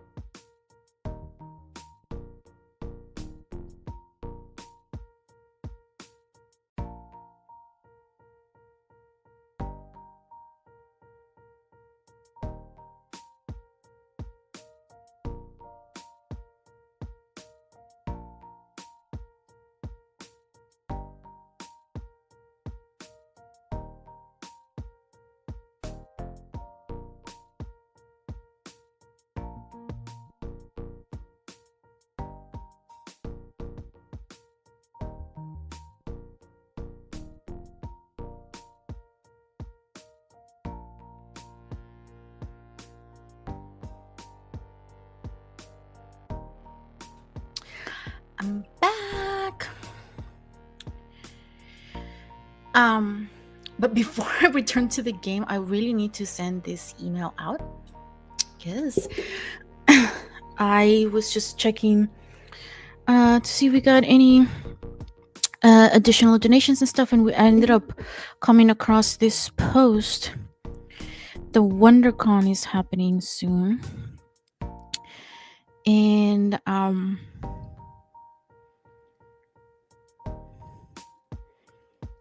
wait, I just clicked on that one.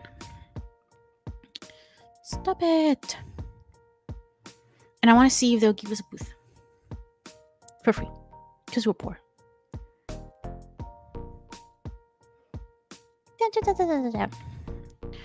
So let me just quickly send out that email, and then I shall continue on.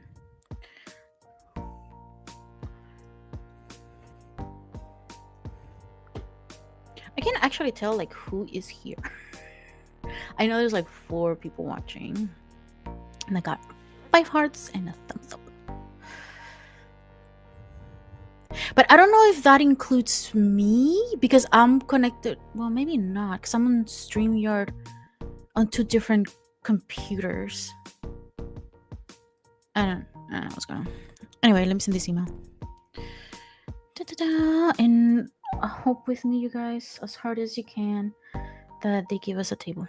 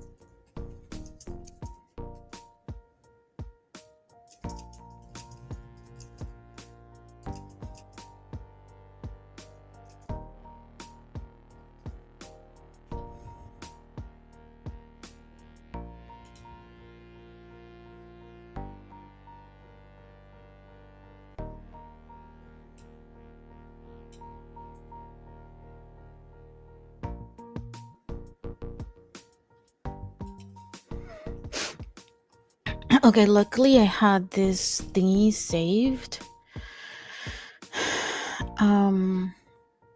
So it shouldn't take long.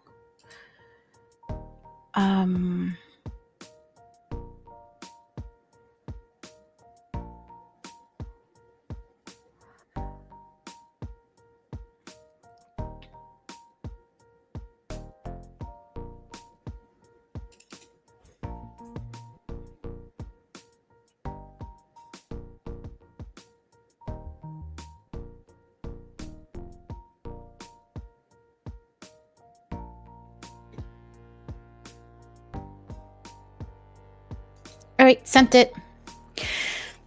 Cross your fingers, guys, and hopefully they say yes. We would like to provide you with a free booth at WonderCon. That would make our 2025 about 25% better.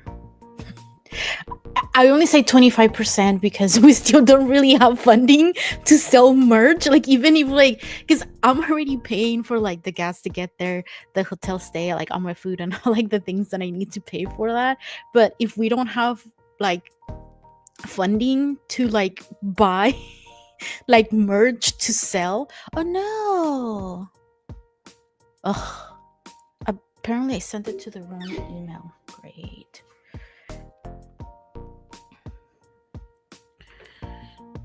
Okay, let's try one more time.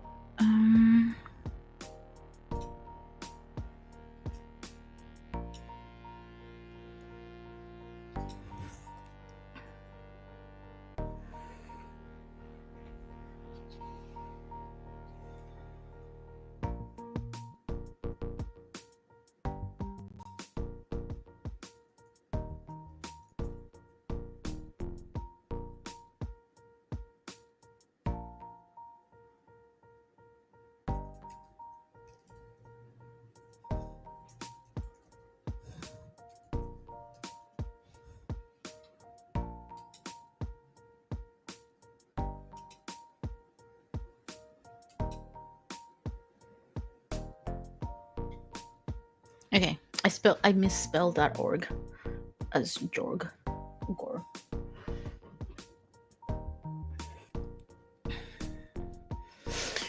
Alrighty, well, took that opportunity to do stuff. I don't know about you guys, but the music is kind of meh. If I play something on my phone, would you guys be able to hear it? I want something more upbeat. Otherwise, I'm gonna like fall asleep. Like I told you guys, I'm running on like 3 hours of sleep right now because my brain, I think, was just so excited to like for today. It just sort of wouldn't shut up.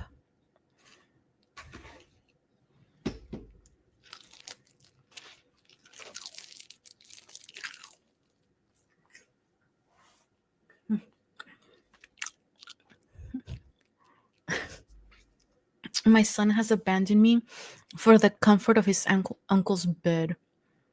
What a traitor. Mm.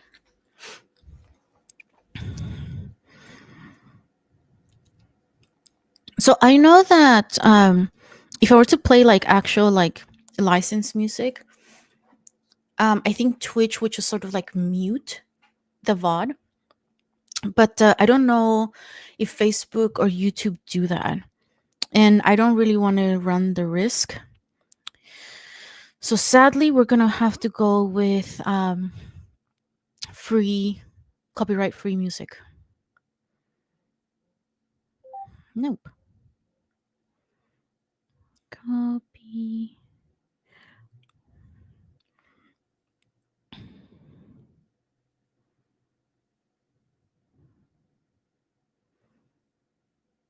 I got excited. I got a text message. No, it wasn't a message. It was like a thing. Um uh, well, it was like a DM that said, "Yes, I'm sending the money right now," and I'm like, "Yay!" But it's not for us, guys. It's not for us.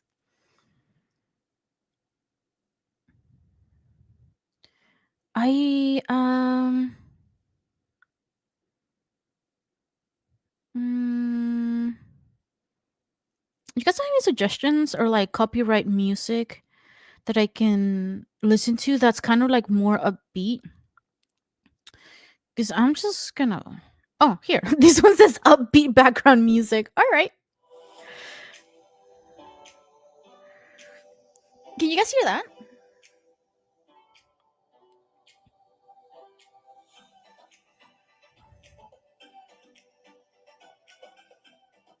Okay. Not everyone's answer at once. Well, if you guys can't hear it, I'm just gonna be vibing by myself. Just play your best music in the background. I don't want to wear my headphones anymore either. It's nice being able to like work at the computer without having to um oh, like I said, I won't be able to hear the blink.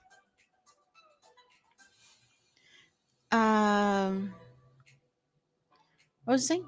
Oh, it's nice to be able to like be on the computer without having to wear my headphones because I always have to wear them, especially when I go to work. There's so many like messages that are coming in.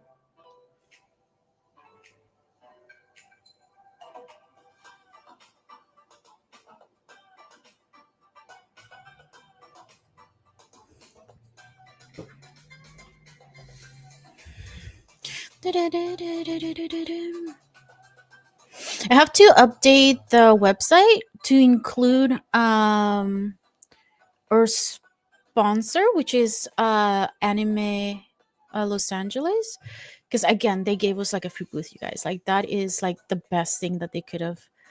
That is fantastic. That's such a great opportunity for us to reach a larger audience. We also have like no, I think that's clean. Uh,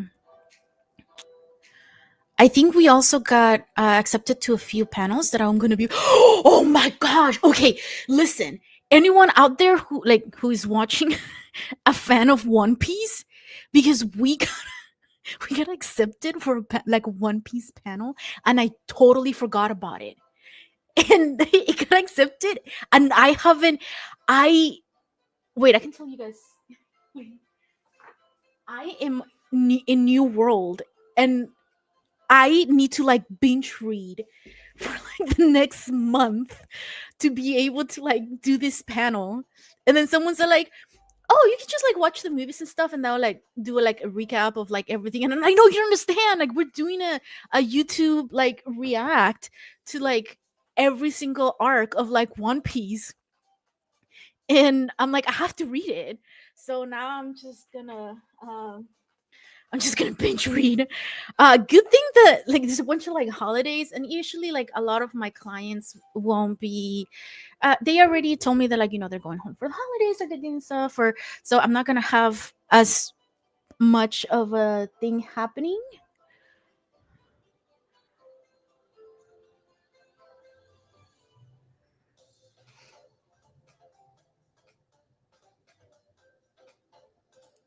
Oh, my phone was off, and all the messages just started coming in, and I'm like, what the heck? But it was like all old messages, so lame. Anyway, um yes, One Piece. I have to read that. Wait, are you curious? Oh no. Wait, I'm gonna be right back. I need to find the charger for my laptop. Be right back.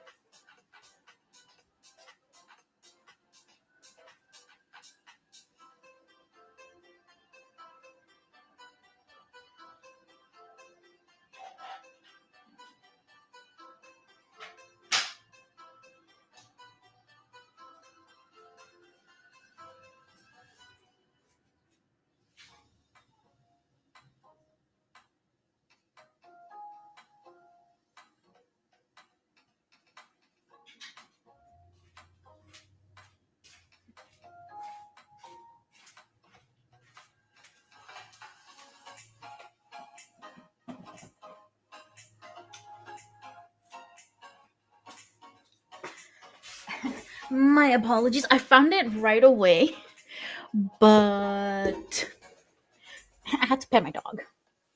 I haven't pet him in a while.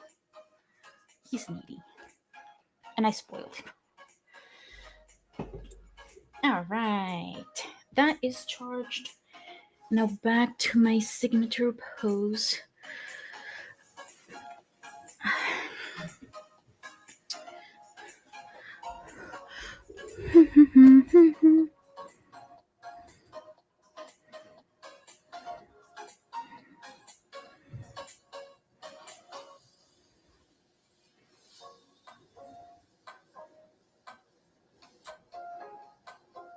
I don't think it's dirty.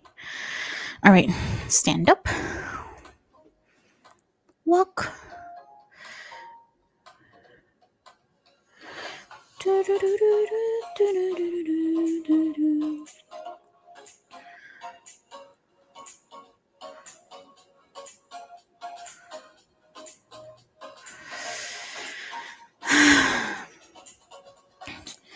So anyway, binge reading One Piece is what I will be doing this month. Probably starting not tomorrow. I have a long day tomorrow.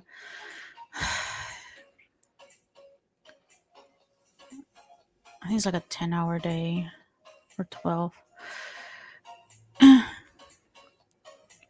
Maybe this weekend?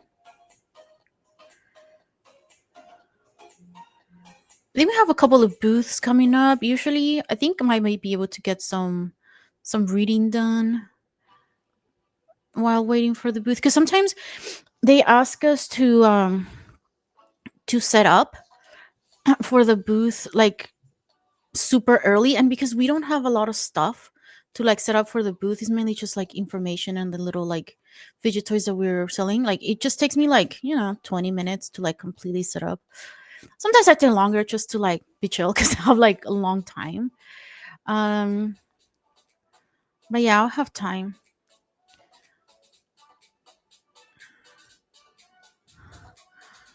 So we'll see how fast I can read, I guess. So I've been wanting to do a One Piece panel for the longest. And I have to give a shout out to Charlene McPherson from Not 20 Therapy. Because she kind of made my dream come true. She invited me to do a panel about, was it last year? I think he was last year, 2 years ago. I can't even remember, guys. Like it's been so long. um, and I always wanted to do a panel at a con, and I did it at um LA Comic Con, and it was great. I loved it, and we've done a couple of panels together, and I've done even more. I did one at WonderCon. It was great. So I think that's what opened the door for me to start like doing panels. So I guess thank you to Charlene for being so cool and awesome. Wee! Ew, there's dirty. You know what game I wanted to play, you guys, when I heard of it? It was Crime Scene Cleanup. Because I am a co-host, I guess. I'm more like a little gremlin that hangs out at the Mind Brain Movies podcast. And we did an episode where we talked about like what it's like for like to clean crime scenes and stuff like that. Like with two professional peoples that did that for a living, and it was so interesting, you guys. I highly recommend checking out the video. I think we have a couple of in Mindbrain Movies. We also have one in the Psychology for Geeks. um Oh, that's what it was. So there was like these things that weren't get cleaned, and I just realized it's because I was too far away, so the pressure of the water wasn't working. I was just like, "Dang you, hurry up!" Dee-dee-dee-dee. Um.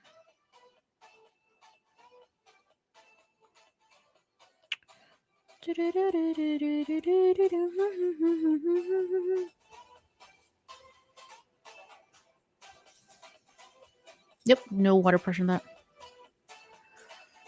Mm, I guess enough.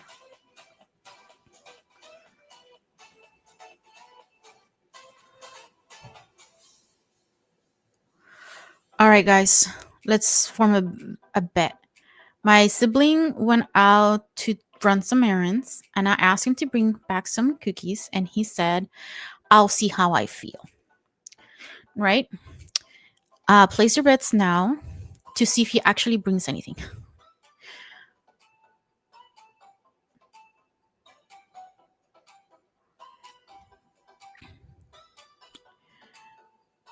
What are your thoughts? You think he'll bring me cookies? You think he won't? Speaking of cookies, what should I have for lunch? I was thinking a sandwich, but I had like a bagel for breakfast. So I'm like, I don't know if I want to have a sandwich again. I try to limit how much. I think I have pasta. It's just my ADHD brain right now. It's like, ugh. We're kind of getting hungry, but we just want someone to feed us. We don't want to do any of the cooking or anything. That takes a lot of brain power, which we do not have at this moment.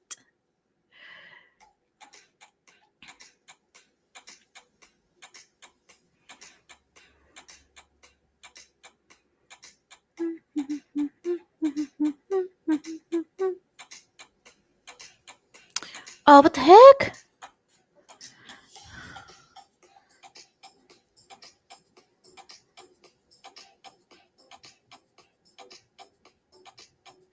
Ah. Well, you guys, I got a really fast response from WonderCon, and they said we only have a few spaces available for nonprofits, and they are all filled up. But we will keep you in mind for next year. Oh, should I email them and be like, "What about for Comic Con San Diego?" I wonder if there's like a different team that, because they're supposed to be like same company, right? Dang, it would have been so cool if we got WonderCon too. I'm just getting super greedy. Gotta think big, you guys. Think bigger at home. Eventually, we'll have money, right?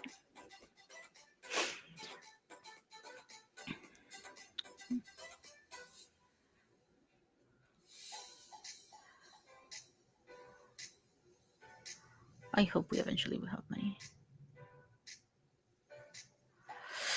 I am working on sponsors, you guys. Like just last week, we finalized um the fundraiser at that boba place, and I'm in the lookout for more. Well, I just need to find a little bit of extra time to complete the application because it's kind of like halfway done. I just need to like complete it and send it. But because I was preparing for today, it didn't happen.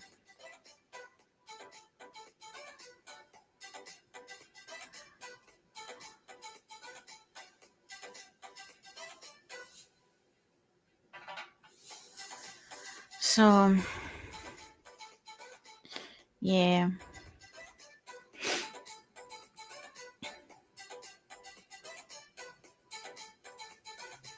I love watching those YouTube videos where people just basically do like power wash or like clean the yard, especially when they're like mega messy. I love those videos. Um,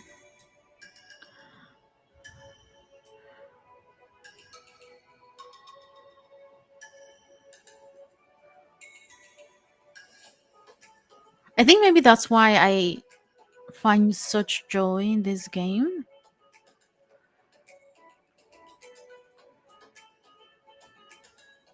I like how this is all nasty and dirty, and then the house is like super mega clean. They're like, no, we're only gonna take care of the wall, the actual walls of the house. Anything else can go, can take care of itself. They should have made the house ugly too, so I could clean it. That would have been satisfying as well.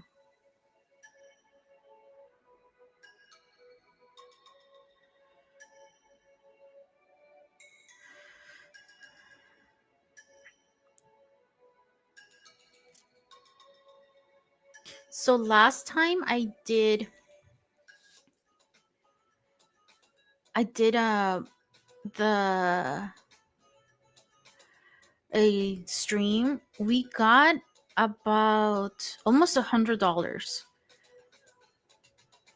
not counting the $100 that one of my aunts gave me, like the day before when I explained I was having um the thing. So do you guys think we can reach the 200 mark by the end of today? We are at 50 right now. Please tell me. Please tell me it's possible. Because like that would just take care. Because okay, just doing like mental note of like how much money we actually need just to buy merch. I was thinking of buying like squishy toys or like the squishy balls that have like our logo on it, and I think it's like $200 for like 100 of them or something like that. So minimum we need $200. The banner, it's about 130. So that's already like 300 and something. And 50, I guess. Doghouse. Um, so 350, right? And then, um, and then we need to pay for like the stickers. Oh, it's at 5%. Okay, switch. The music is gonna be farther from you guys. Ah! Oh no, I closed the laptop. Don't read any comments until I open the laptop.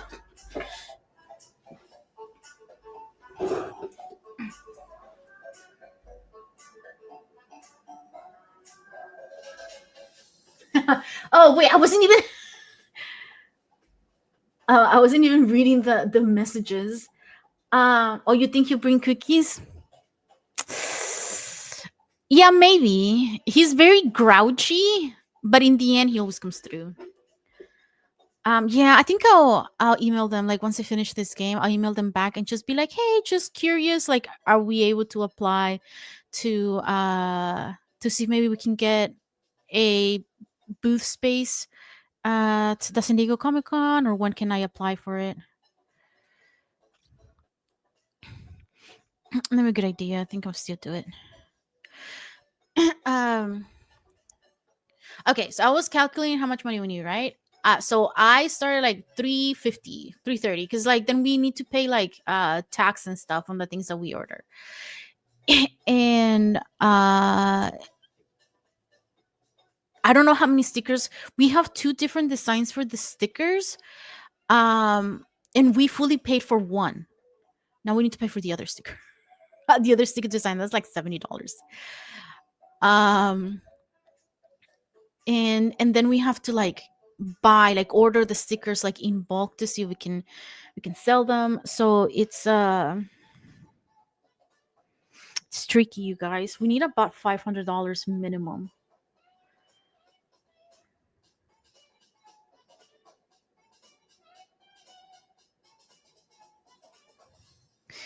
um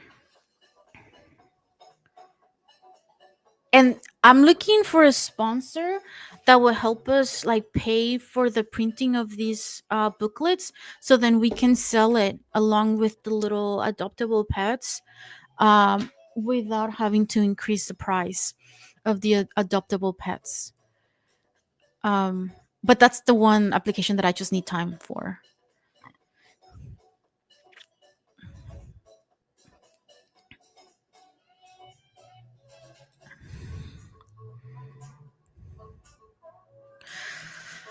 So yeah, what are the chances we will get $500 in donations today? It's almost 4. We got about 4 more hours, and so far I think we have about $50 in donations. And okay.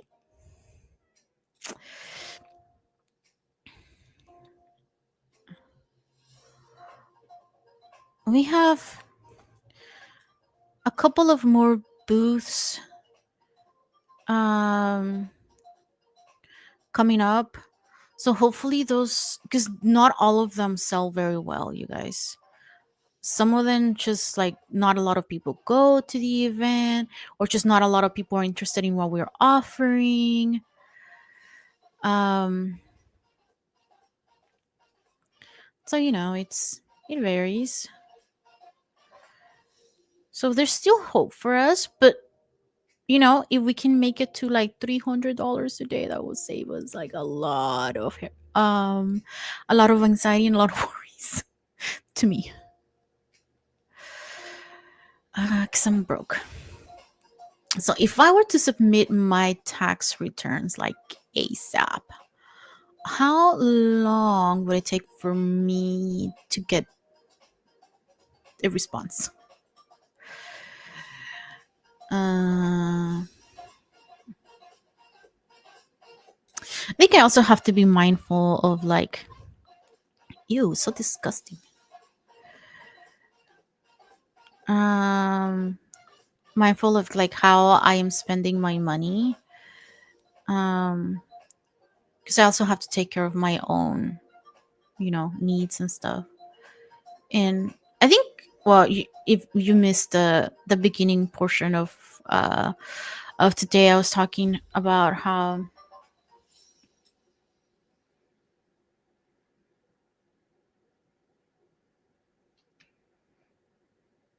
um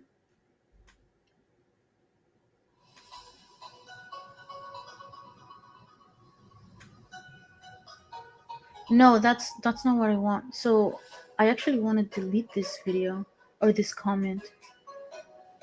I don't know if I can do it. Do I have to go to? I may have to go to Twitch.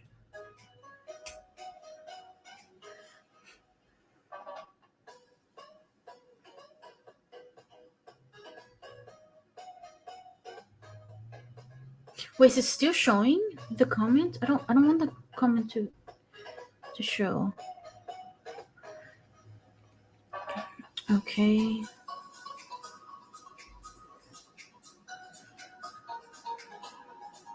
Please don't comment on like other stuff, you guys. Um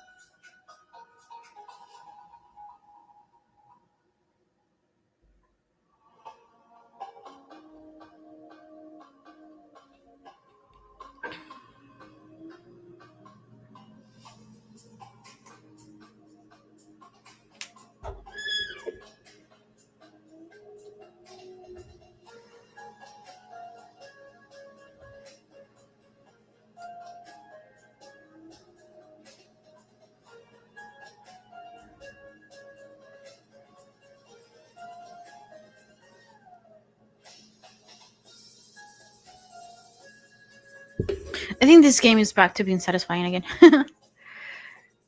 But sadly, I have to end it now. Is it? I think is it time like cookies and something time or not yet? I forgot. I'm just gonna clean this real fast, and then I'm gonna go back to the regular screen.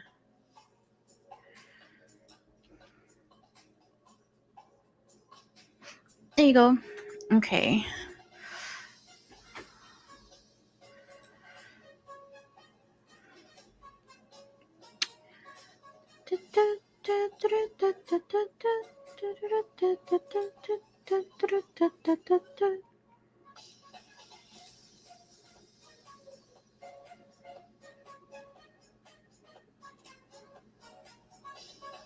No. So Team Cookies is at 5.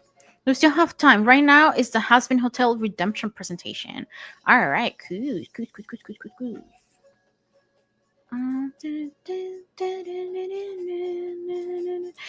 Let me add that.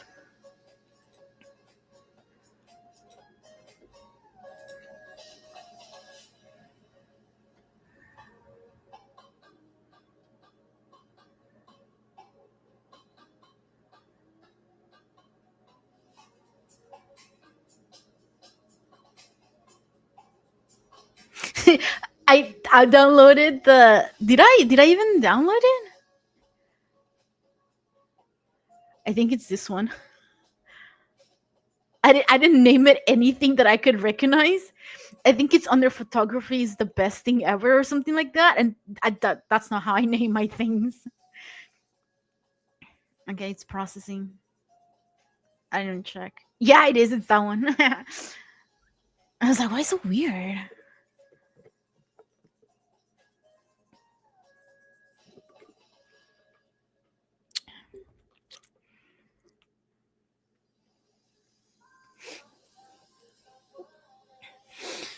All right, guys, it's 4 o'clock, and we have been streaming for 4 hours now. And I have to like pause this because now we are going to be talking. So, as with the other presentations, if you guys have any questions along the lines, feel free to write it in the chat and I will answer them. Well, I want to check real fast to see if anybody has made any donations. I have a feeling that the 3 people that are watching now have been watching since the beginning, which I highly appreciate. I really, really appreciate it. We do what we can.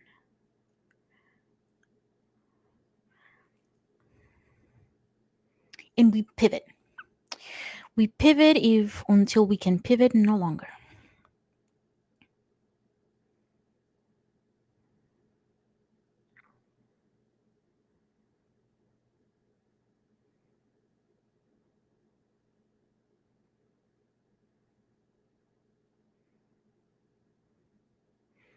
Okay, no donations on sale. Okay. I'm just worried. Like the company that donated the video games for this stream, they'll let us keep them, right?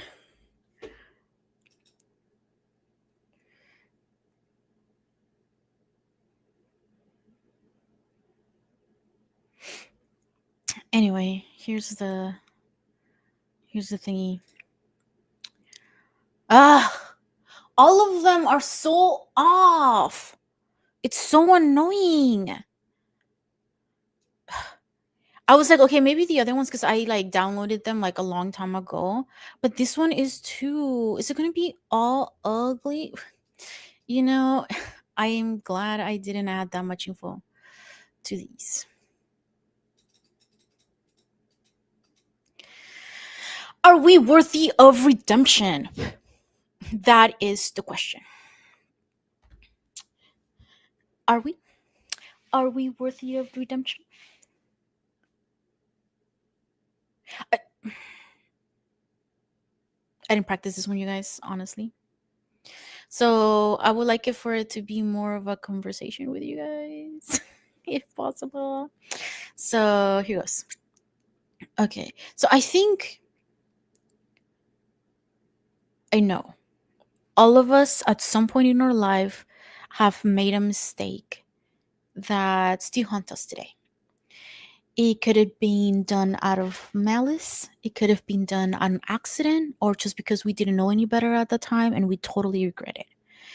Um, Sometimes our actions because of our environment leads us to end up in jail, leads us to um, lots of different things, lots of different paths that we didn't imagine we were going to end up in. But the reality is that we did. We ended up there. So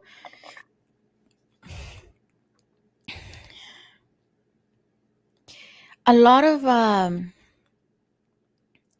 us, I think, are often very focused on surviving, focused on surviving, making sure we have a job, making sure we have enough to eat, just whatever it is that our body requires.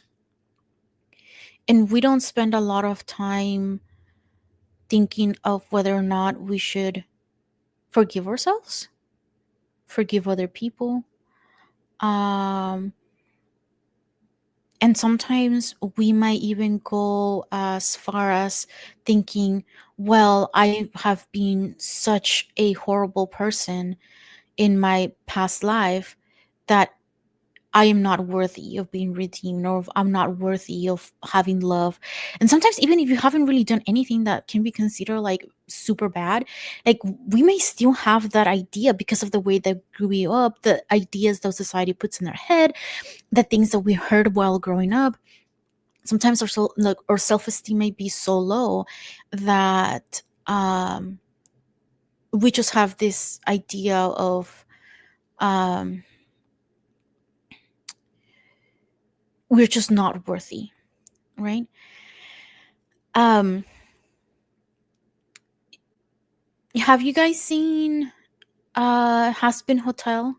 I would try not to spoil a lot of these, but I am going to talk about individual characters. So, oopsie. This one is on Amazon Prime, and in January they're going to have the new season. So, again, highly recommend it. Again, not for kids. It's animated and all that, but not definitely not for kids. It's sort of like a battle between heaven and hell, and who's right, and everything is sort of like twisted upside down. And so, yeah, anyway, I highly recommend it. So essentially, it's these one, two, wait, one, two, three, four, five, six, like seven characters. There's more that are living in this hotel, Has Been Hotel, and it's this hotel where Lucifer's daughter, Charlie, this one right here. Oh, you guys can't see my mouse, huh? Lame.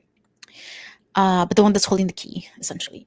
um, and that one, she is trying to um, redeem the demons in hell, right?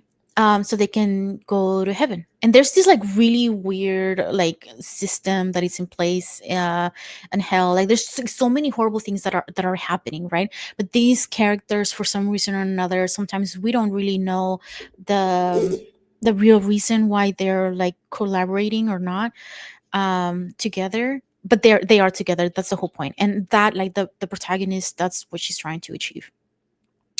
And then so we have this toxic positivity from Charlie. um those who just joined us, please excuse the fact that the letters are all weird. It's not my fault, I promise. I think it's just when I downloaded them, like they shifted, like everything shifted, so it looks kind of funky. So yes, do your best to ignore that. Please. Anyway, so Charlie can be a bit of a toxic positive person. She's just very positive. She just really wants to be able to change people's lives for the better, and she's in a way like really sweet but naive at the same time. And she has these grand ideas, like she can see like the best of these people. She understands, and she's willing to offer them up a um, um, an opportunity for them to be redeemed. Is there um anyway, I thought there was like a, if there's like a problem with the connection, please let me know. So I can see. I mean, not that I don't know how to fix it, but just so I'm aware, I guess. Um, yeah. So Charlie's trying her very best uh to provide an opportunity for people to change, but she is so insistent on it that she just crosses everybody's boundaries at one point. And she's just kind of like, I just really think that you would be a better person, or like if you were just to do X, Y, and Z. So I think, like, let me just help you solve the problem and do this thing and whatnot. And uh that can be toxic. Like, I think you know that, I don't know if you guys ever watched the movie, the Lego movie, where it's like everything is awesome. That's kind of like toxic positivity in a way, because it just, at some point we have to be able to have enough hope and positivity for the future, while at the same time making space for the reality of what is. Right? I can't just flat out say, you know what? Yeah, I think we're gonna just get 1,000 people to like donate $1,000 before we end the stream today. That's highly, highly unrealistic.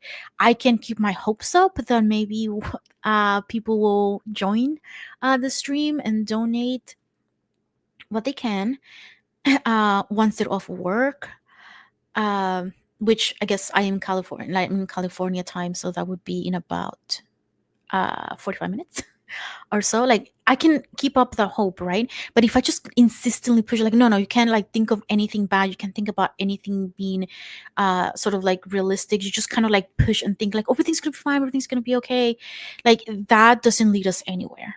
It's just this sort of fake bubble that we have created around ourselves to make us feel better. But it might work a little bit at the beginning, but then it's not going to take us anywhere in the long run. So we have to be very careful. I think, when not only when you are following people on social media that might be a bit of toxic positivist, but also within our own life, like, how do you then tend to think about these things? Is your positivity like surpassing a lot of like the reality of how things are?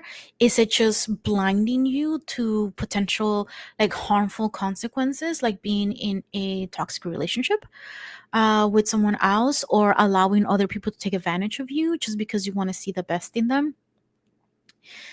That is uh something we have to consider. And that essentially is what happened to Charlie. She realized that she wanted to make this change, and people just kind of laughed at her and dismissed her.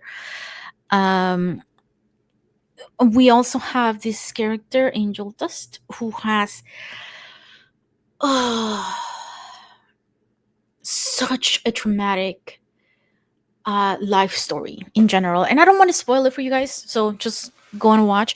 But the point is that Angel does essentially uses certain addictions as a way to cope. And I think that's, for the most part, my understanding and experience. When someone becomes addicted to an illegal substance or gambling or anything like that, or alcohol, it's usually, it starts with like, I'm hurting in some way and I want relief. And if I'm high, if I'm drunk, then I don't have to think about my problems, I don't have to think about X, Y, and Z, I don't have to decide anything. So that's kind of how it gets started, right? But it becomes very problematic if that person doesn't have any sort of support, doesn't have any other ways of coping, um with, whatever problem they are facing, that's when it becomes traumatic. Then it just becomes this reliance on an addiction. And of course there is a component of, like, family genetics and all that stuff. But that's the thing, like, that's when thinking about factors that will prevent someone from going down, like, the addiction path, that's what we look at, right? Like, that's what we try to encourage people, like, build a community, have people that are there to support you, have a multitude of, like, ways that you can cope with one situation, because sometimes one coping skill, or, like, breathing technique or whatever, might be helpful, but, like, a week down the road, or, like, 3 months later, it might not be as helpful anymore. So you have to switch, you have to pivot, and you have to do something else. And sometimes we're like, oh well, we want sort of like that instant gratification, right? Where, like, if I want my depression, my anxiety to go away, or my fear of X to immediately go away, um and I take, like, some sort of, like, medication for it, and it doesn't work, I stop taking it. Or, like, I often hear people say, well, it made me feel better, so I felt like I didn't need the medication anymore. And I'm like, no, you felt better because the medication was working. You stopped taking the medication, and that's why you don't feel so good no more. uh so again, this is just something that can happen, right? And again, it can be something that, well, I hear, unfortunately, a lot of people talk about, like, well, I was like 8, I was 11, I was 7, just these ridiculously young ages for kiddos to be exposed to substances, to be using substances to cope with certain things. Now, like many other uh, women out there, I do, like, listen. I think it's only one particular like crime podcast that talks about all this, and I really like it because they talk about, like, the history of, like the serial killers, like how they grew up, and, like, all of this, like the psychology behind a lot of it, right? There are a lot of their experiences, and yes, it doesn't justify what they did, but it's kind of understandable how they grew up in this horrible environment and why they started doing X, Y, or Z, right? um and so again, sometimes it's not intended, sometimes it's just so happened that maybe somebody forced you to do it, or, like, there was no other way to survive in that environment, and then you just, addiction became a thing for you, right? And again, it's a point of shame, it's a point of, do I even deserve redemption? We are also tend to mask a lot, just masking. um so this character, that, wait, hold on. I need to Google her name. I forgot. um, anyone knows what this character's name is? Da-da-da. Okay, let's see. Husband, hotel, pa pa pa pa pa. Characters. Name is Baggy, and it took me a while for me to, because she's voiced by Stephanie Beatriz, who voiced, or who was in Brooklyn Nine-Nine. I know her as Rosa, and, like, I was like, every time she would talk, and I was like, it's Rosa, no, like, it was, like, so weird, and eventually I got used to it. Anyway, but a lot of us, especially if you are neurodivergent, just mask. You just pretend to be someone you're not, while on the inside just blaming yourself for not being strong enough, not being good enough, not being X, like, there's just always, like, something that you grew up, like, being too lazy, or, like, not having enough discipline, or whatever. And I'm like, it's, our brains are not the same as other people's brains, so we can't, like, we just kind of have to learn how our brain works, and try to go around how it works, to ensure that we're still able to do the things that we need to do to have a good life, without forcing ourselves to fit into a little, like, twist into a shape that is not comfortable for us, right? Just to be able to fit in with everyone else. Sometimes we just mask the hurt because we're adults, We just mask our own emotions because that's how we grew up. We don't think about our own well-being because there's other things that are important, right? So that we wear this mask and we hide. Sometimes there is a part of ourselves that we haven't fully accepted. You often hear a lot of stories about people who don't really understand um, uh, which gender they feel more comfortable with, or their sexual preferences. There's just like this masking. Sometimes it becomes very extreme, where people start attacking, members of the LGBTQ community because they are also a part of that community, but they see it as somehow being wrong. So there's like a lot of different ways, a lot of different reasons why we may mask or pain or hide secrets from our loved ones. I mean, and like just one of the obvious ones, well, not obvious, but like, sometimes there's people out there who have two different families and they are totally masking, certain things. They're just totally hiding the truth. So this is Lucifer. Oh, wait a minute. So the reason why I have these stickers out here is because I went to this con and I got all these stickers. It was like that con where I had to do the presentation for it. And aren't these so freaking adorable? Look at him. I was trying to find this picture of Lucifer when he's like in his like demon angel sort of like self, but I couldn't, so I ended up having to go with that one. But aren't these adorable, you guys? Yeah, so cute. It just makes me so happy.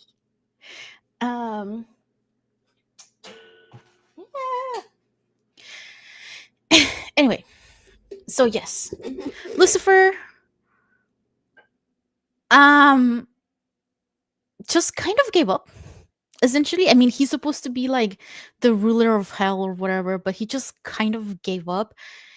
There was like this one line where he's where it was meant as a joke, but it kind of hinted at a lot, like a deeper history, right? Than we imagine for this character, which just says goodbye depression, and like he's just basically in his house, like isolating himself, not really going out or doing anything. And he's just like inventing like rubber duckies or something like that. Like it's so weird. um yeah, but like sometimes we give up on ourselves, right? We're like, oh, it's too hard, I can't do it. Sometimes it's because legitimate depression, sometimes it's grief that we're experiencing. Regardless of what it is, sometimes we go through times where we give up on ourselves, and then once we start feeling better, we start a healing journey, we're doing so much good. That's when it becomes that's when we start feeling the guilt, right? Of like, I shoulda, coulda, woulda done X, Y, and Z, and then it would have been so much better. Like I didn't, like I would have be like graduated by now. I would have had a good job. I would have not lost my family. Like there's so many things that we just like end up blaming ourselves because we give up. All right. Um. So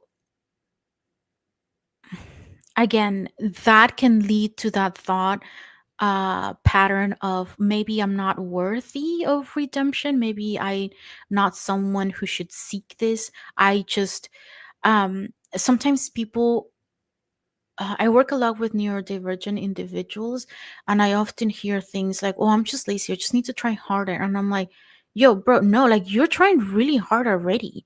Like, and then they're like, "Well, just I don't have any energy to do anything." And I'm like, "You know why you don't have any energy? Because you're constantly fighting with your mind all day on pay attention, do this thing, don't think about like those thoughts, look people in the eye. Like there's so many things that you have to like constantly fight. You have to fight your own brain to appear to be like functional in society, or quote unquote normal, whatever that may be. And yeah, no wonder you're tired. Anybody will be tired if you're constantly like fighting yourself to just sort of like appear comfortable, right? So this is my favorite character. Wait, I don't want to Serpentious. He's just so adorable, you guys. He's just so cute and just a little bit dumb. Okay, so hold on.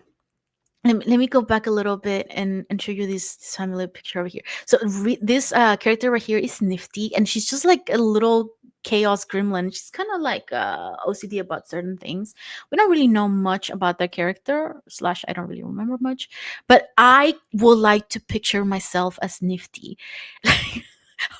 There's this one scene where she's just like she's told to like stab, right? Because there's like this big fight between like the angels and like the demons and stuff. So they basically tell her, hey, go and stab. And then she like kills like the main guy. I think is I spoiled it. Sorry.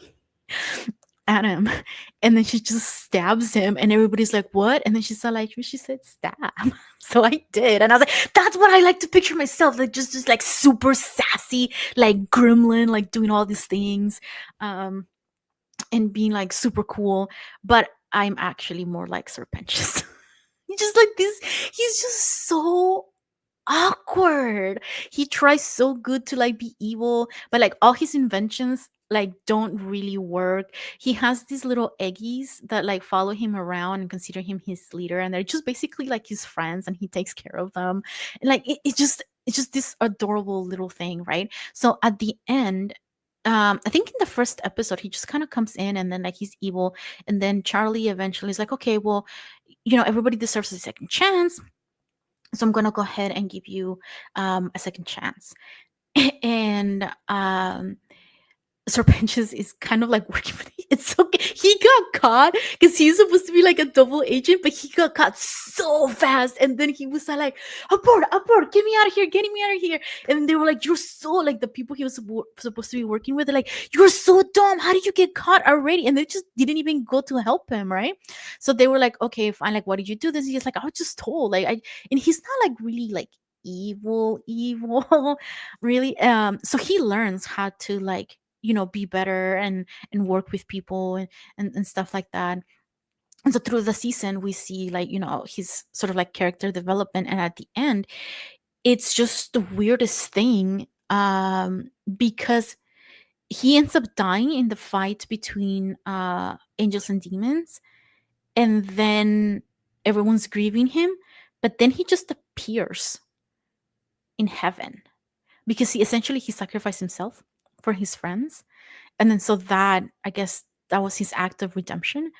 And then that's what Charlie was going after the whole time, saying that, hey, I think these people can be redeemed. Like even after death, they can be redeemed. So why don't you give them a chance? But then heaven was like, no, that's not how any of this works. We don't want anybody here. um so again, like it's more intricate, and it's like super super interesting. So again, I highly recommend you guys watch this show. But again, so this character got redeemed, right? Because he learned, he improved himself, and he learned to see himself in a different light, which is good. So now what does that mean for us? Like how do we are we even should we achieve redemption? Is it possible for us to achieve redemption? Hmm. Well, I have it here as the third bullet point, but actually, it should probably be the first one. I think it really depends. Um, or you need to take some time to think about what redemption means to you. Because everybody has a different idea of what redemption is, and that's when we have to sort of like acknowledge or understand whether it's a realistic sort of redemption. I know that for the 12-step program for like in AA, part of it is that you're supposed to like make amends. And if I remember correctly, I think there's the like the I don't know what step it is, but when you get to that step and you're trying to make amends, it shows you that you can ask for forgiveness, but you don't necessarily have to be forgiven. And I think that's the one thing that trips a lot of us up, thinking about um well,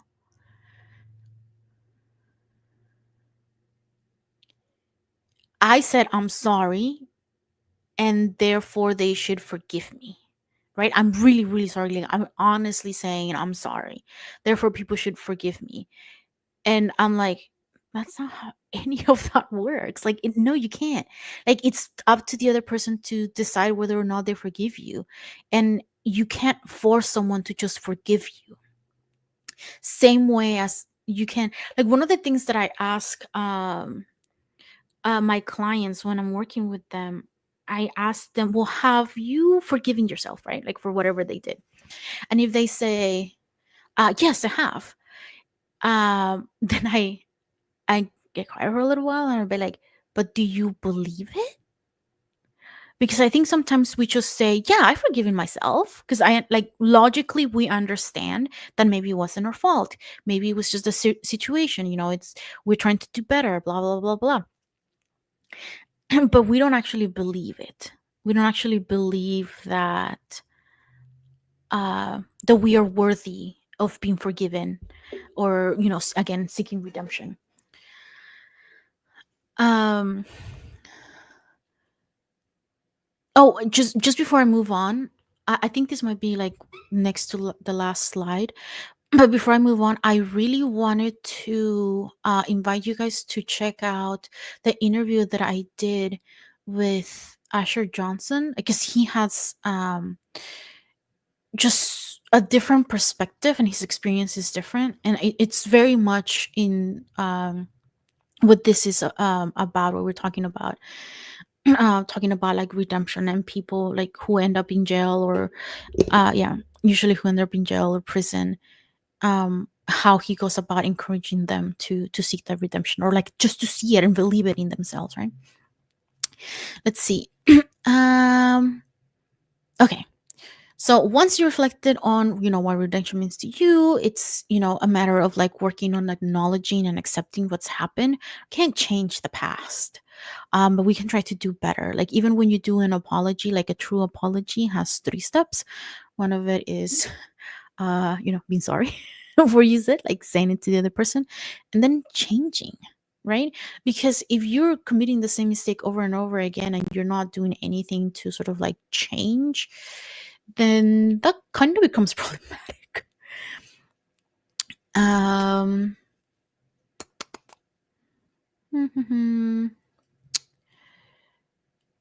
let's see. Seek professional support. That's always a biggie. I think having somebody else's perspective that's not our own really does help us um understand ourselves better, right? Like getting that feedback, especially when it comes from someone who is not like doesn't have any beef in, like, what whatever problem you are facing. um yeah, I'm so tired. Like I think I'm like crashing. I'm tired. Like the light is bothering me. If it, like, does it make a big change for you guys if I were to do this? It's just probably not. I don't see a big change for you guys. All right, cool. I think my face looks a little bit more reddish because the light that's coming out is like more red because it's a night light. But okay, that's better. Um, can't wait for lunchtime or dinner, whatever it is. Wait, let me send a message to my sibling. He's out and about running errands. Should make himself useful and bring me lunch. That's so mean. I didn't mean that. He's really helpful, you guys. Oh man, I hope he's um I hope blah blah blah. He's still over there.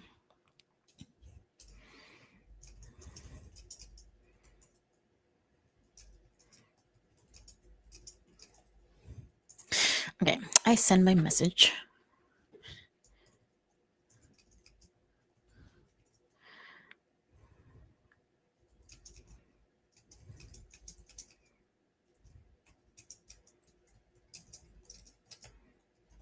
Yay.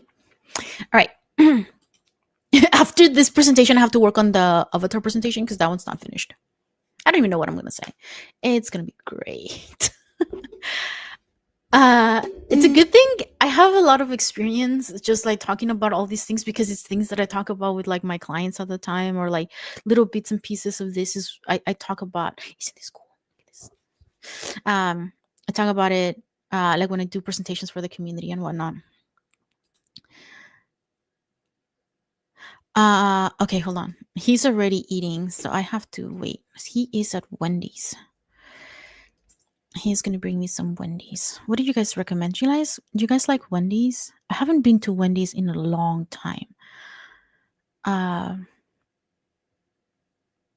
so these presentations are gonna be on YouTube eventually, and David is gonna have to cut this part where I'm just like talking nonsense. I'm gonna be like, well, I'm hungry, you guys. I want some food. Da-da-da-da-da. What's a big deal? Oh, meal deals. Oh, they have Cinnabons.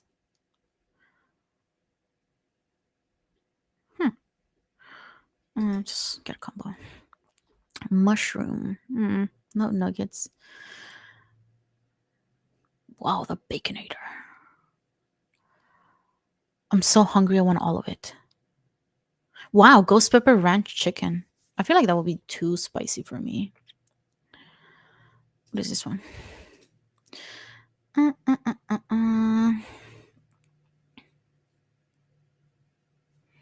Do-do-do-do-do-do-do. Dan, dan, dan. Okay. Wait.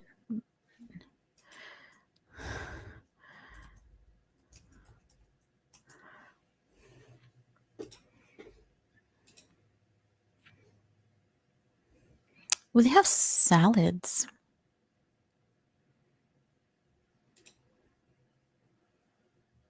Hmm. I really like apple pecan salads. They are so delicious. Try not to trust. What are the sides that they have? Ooh, chili cheese fries. Baconator fries. Whoa, they sell baked potatoes since when? Wow, that is crazy.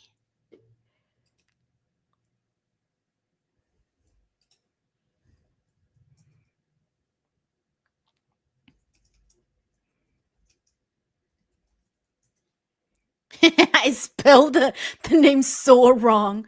All right, wait. Back to yeah, back to it. Stream focus. Oh no, I forgot to do the intro and outro for these. Oops. I'm tired. I think I do need food. Luckily, David is gonna come home soon. I'm so hungry. My brain is just not working anymore. Okay, we're talking about redemption.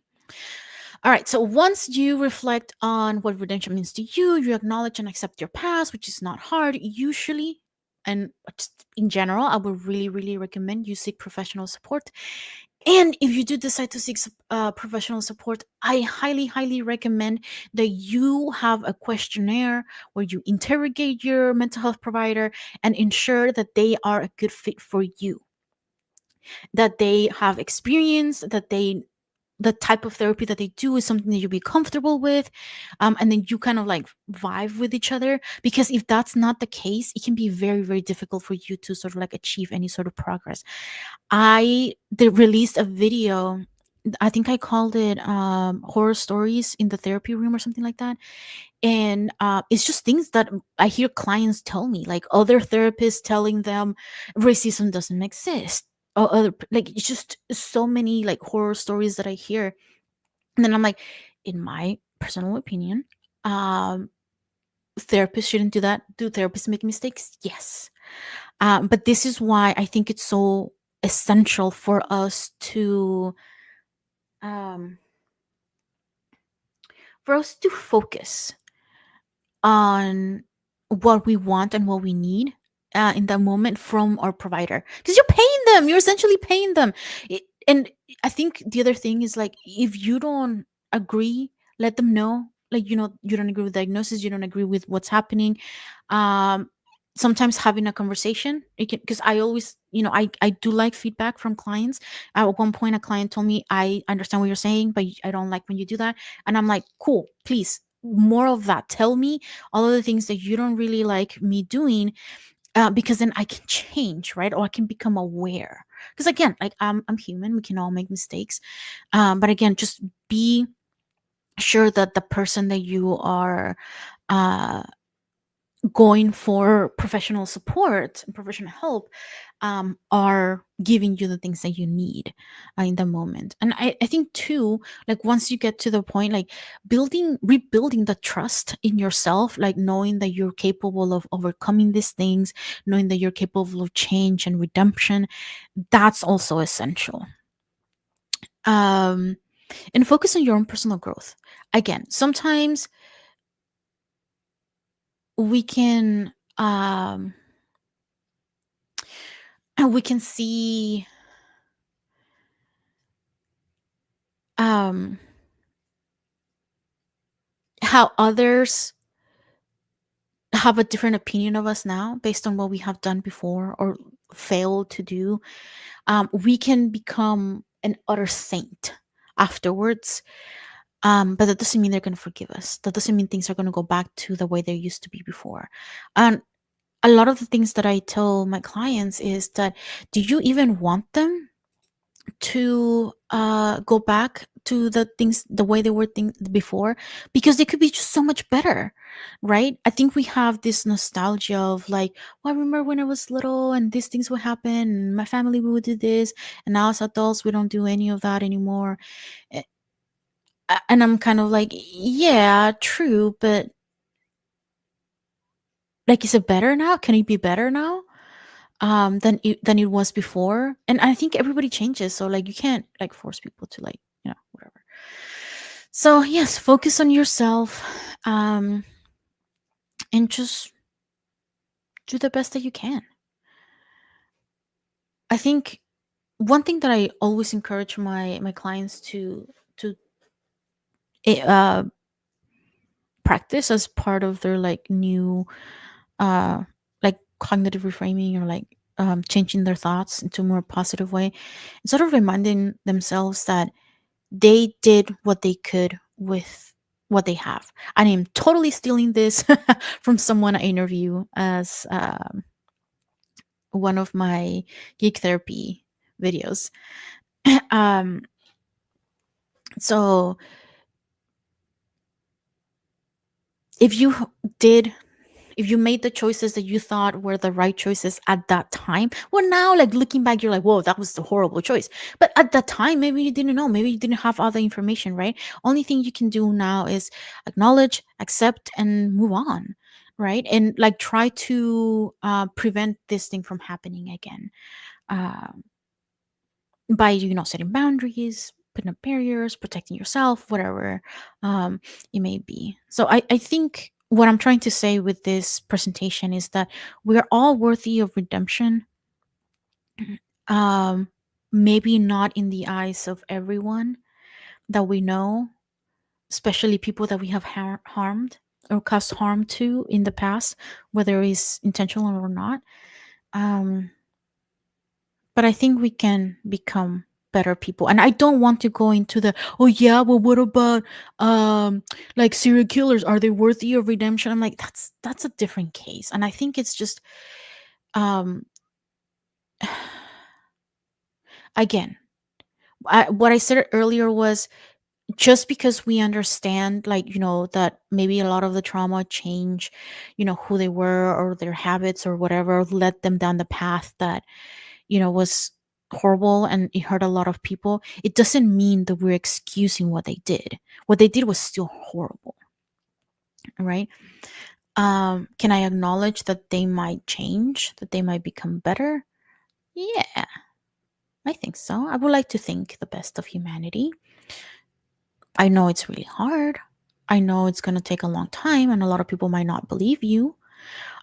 I think I wanted to just to focus more on like the everyday thoughts that we typically have about ourselves, where we think that we just made too many mistakes. I just wasn't a good parent, I wasn't a good sibling, I wasn't a good, you know child, um, and therefore I don't deserve love, or I don't deserve X, Y, and Z. I think that's what I wanted to address more with this. So next time, we're supposed to talk about Avatar: The Last Airbender. However, however, I haven't finished the presentation, so I'm gonna start working on it now. I'm gonna turn the music back on. We're just gonna chill and vibe, and hopefully some more people will join us. I think I am gonna. I was gonna eat on stream, but I don't want to do that anymore. So I'm gonna take a break once big bro, baby bro, comes back with my food. It's gonna be a while because we live in the middle of nowhere, California, so it takes a long while to get there. Um, but yeah, okay. So basically, now I'm gonna be working on the one thing that I didn't finish today. So yeah. Oh wait, I'm gonna go back to the big screen. Me, what's up? We still have a bunch of everything. I don't think we have gotten any donations aside from like the ones we got this morning. And again, thank you so much for those that donated. Um, I'm just like really worried. I mean, I don't know why I'm so anxious about like, well, what if we can't give away all the giveaways? And obviously, my brain, I'm kind of like, well, we just use it for another giveaway, right? But it still feels so bad. I just want to give you guys presents and stuff. So please donate money. I was thinking of maybe like reducing the amount to like $500 because that's kind of like the bare minimum that we need for all the stuff. But we just don't have enough people that are coming in. Because I guess I can condense like all the gifts and stuff instead of like because they're spread out like 1,000. I can shorten it to like 500. Um, but it just I didn't want to do that because we have to take into account like for example, well, most of these are not very heavy except for maybe the manga set over there. Um, but the shipping will cost us, and that's what I wanted to avoid. Um, but yeah, if you know anyone who is open to donating at least $10, um, encourage them because again, I really do want to give all these price. They're taking space in my house, you guys. I don't have enough space, and I had them for a while. So please donate $10 so you can enter the raffle so I can give you guys stuff. I don't want it in my house no more. And then I feel like really bad because like um my friends worked really hard to get like all the donations and stuff that nobody's gonna get them. Anyway, I'm just gonna I'm gonna like, close the laptop for a little bit. I don't need it until I start playing again. Wait, since I finished this one, let's see. Oh wait, Instagram. That's right. Yeah, a 5 is my wellness tea and cookie break and Q&A. So, yeah, I'm just going to be like having some tea and cookies. I wonder what tea I should have. I have so many kinds. I have like pretty much every single kind of green tea in existence. um, I haven't had black tea in a while. Maybe I do some black tea. It's getting kind of cooler here, so maybe I'll do some black tea. Okay. I'm just gonna move this to the side a little bit. I guess we can just start the Q&A now. So if you guys have any questions, any just topics you guys want to chat about or geek out about, I am more than happy to do that.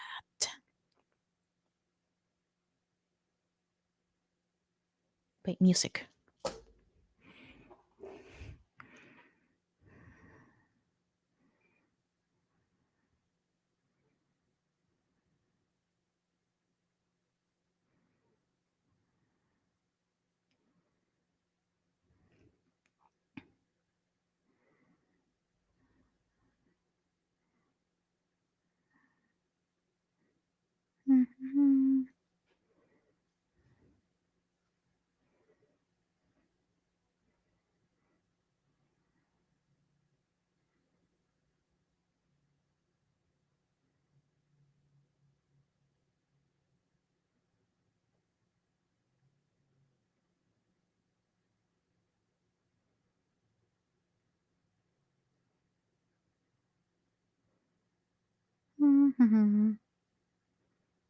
So quiet.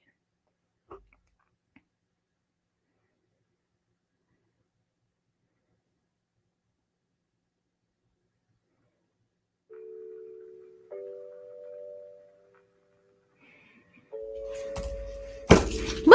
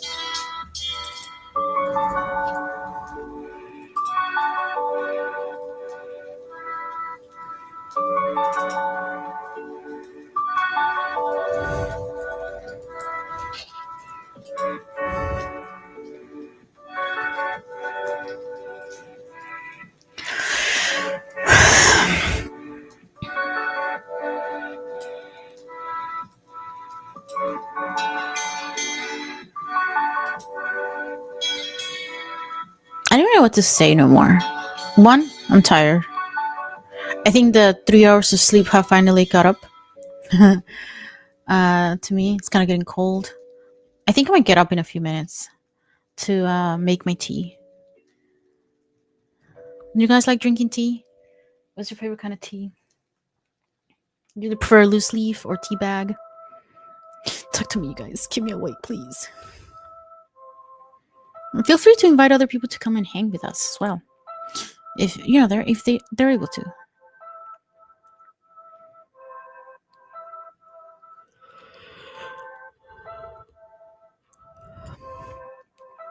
Okay, let's see.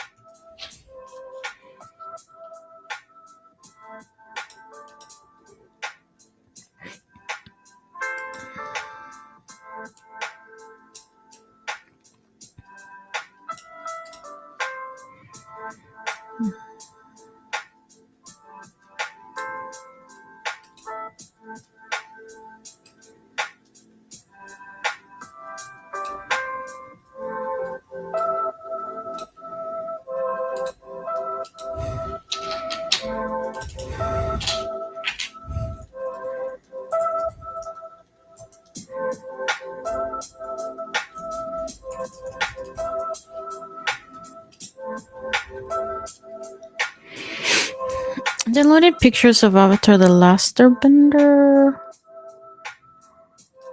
Have I used one? That is the one I used over there. I use this one.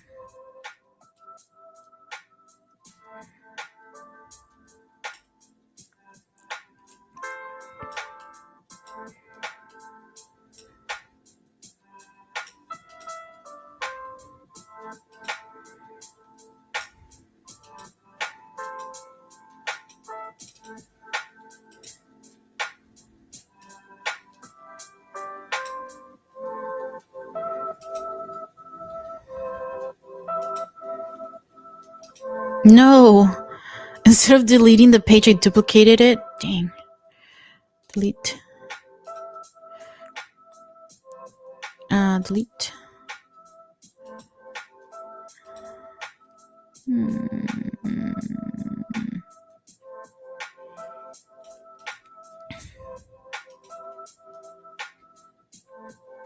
I forgot what I wanted. Like the whole point of me doing this this presentation was. I've been wanting to do this presentation for a long time. Um, and just kind of forgot.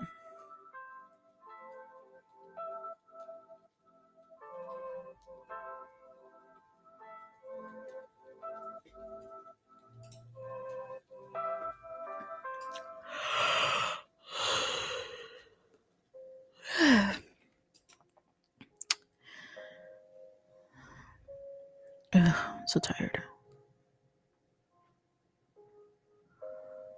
Okay, I need to change the music. This is just gonna make me fall asleep.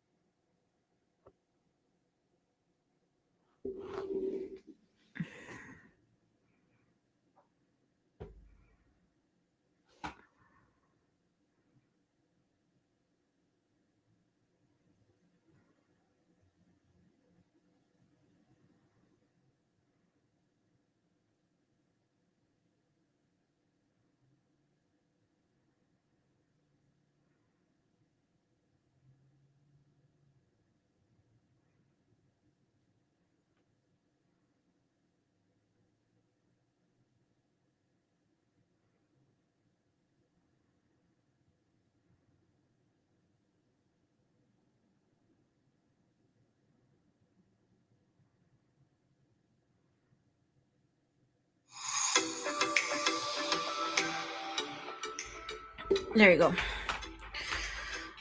That will kind of keep you awake. I want to. I have a few more slides. Um,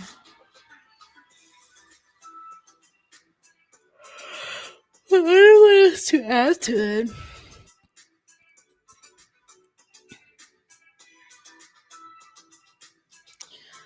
Damn, I know I did another presentation. Or we talk about balance today?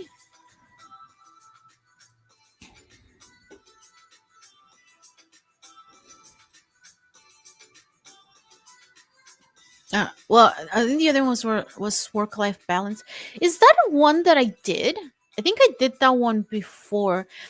Okay, I did this one in the last stream, life work balance, and maybe I should do this one instead, because I think maybe I should just do this one again. What do you guys think? Because the avatar one, I mean, it's same thing. Um, I feel like I'm going to want to make this one better because I can't think right now. Like it's coming, like half of it is good. I just don't know how to end it, and I can't really think right now. But if I do the work life balance, I don't think anybody really watched it because it was when. So last time when I did a charity stream, I did it I did it on my birthday, and then there was like so many like tech problems happening that the audio was like really messed up, and I don't know if people were like actually listening to me. It was like so much chaos until eventually I stopped streaming on Twitch, and then I went to start streaming on YouTube, and that worked. But I don't think this life work balance did it, and I think it's very similar to the um, to the Avatar one.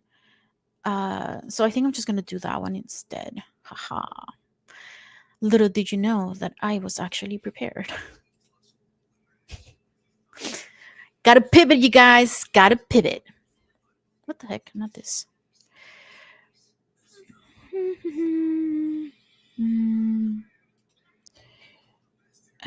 Computer. Listen, um if this PowerPoint also looks really weird with the graphics and stuff, it's just this program because I just opened it and it looked good. Okay, it's not me this time. Just so you guys know. I don't know if you guys scared, but you know.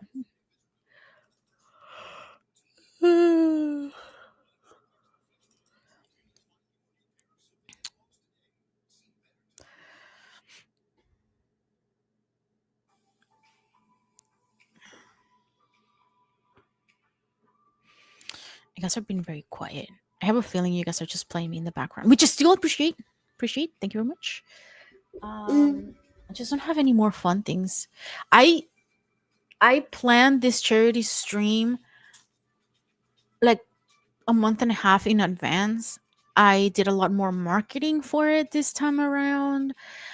And I like planned things more carefully. I got like really cool things for you guys. Um and even though the other one had like technical difficulties and I don't actually know how many people actually like stayed and watched, uh very very different experiences. Well, you live, you learn, you trip, you go nap. Should we carry David along? You guys, I'm hungry. Maybe I should make tea now. Like it's 5 o'clock. I am gonna go on a tiny itty bitty break. So I can get hot water for my tea and I guess also decide what tea I will be having. But I will leave you guys with this rock music. Rachel and this brown. And I will I cut myself off. I will be right back.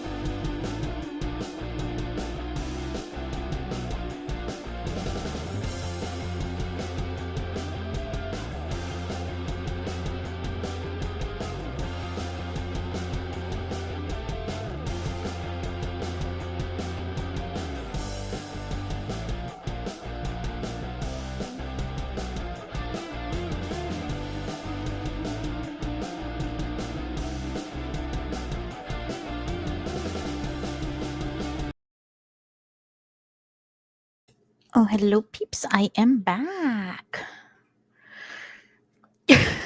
Guess what happened? So, I did not look at the instructions because why would I need to look at the instructions? So, I ripped open the tea bag package on the wrong side. So, I ripped the tea bag. So, I had to get a new one. But I am back. I'm still tired. I got green tea, just plain green tea. I had like different types of green tea, but I'm like, no, today I just feel like plain green tea. And I went to look for cookies in case we had them. We do not. We have crackers, and that's not the same. And it's kind of weird. You know what I really want? I really want Mexican bread. That would be so tasty with my tea. I'm so tired. All right. Well, this is the Q&A portion. Enjoy, drink some tea. Be chill. No, too hot. Still too hot. Don't sip it. You will hurt. But check it out. It's my Uncle Iro mug from the Jasmine Dragon Tea House. And my bro has one too. He's just a little bit smaller, but he loves it. He uses it all the time. So, let's chat. What you guys got? What topic you guys want to talk about? I can talk all day, but I need some sort of response, you guys. I can't just talk by myself. That's boring. That's essentially what I've been doing all day. I mean, I can do it. I just don't wanna. You know what I mean?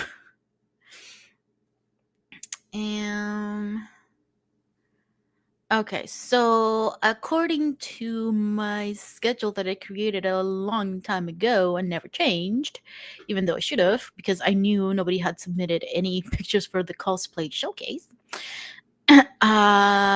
We are doing the life balance presentation at 6 after our wellness break, which is tea and cookies. And then I guess we can play video games after the avatar presentation, and then we can do the giveaway if we get to that point. Like, I just what do you guys think? Like, I just keep going back and forth on whether or not we should change it, because okay, so the idea is that people donate, we get to $100 in total donations, and then we can do like raffle off some of the things, right? um we are at 50 right now, so I'm like, I guess I can scoot over everything by like 50. So 50 is like the first tier of like the giveaways, and then 100 would be the second one. But please, like, it's just $10. Give us some donations, please, because I just want to give you guys the stuff. I want to like keep it. Okay, this is my shirt. This is my shirt. So that will stay with me. You'll get a brand new one, not being used by anybody. But yes, I want to give you guys the stuff. So yeah, donate. Encourage other people to donate. Check out, like I said, a lot of your donations are gonna go towards sort of like establishing um like the foundation for psychology for geeks. We are going to the Los Angeles Comic Con. Wait, where's my calendar? Did I close it? Wait, delete this. What the heck? Delete this. Oh, I guess I closed it. What? Why? Why would I do that? I wouldn't do that. Okay, wait. Let me. No, it's right here. Jeez, I'm blind. All right. So in January, the 8th to the 12th, we will be at Anime Los Angeles, and again, like I was saying, it is a really great opportunity for us. just within our first year we were able to secure this booth at a 4-day convention. We have another one in April, however that's only a 2-day, and is in Fresno, so usually a bit less attendees. So this is our best chance to build our community and provide our resources for people, and also build a very strong uh, savings. We got all the stuff that we need. We know what we need. We just need about $500 to be able to accomplish all of that. Which is why I wanted to do these donations. If you don't have money today and you're like, well, I get paid on Friday, I believe on my Facebook page, which is also connected with the Psychology for Geeks Facebook page, there should be um, a Giving Tuesday donation thing. So if you can't do it today, maybe later on, because I think it goes for like about another week or so. Um, so yeah. I can see myself. Oh, look, it's me. It says one person's watching on Facebook.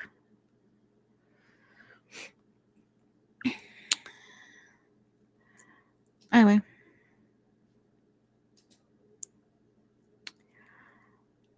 Yeah.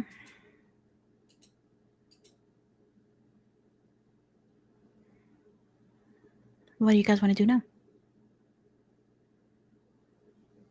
Talk about tea? I can talk about tea. So I started getting into tea because of Uncle Iroh. And then I realized how much I love matcha and just green tea in general.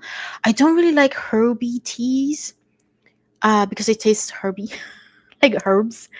I know, I recognize that they have lots of different helps and stuff. I just prefer not to. And I think I really liked green and black teas because those are easy for you to use as a base to build like different types of tea. So I really like that. I got kind of picky as to the quality of the tea. Can I make good tea? Probably not. Can I taste good tea? Yeah, I can. I think. I don't know. Everybody has a different preference, I think, for tea.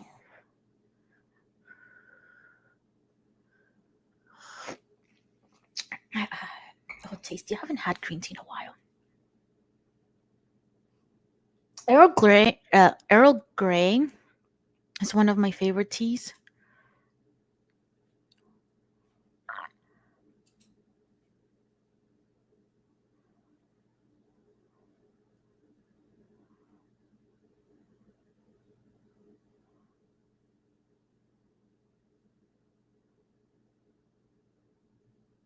Wait, I just got a message.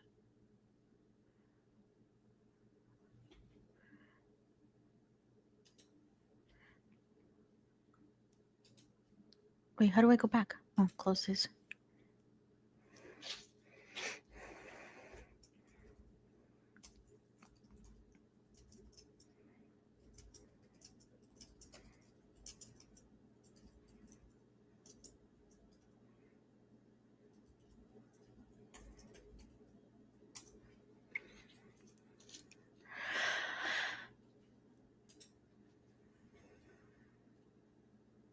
Ginger, did you make it? Do you make it yourself? Like from actual like ginger, or is it like dried ginger tea in a packet? I was talking to Hope. Uh, like you just said yes, and I'm like in a packet or like fresh. No, I think you meant fresh, right? Because Hope was like, no, I make. I think one time I was talking to her about tea, and I said something about like dried leaves or something. Um, and Hope was like, yeah. Oh, of course. That's why I wanted to switch so much, so bad to just like loose leaf tea, and I still can, except I haven't. Like I have a bunch of loose leaf tea, is what I'm trying to say, but I haven't like because I just keep buying more tea. I usually buy the Ito and like green tea, like all of the different varieties um in it. Uh but yeah. I have no patience. I think I would rather have like fresh tea and do that. It's just no patience. Um okay, listen. I love fidget toys. And this fidget toy was gifted to me by the person that we get the 3D printed animals, and is this squirrel that has like a clicker on the back, and it's very satisfying to just hear the clicker. I think it's supposed to be like this. But this this animal right here is better than any fidget toy. Ah man, I stole a fidget toy from my sibling, and I think it's still in his car. I think it's just because of all the moving pieces. Not that this is anything, but look, I think I like that. I like that sound.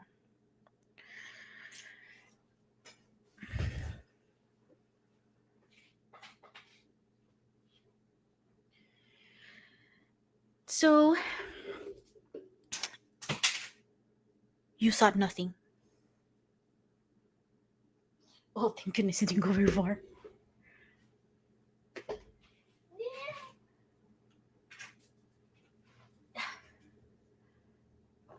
Ah, I'll find it. I think I show you guys all the other fidget toys that I have in here, but just this one is my favorite. I still need to pay for them though. I got this one, the tiger.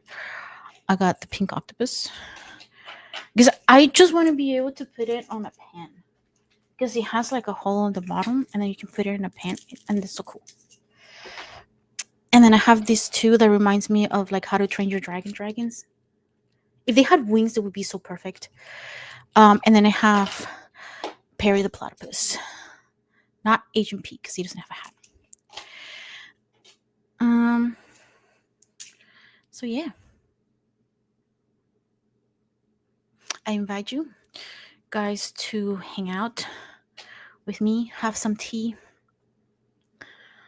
I already had some tea earlier today. Let's take the trash out. And I'm having more tea. This one's just pure green tea. You know what? You guys are here. You guys are my captive audience. I shall talk. You guys are welcome. Bye bye bye bye bye bye. Okay, well, I'm just gonna close Facebook for now. No, I'm just gonna put it over here. So here is my ideas for what I would like to do next year. Lemongrass. Um, I'm pretty sure I have.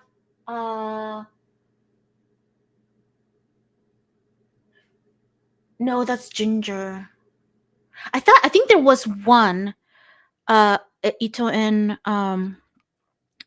brand tea that I think was like lemongrass and like green tea, but I ended up not buying that one.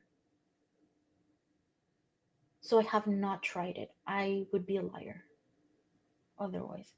Eventually I want to get to the point where like I know so much about tea that I can do my own blends. That would be so cool.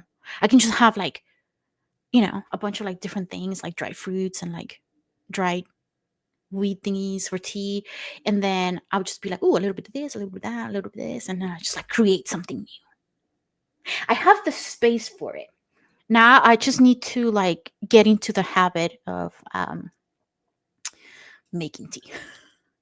Because I like tea I usually go with like hot tea when it's cold, but I cannot do hot drinks during the summer. It's just too disgustingly hot here. So I don't. Yeah. But I think like in my head, right? Like if I have all of the tea already like set, then it would just be easy for me. I think the one thing that I'm missing as well, it's like the little containers where the leaves go, the loose leaf go. I need more of those. I think I have one. I think my sibling just I think he just stole the other one. I don't know where it is. I seen so many like really cute ones. I'm gonna buy a really cute one. All right, focus, you guys. We are trying to come up with ideas of cool things we can do next year with the money you guys have donated today, which is so far $50. So we have bim, bim, bam. Okay, earlier today I talked about some of the things that I wanted to do. I said we have a fundraiser in February. And I hope you guys can join us. You guys live in the it's gonna be in Visalia. Um and I'm very excited for it. How many fundraisers? Collect what? Wait, are we talking about tea? I don't know what we're talking about anymore. Uh, yeah, we also have the um, essentially would be a fundraiser um, for Psychology for Geeks at the Anime Los Angeles convention. Wait a minute, you guys. It's anime. Okay, listen. So one of the things I have really gotten into quite lately, other than tea, has been watching VTubers. And I have been wanting to buy I can show you guys. So I bought merch from a VTuber. Her name is Amatara Khan. And I bought this. Look, he's a butt. Isn't he just adorable? He's so cute. Okay, I'm put it back so I can anyway. So I want more merch from VTubers. So maybe I can find someone at AnimeCon. At Anime Los Angeles. Anyway, point being is that we are using your money that you're not donated in order for us to buy merch that has our logo and that has been created by us, because since we were given the booth space without charge, we're not allowed to sell other things that don't have um, our logo in it. And we got a comment from Facebook to see if I if we have coffee. Yes, somewhere in the house. My parents drink coffee. It's mainly my dad. My mom does it every now and then, but he has coffee somewhere in the house. Do I know how to make coffee? No, I don't know how to make coffee. I have a we have a friend, my brother and I have a friend who comes over quite consistently, and at one point he just brought his own bag of coffee because we don't have any. We just we just drink tea. um when I was living in San Diego, my dad too, he was like um he he he lectured me. He said like, why don't you have coffee? And I'm like, I don't drink coffee, I have tea. And then he said like, no, what if we come and visit you? And I was like, okay, like would rarely like come and visit me because his work schedule was like really weird. um and I was always like super busy. And I'm like, well, I don't know, you go buy coffee somewhere else. And he said like, no, you have to have it for your guest. And I'm like, I don't even know how to make coffee. I like the smell of coffee. I like going to like coffee shops and sitting there and smelling the beans. I don't like tasting it though. And I think a lot of people are like, well, you just add sugar, add milk, blah blah blah. And I'm like, that drink will be so much better without the coffee. Anyway. And I'm like, I just stick with tea. So Yes, there is coffee in my house somewhere. Probably. I don't think my dad finished it. He bought a big bag. Um, that's just another email. If we can live for later. All right, cool. So we have events I would like to talk to you guys about. I already said the fundraiser in.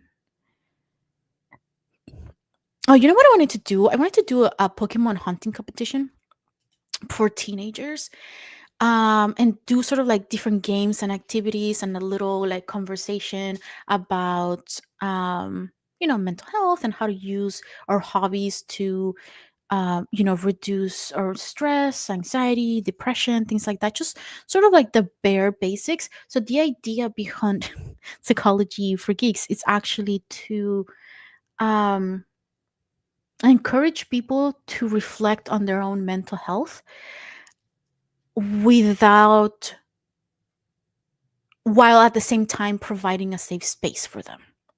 All right. So essentially I am entering their safe space, which is anything that has to do with like hobbies or organizations that they already go to. Like for example, one of the things that I do parenting. Well, it's not parenting, but they just happen to be parents. I do mental health presentations at local organizations that mainly work with parents that have a child 0 through 5. And because they're already going there, I'm like, hey, can you just let me do these presentations for free? They can come and provide resources. And I've encountered so many people there, and I hope next year we continue to see like that growth in people coming and understanding. So I want to be able to meet people where they're at, right? So if somebody finds a safe space in like a comic book shop, then we can have an event there and then just be like, hey, you guys love reading comics? Yeah, how often do you do that? Like, do you guys have, because it can get very expensive to like buy comics. Some of the hobbies or geeky nerdy hobbies can get quite expensive. So again, we can talk about boundaries. We can talk about, like, is it actually helping you or is it making you more upset? Like, do you feel comfortable like with your hobbies and things like that? So that's what I want to be able to do. And I think I talked about like the superhero camp. Please nobody steal my idea. um where we have like different activities and games for the kiddos. Oh wait, I was talking to my brother about this other one that I wanted to do more for like young, well, not really young, like adults. Adults. I consider myself still young, but age and time say otherwise. So one of the things that I wanted to do was this essentially like D&D character build up. Um and that was going to be our way of encouraging people to think about their mental health, right? Like it's going to be like this fun activity where you get to create your own sort of like character based, your own character. I don't want to give too many details away. So yeah, so you get to do your own build your own character. And my bro is here with food. Yes. um and then they learn about mental health, right? Again, me entering their safe space and then just being like, hey, have you thought about mental health and stuff like that? What's the another one that we're doing? I want to do, I'm not exactly sure, so please share your ideas if you have any. I want to do a Mother's Day event, or an event for women in May. I don't have a title for it yet.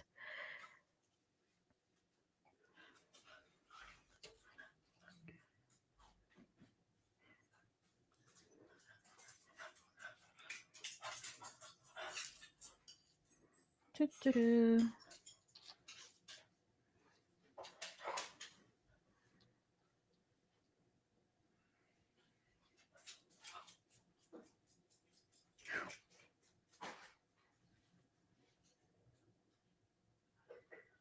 You guys, we got another donation. We're so close. Okay, okay, listen, listen, listen. So let me check my. Wow, so now we are at $80. We're so close. We just need $20 more, and then we are like at the bottom tier, like the first tier. Just $20 more, you guys. Just 20 more. Okay, adding the new person. Thank you so much for your donation. And we're so close. Let's see. The first tier that we're looking at is the Mind Brain mug donated by Mind Brain Movies in two video games, which are the NBA All Stars Edition. I think that's what it's called. I wish I wait. How do I add a picture? Okay, so once we get to 100, it will be three things that we're going to be giving away. It's a Mind Brain Movies mug and two video games. But I think I'm going to lower the thing. What do you guys think?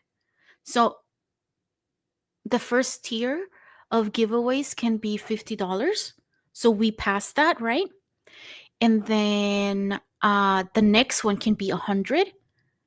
So then here's the thing. If we get another donation of $20, then we can do the Mind Brain movie mug.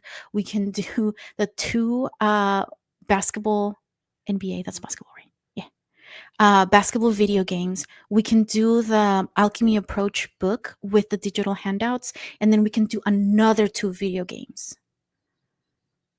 I think it's a good idea. So we just need $20 more, and then we. Okay, listen. There's like, wait, hold on. Let me count. Let me make sure I am. I am counting how many. 1, 2, 3, 4, 5, 6. Okay, listen. There's 4 people that have donated money this far, and there are 6 prizes. So if you donate now, chances are you will win something. Just $20 and you guarantee yourself a prize. Probably multiple prizes. Because again, so $10 is it's sort of like the minimum requirement to enter the giveaway. If you do $20, then that's two chances of winning, right? So the way that I wanted to do it was, if you donate, let's say $50, that's 5 opportunities to win. So the more we drew like tickets or whatever for the winners, if you won, let's say you won a T-shirt or something, right? Then that ticket was off, but you still have 4 remaining tickets. So we just need $20 more, you guys, and everybody can go home with at least 2 gifts, probably. We can do it. Wait, now that I'm here, let me check. Let me check the other apps.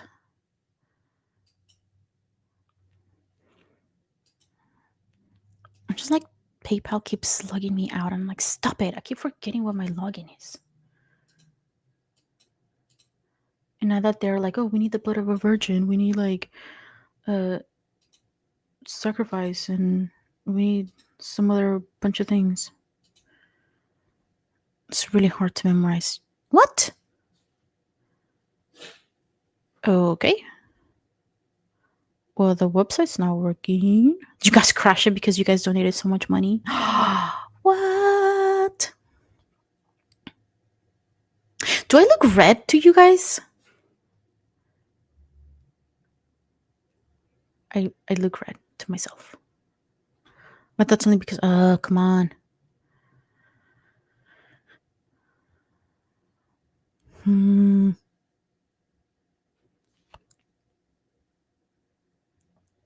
Oh, I do look red? Okay. It's okay. You guys are just gonna see me or think of me as this red skin person. Because right now I have the nightlight on my computer. So if I turn it off, it's like blinding to me. My eyes don't like it.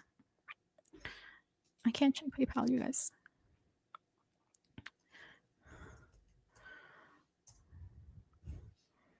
Mm-hmm.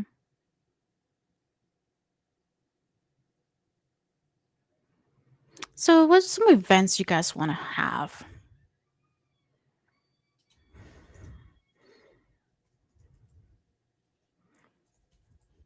Online or in person? Wow, is my internet just like trash? Or seriously, you guys donating so much money, you guys crushed PayPal? One of the two. There cannot be any other explanation, of course.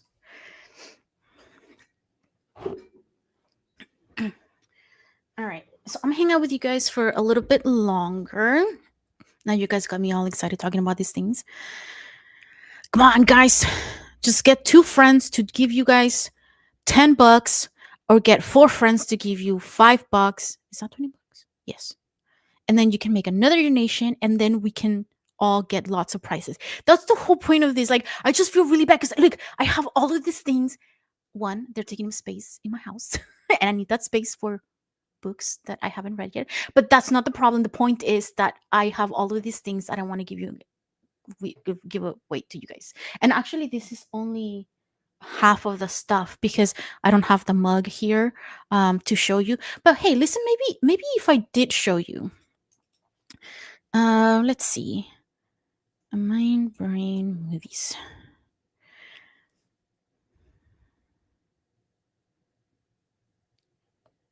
Do we have an Etsy now?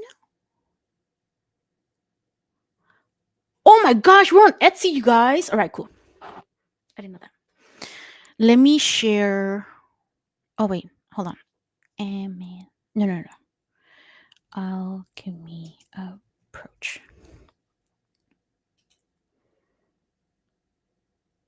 Okay, this one's not logged into my thing. Okay, cool.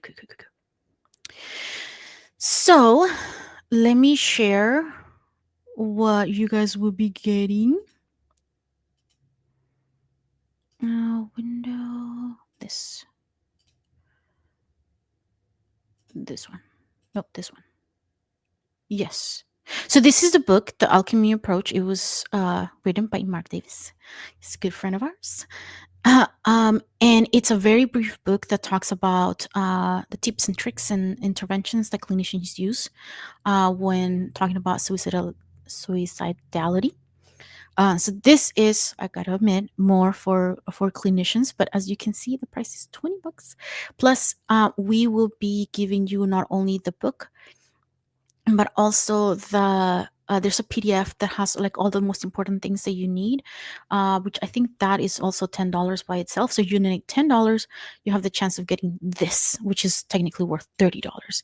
And this is the shirt that I want you guys to have because, yes, this is the Dr. Gremlin shirt. This is my very own design. Oh wait, I want to show you guys the mug. Where's the mug? Here it is.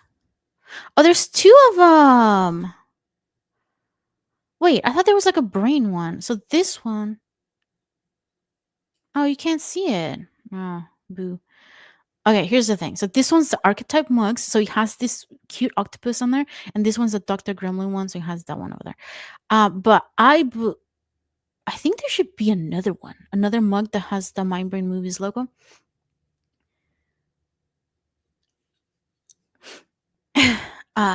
Yes, I do have the infrared red light. Because it's easier on my eyes. Because I do work from home, like all the things that I have to do. About 90% of the things that I do for the nonprofit, I do on the computer, and I work from home on the computer, so I'm always looking at the screen. So yeah, I try to, like, my glasses have like the blue light filter. My phone does too, and then like I do the night light for this, so it's not like super bright on my eyes, and it hurts. And I think it's also like a sensory thing with my ADHD brain. Yeah, so these are some of the prices. Um, what was the other one? Oh, the other ones are also the video games, the NBA All Stars edition and the Top Spin Deluxe edition. So Yeah, 20 more Dollarinos, and it gets really like if one person donates $20 right now, everybody gets like two prizes. Or, well, I think somebody donated $30. So maybe that person might get three.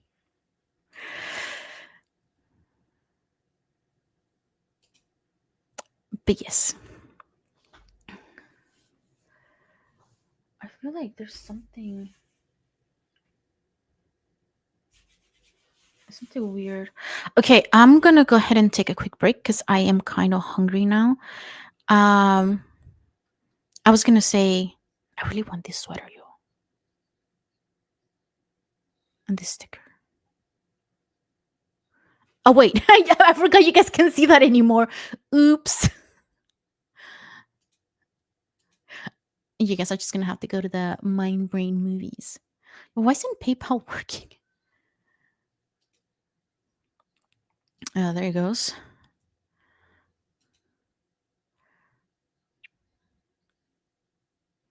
Okay, it has double security, so it's texting me the. You guys, did you know one day I was streaming, um, on I think I was doing some drawing and stuff, um, and I had the camera like up here, so you can see what I was drawing, right? And I think I had another one that was kind of like looking at me, and I was like, oh, um. I was so dumb. I was like, "Oh, let me just like look it up real fast on my phone." And then I put my phone like right underneath the camera and like unlocked it. And I was like, "Oh wow." I took d- I took down the thing immediately. I don't think anybody saw it. Nobody was there. But still, that was kind of scary. Don't do that. Um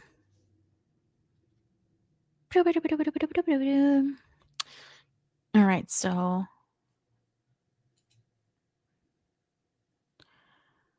okay.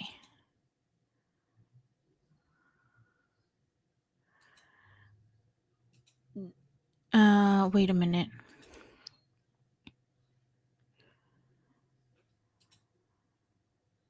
Nope, okay, we're good. Okay, well,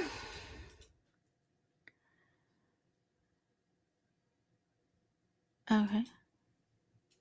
I am gonna go grab my food. I think what I'm gonna do is I'm just gonna put a different screen because now I feel like super self-conscious about eating when you guys are watching. That's weird. So I'm gonna put a different screen up, and I'm gonna do this one, and then I'm just gonna like talk to you guys as I eat my food. I'll be right back. Hold on. I'm gonna go grab my food.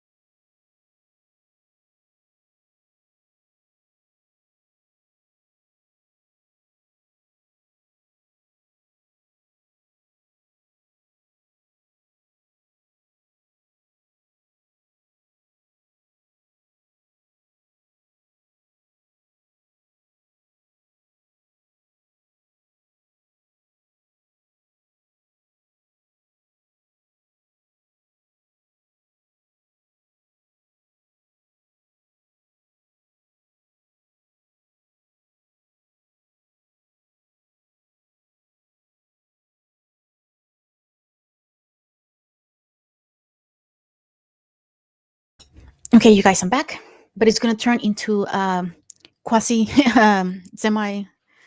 Wait, semi and quasi, is that the same thing? Yeah. ASMR thing because I feel kind of self-conscious now about eating my dinner in front of you guys, so I will not. You just hear me talk.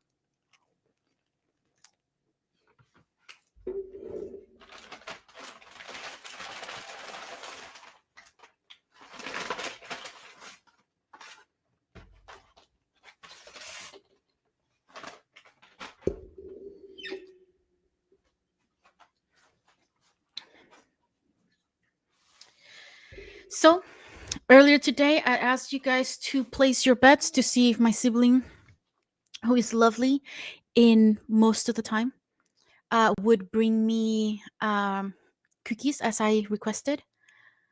And we both sort of agreed that the answer was yes. And we both lost because he did not. But he did bring me dinner, so does that make up for it? You decide.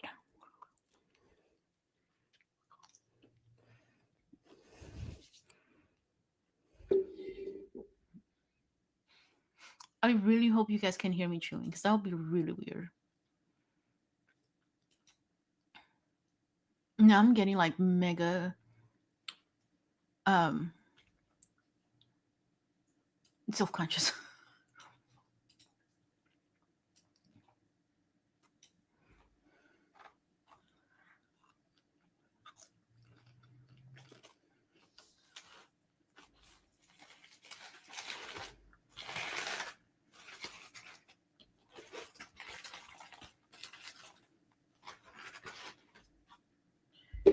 Do you guys like ASMR videos?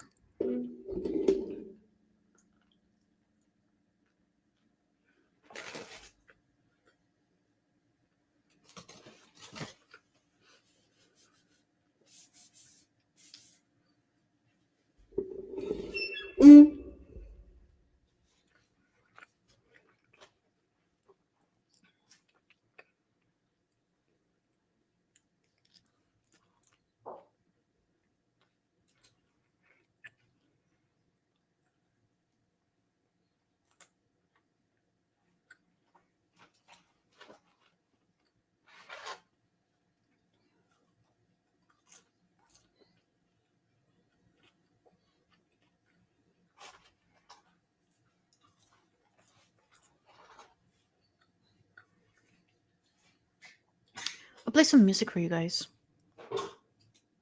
Wait, no, I'll play it on my phone. The more upbeat music. Ooh, that's gonna drown out my chewing. That'll be good. Here we go.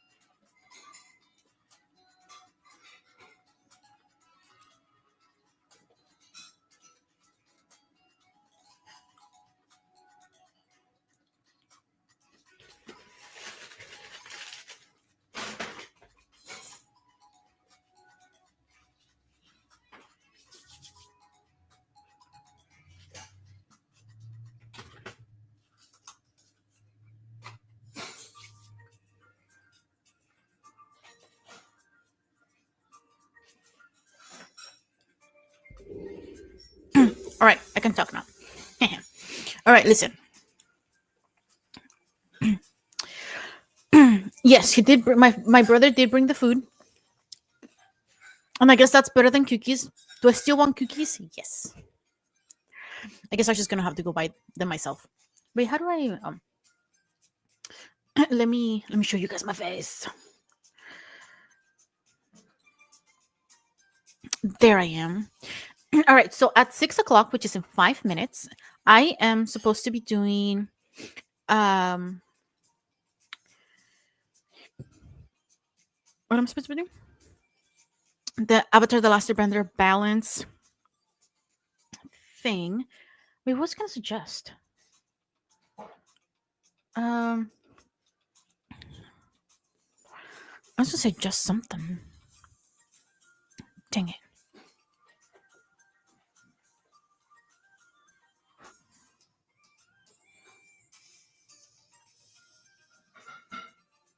I totally forgot now. I was gonna have you guys vote on something, but I forgot what it was.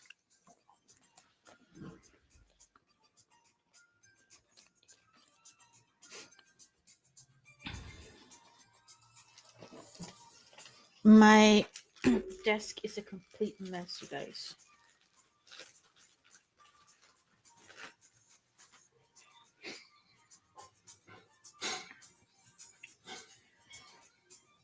There's a fly in here.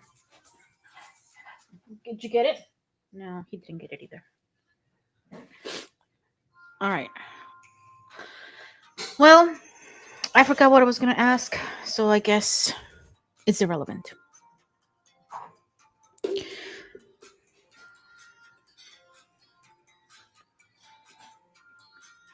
you guys have any suggestions on things that we can do better for the next time? I am all ears.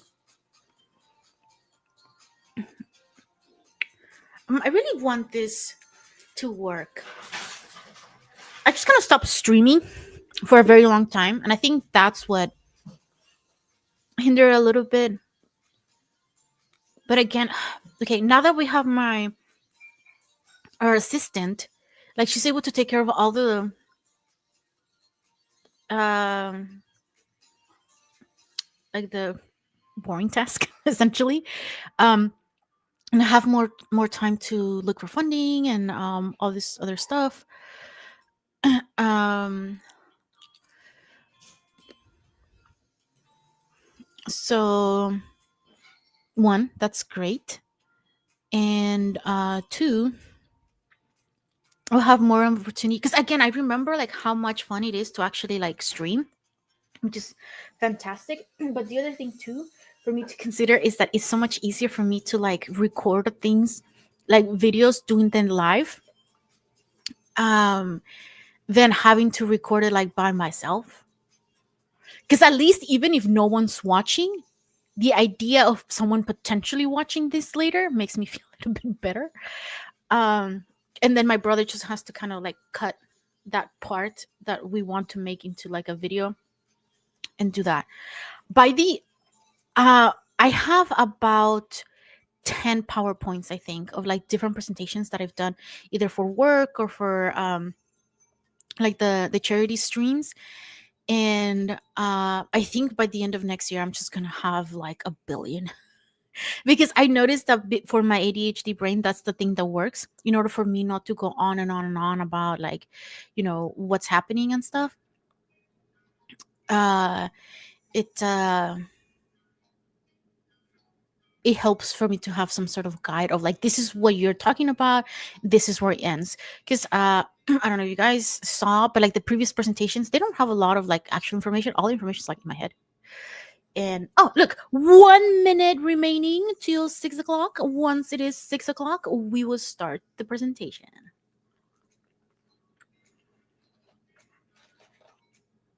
And I'm gonna owe you guys the pictures of Avatar: The Last Airbender, because I just don't have any.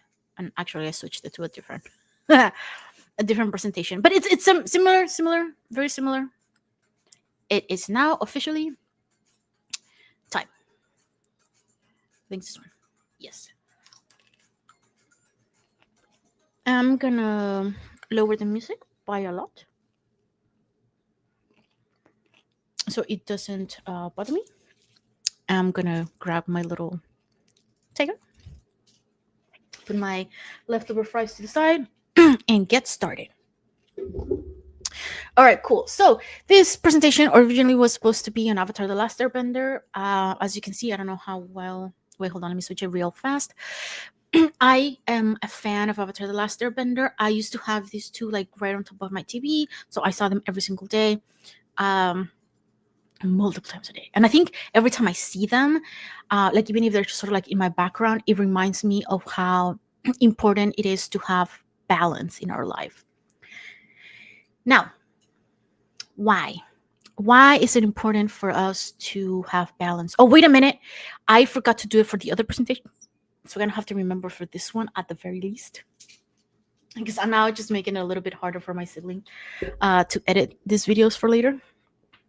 But so I'm going to do a quick intro for YouTube. And then I'm going to do an outro once I finish this. And then yeah, we're good to go. As I always said, like if you guys have any questions or anything you would like to ask that pertains to the topic, feel free to write in the chat. Doesn't matter if I'm done talking or not. I don't know. I would rather we make this into sort of like a conversation thing as opposed to me being up here and like just lecturing the whole time. That's boring. What was it? Oh yeah. Well, hello. Today I'm going to talk about life-work balance. This is one of the presentations that I am doing for the charity stream.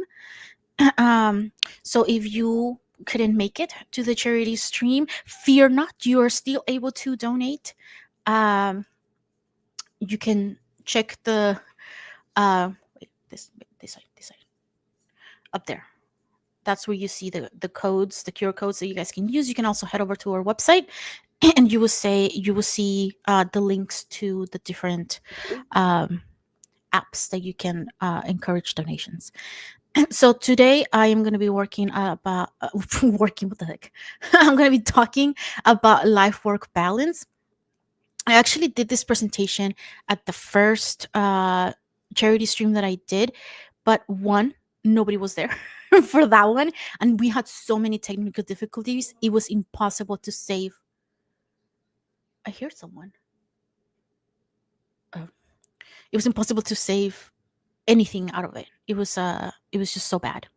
So I'm gonna do it again, and hopefully this time we can actually like save it and put it on YouTube so that everybody can enjoy it as well.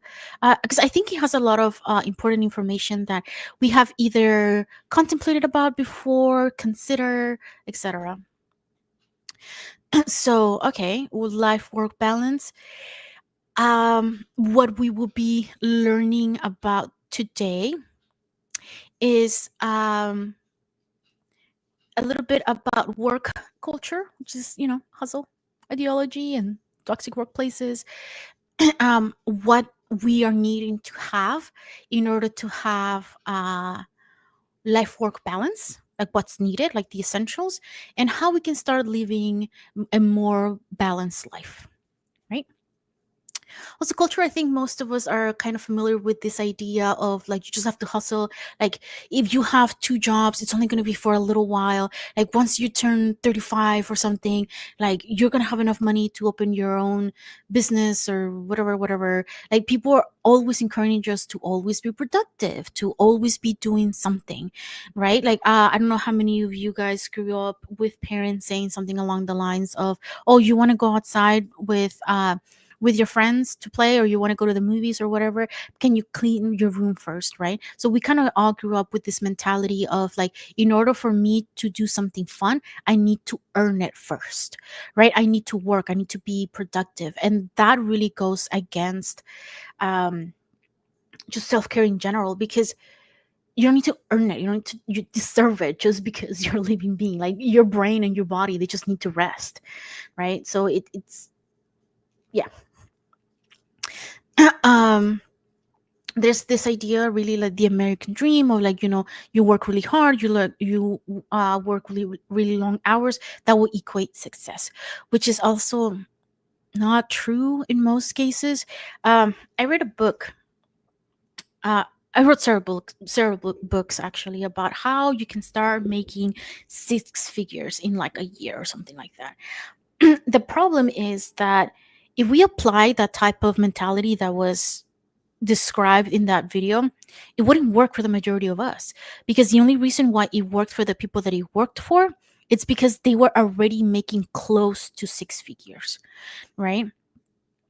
That, or they already had the education, or they had like enough financial support from someone else to be able to take this leap in like starting their own business or doing something, right?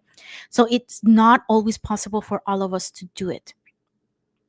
When we sort of like buy in, sometimes not necessarily that we are buying in, is that's the expectation. I hear a lot of people that I work with, they say things like, well, yeah, my supervisor's like, yeah, as a, as a leader or whatever, like that's your job to always be working, or to, you know always be answering the phone, even if it's like your workout, like after work hours or whatever. Like that's what it means to be like a leader. And I'm like, no, that's not, that's very toxic. That is not and should not be the normal, uh the norm, just in general. We tend to forget about our personal well-being, right? Because we're so focused on making sure the work is going well, we're putting out our time and energy and effort into grinding. um and like I said, it's counterproductive, because you're going to end up getting burnt out eventually. And then I hear a lot of people say things like, I don't want to take time off because what if I get sick later, right?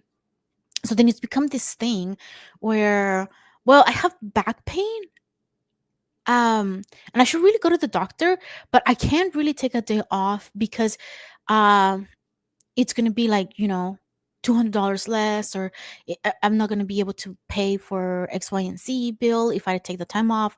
Or like, I don't want to, like, what if I need it later, or like I'll rather take a vacation or whatever, right? So that issue goes unaddressed, gets worse. You end up in the hospital for about 2 weeks. Now you're not getting paid, you're not working, and you're really sick, right? So then it's just sort of like this counterproductive. That's why having balance is so important for us. And right now I'm talking about more like work life balance, but you can apply a lot of the same things that I'm going to be discussing like later on, to anything in your life. I think there's a lot of expectations that we have for ourselves, or that other people have for us, whether it be society, supervisors, bosses, whatever. um, a lot of the times, the effort that we put in into things, or how long it takes us, it's not recognized. And it just, there's so many things that are not accounted for when people say you just need to hustle, right? Like, what if you're already putting in like 15 hours a week, 12, 15 hours a day into work? Like, how are you supposed to work more? How are you supposed to have a side hustle if you do that, right? What if you have two jobs because that's all you can have been able to find, and then they like interfere with each other, or like, you don't sleep very well. My dog scared me, sorry. Right? Like, how much effort are you putting? Like, a lot of people are like, yeah, you just need to try harder. I've had so many like supervisors, or I've heard about a lot of supervisors say things like, we're just not trying hard enough to do these things, or you need to try harder, or this is what it's like. And I'm like, one, no, it is not the same. Okay, everybody works different, everybody has a different amounts of energy and effort. So for example, take someone who is neurodivergent like me. I don't do very well 9 to 5s.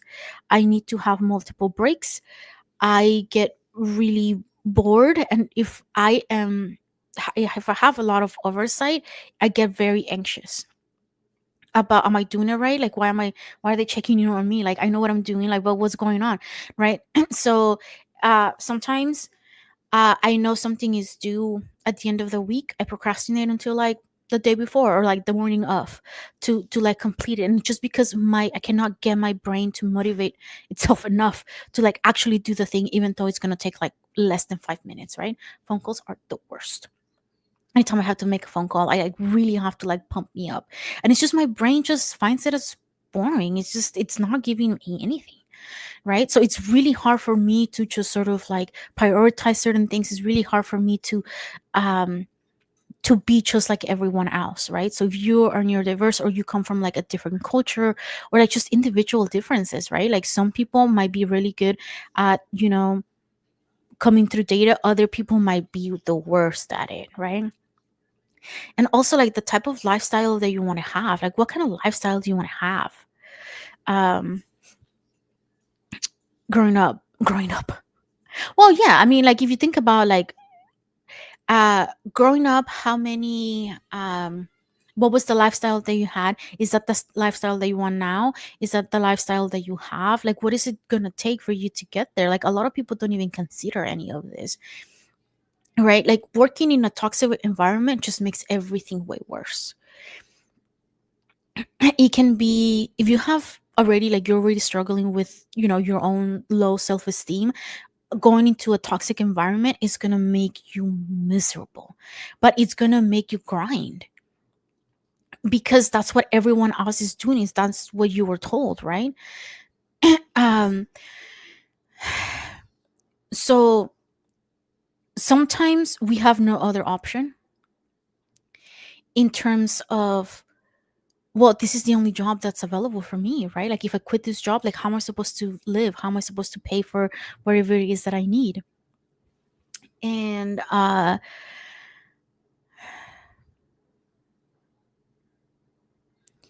how, like what other options do I have available to me? Like can I go to HR if I'm, if this is very toxic, if I'm asked to work more hours and I'm not getting paid for it? Like all of these things can make it very difficult for us to leave that environment. Sometimes it's, again, like follow the leader, where I was talking about earlier, where like if your supervisor is just a workaholic and they're working a lot, then you kind of like, they're setting the standard, right? And I think I saw an email at one point that I really like. I think somebody turned it into a post, and like at the bottom of the email, where usually people write like a quote or something like that, this person wrote, "I am sending this email because this is the time that works best for me." It was like 8 p.m. or something like that. They're like, "Feel free to answer this email at a time that's convenient to you." Right? So like, yeah, like there's people that are more like night owls. They work better like at night, or like super early mornings, or some people that are like, I can only do mornings, or my brain shuts down. So like all of these things we have to like consider. So in your current work environment, just check like what's your self-esteem level. What are the options that you have? Like if you find that it's a toxic environment, or environment that it's borderline toxic, or it's just somewhere you don't really want to be, that it doesn't feed the things that you really want to accomplish, then think about like, are you following the leader? Are you just sort of like doing what everybody else is doing? Are you aware of the options that are out there? Have you talked to anybody about this? What's your self-esteem like? How comfortable do you feel advocating for yourself at work slash outside of work as well? Biggest thing for everything, this works, like in order to have balance with things, you have to set boundaries, and you have to set these boundaries for yourself. So for example, that's something that I kind of had to learn, because I did face depression and burnt out when I was uh just like a few months ago, really. When I was trying to build this nonprofit. And um I had to write in my calendar, this is my day off and I will not be working on this day. I had to say, this is my availability for work, and I cannot take any clients before or after this time. I said myself, I realized that I can only do 3 clients back to back before I need a break, because otherwise I get just like completely emotionally burnt out. Excuse me. So then I set up breaks for myself, and they are wonderful. And I'm not like as stressed as I used to be when I was just doing back to back clients. So really, you have to sort of like understand what it is that you need and how you can work, with your environment to set those boundaries to benefit you, right? And I think the one thing that sometimes a lot of big organizations don't take into consideration is that, hey, listen, if you were to sort of like pay attention to this one person that is really trying to like take the company in this brand new amazing direction, if you don't pay attention to them, they're going to get burnt out, and then they're going to stop helping, and the company is, instead of like continuing to rise, it's just going to like stagnate, right? And unfortunately, there's a lot of companies and a lot of jobs that they're like, well, you don't want to work here, or like you don't fit in, you're not doing XYZ exactly the same way I told you to, even though your way is better and more effective, and cost con- cost reducing thingy. um like that's why a lot of like neurodivergent people end up like having their own businesses, because we just don't work well within so many confines. um so set boundaries for yourself. And this is just a basic presentation, so you kind of have to figure out on your own what boundaries you need to set. I gave you tons of ideas. Hope they help. And here's like another way to get started, right, on setting those boundaries is having a certain communication. Sometimes you do not only have to set boundaries with yourself, but the people that you work with, your family members, friends. Using a sort of communication, using more I statements. I feel this way. I think. I know. Instead of like, you're making me feel sad or you're making me feel angry, because those are accusations that we're throwing around, and technically it is not other people's responsibility what we feel. um know your values. Again, when I was talking about like what is the lifestyle that you want, are you living according to your values? Because if you're not, you're going to be miserable. So when I was in grad school, I went through words are not coming out. I went through a phase. There you go. Or not a phase. Like I just went through a period of depression. There you go. Because I was forcing myself to be someone I was not. I was forcing all my ADHD symptoms. I was pushing them aside. And now I understand that in order for me to retain my creativity and my energy to continue like working and doing things that I don't really find interesting, I have to have an outlet. I have to have something I'm obsessed with, whether that's reading manhwa, that's reading fan fiction, or like watching streamers or something, because that gets my creativity going, and that's what I'm motivated by. If it's fun, I am there. I will work hard if I think it's fun. I think this is why I've been working so much to try to make this nonprofit happen, because it's so fun for me. And then meeting all these people and talking to all these people and how it's been helpful, or sometimes just making that connection with another person, it's something that we need. So I'm really excited for next year specifically. We have a lot of things coming up. We have wait, I already went through this. I'm just going to continue the presentation. Yeah, so if you're not living according to your values, you're going to be miserable, right? Earlier I mentioned how for me it was more worth it for me have to make just enough money for my day-to-day living necessities, and like paying all my bills and stuff, and only working part-time, because that allowed me to do what I really wanted to do, which is help my community and dedicate time and have time and energy to helping others. I mean, my profession is already a helping profession, but I cannot do full-time therapy. It's too many clients. My emotional um, state would just like combust.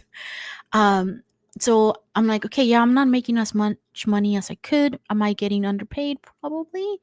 But I think to me it's worth it, because I'm able to live according to my values and have the lifestyle that I want.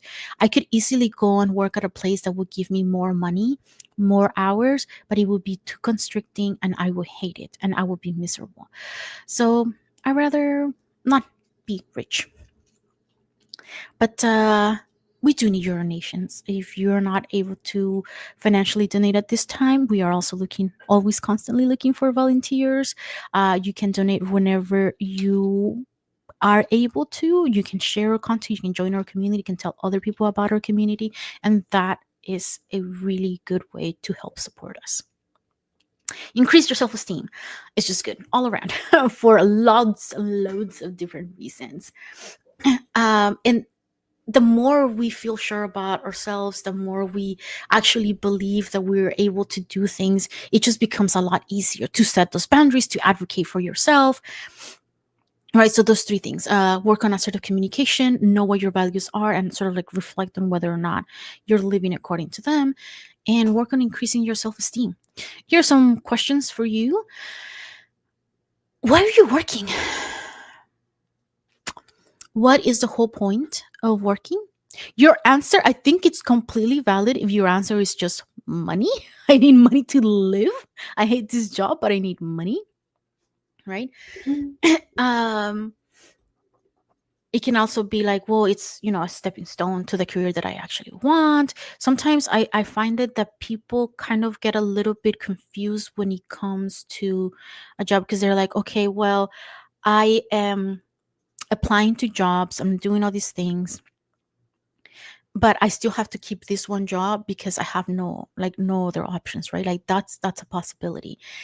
Sometimes though, it's so scary to jump from one place to another because we don't know what the other place is going to look like. Right? So sometimes uh we stay in this environment even though we know it's toxic, because at least we know what this environment is like. Right? Yeah. And it's like I said, it's completely valid to work just because you need to eat. I mean, unfortunately that is that society that we live in. Um but I think my point with this presentation is that if you're able to find a place to work that also gives you more than just money, like some sort of like a sense of fulfillment, or allows you to have that lifestyle, or at least having connections with other people, I think that is fantastic. um it might not be possible for everyone, but understanding your limits and the type of lifestyle that you want to have and things that you're willing to give up, right? Because like I said earlier in my example, I essentially had to give up making more money to be able to live the lifestyle that I want and to live according to my values. Right? So sometimes you do have to make those concessions. Sometimes it's like, well, I really just value money, and so I'm going to do this job that I kind of don't really like, so I can make enough money to like retire early, right? Per se. Great. Just make sure that there is like still a balance in that, right? Like it doesn't matter why you're doing your job, as long as you have that understanding and you're working on maintaining that balance. Because without that balance, it could, you get to like your own retirement and it's just gonna like kind of suck because you completely burn yourself out and now you don't have any energy to enjoy your retirement. Know your limits and know the opportunities you have available to you. If you have an opportunity to go to a different job or lead a better lifestyle, look into it. Maybe take baby steps towards that. I think I did a post, I think, about manifesting. And in order for us to manifest the lifestyle that we want, the job that we want, we have to actively work towards that. We can't just be like, well, I'm just gonna wait here until like $1 million appears before me. That's never gonna happen. Especially you never play the lottery, um, but yeah, this is something we have to like. So when manifesting something, you have to dedicate time, effort, and energy into making sure that you're going in the direction that you want, and that's what makes it happen. It's not,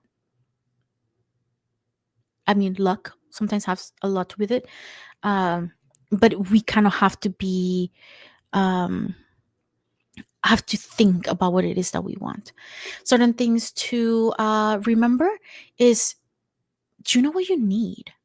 What are your needs? What do you need when it comes to work? Like, do you just need to make a certain amount of money? Do you need certain accommodations when you're at work? What is your job offering you? Is it good? Is it worth it to stay there? Do you feel valued at work? Is there anything that you can do differently, like advocating for yourself, going to HR, seeking, like, mental health professional? um I think there's a lot of different options, and sometimes we get so caught up in, like, well, there's nothing I can do. Like, I don't get a raise here, I don't do this, I don't get whatever, like everybody's like super mean. And I'm like, yeah, but you can still change your mentality in the way that you enjoy your work, right? my my desk is a complete mess, but I know that because of my ADHD brain, my anxiety, I'm very often understimulated, so I need a lot of stuff. I'm a very visual person, so seeing a lot of color, like, in my background, makes me happy. And let's be honest, I am staring at myself all the time because I work with other people, and I just look at me, which, and I look at my background, and then I look at my cute doggy. Look at, he's so cute.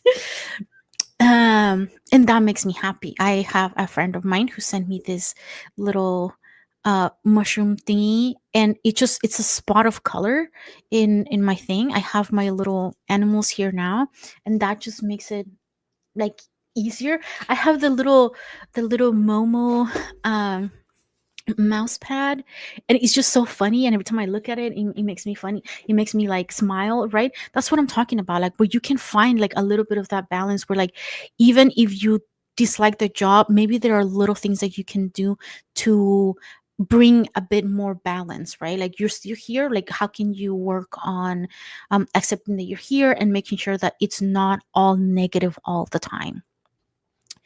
Thank you. That's it. Oh wait, I have to do the intro for outro for YouTube. Thank you so much for making it to the end of this presentation. I hope you found that helpful. We will be doing tons more of these. If you have any ideas of things that you want to hear from us next, or topics or fandoms and stuff, like, please make sure to write in the comments. Don't forget to check us out on our socials at Psych for Geeks. That's Psych, the number 4, and Geeks. Join our community. We're also on Discord. We are on Patreon. If you are wanting to donate or volunteer, we would be more than happy to have you. Don't forget to reframe and re-enchant your life, and we will see you on the next video. Bye. All right, cool. That was my outro for YouTube.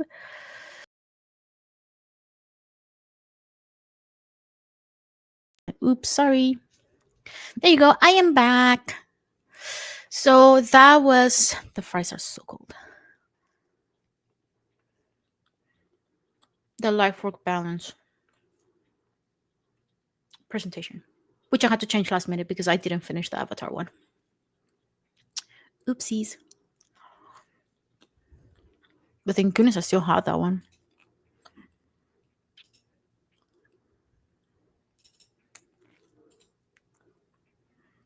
Mm-hmm. All right. So we have a few more hours. And just to remind you guys, 20 more bucks, and pretty much everyone who donates can go home with at least 2 gifts, because we have a lot. Look, a lot. Mm-hmm.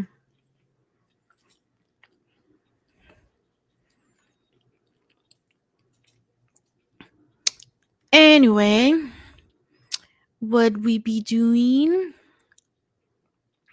Wait, I forgot. What's the next thing on the agenda? What's an agenda, schedule, whatever it's called. Oh, well, it's at 7. We're supposed to have the community cosplay showcase, but only one person submitted pictures, so it was super awkward if I only show one person's cosplay. So I'm just gonna play games. I haven't finished the game I was playing earlier, so I'll play that. Mhm. Oh, which let me open just Power Wash Simulator.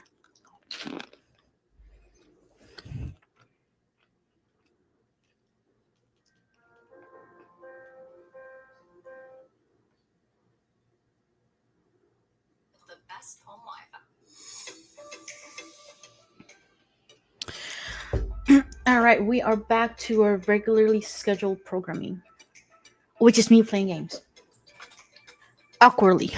I have to move everything around once again. No. Dogo's gonna eat that if I put it there. All right, let me just open my laptop so I can see people's comments as they come in, or ignore them like I was totally unintentional. Oh no! Oh, tea. I still have tea. Forgot about that.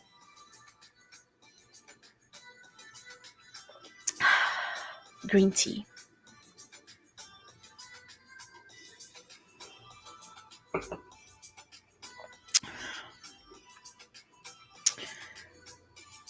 Da, da, da, da, da, da.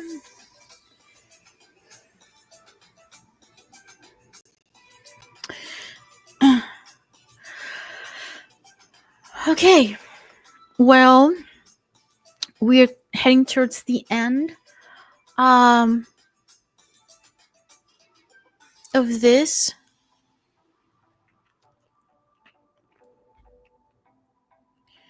I'm a little sad, you guys. I really did wish we had a bigger turnout, which I understand. It's the middle of the week. It's not always possible. But I for sure thought we're gonna have a few more people. So I am very, very grateful for those who already donated and who are hanging out with us today and geeking out with me.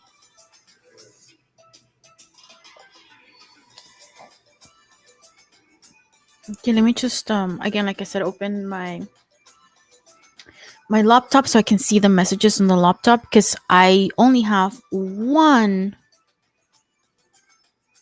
monitor.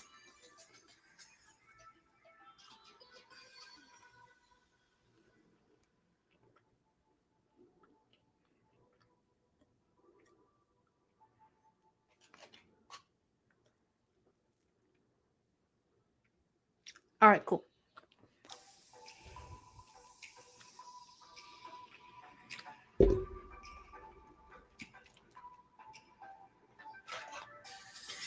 Dun, dun, dun, dun, dun, dun.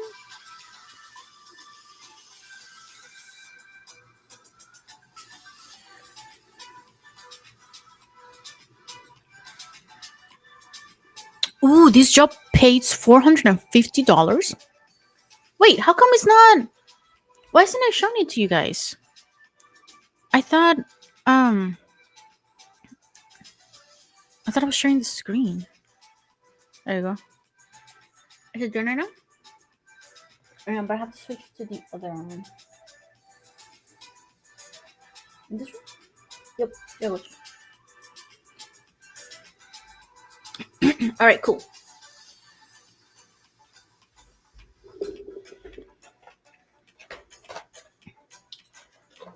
Resuming my job.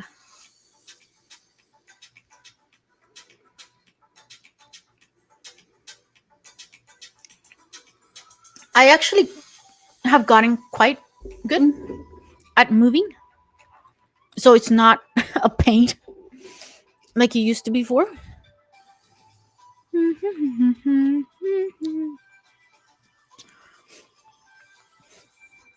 Part of me thinks that I should be just being like, come on, guys, we can do this. We can get more donations, blah, blah. But I think there's only two of you, and I guess I'm pretty sure you guys have been here for a very long time. If you have not, well, welcome. Welcome to the stream. We are just chilling.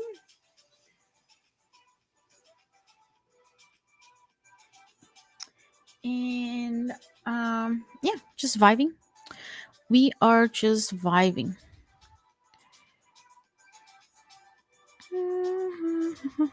If you have not had a chance to donate, please check out the QR codes here. I got good. I was like doing this earlier today because I couldn't figure out where to point, and then it hit me. It's the opposite. It's this mirror. Anyway, yeah. Check out the QR codes. Donate 10 monies. You donate 10 monies, we will. I think we have. Well, I changed it because we didn't get as many community members participating in today's charity event. So technically, we have the first tier of for us to reach in terms of donations was $100, but because that didn't really happen, uh but we are so close. We're so close to 100. We need 20 more dollars and then we'll make it to 100.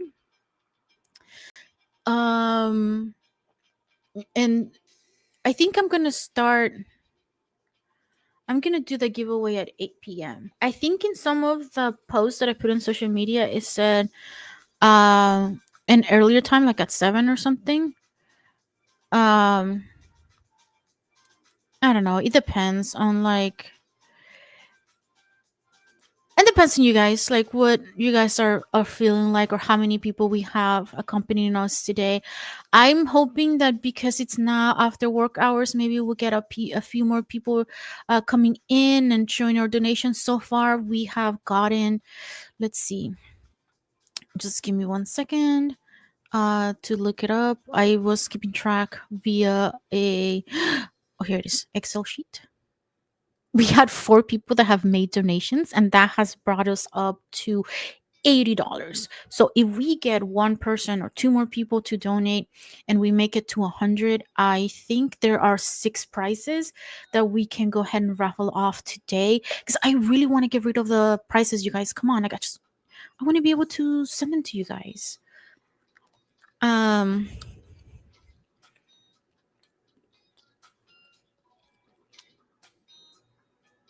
and I feel bad. I just feel bad because a lot of people, um and me, like me, I would admit it's also me. We worked really hard on this, and it just didn't work out. I think sometimes it just happens. It's okay. I think that wait, how do there you go. Sometimes it happens. Like some people, sometimes you get a lot of people. Sometimes you don't get a lot of people. I just feel bad for all the people that made their donations and were really to help out. So I mean, I know we can reuse them for another time, but still, I feel bad. Anyway, but I'm still very appreciative of those of you who have been hanging out with me today, chatting with me and just geeking out. We did kind of have a Q&A earlier today, but not a lot of Q's, just a lot of me talking.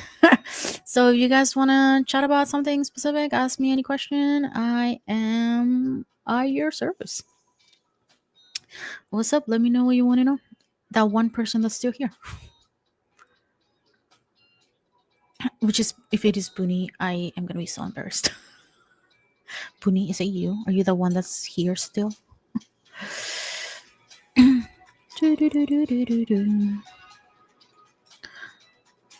There's okay. Sometimes I can't really tell if it's because I didn't clean my computer screen very well, or it's because it's an actual like dirt.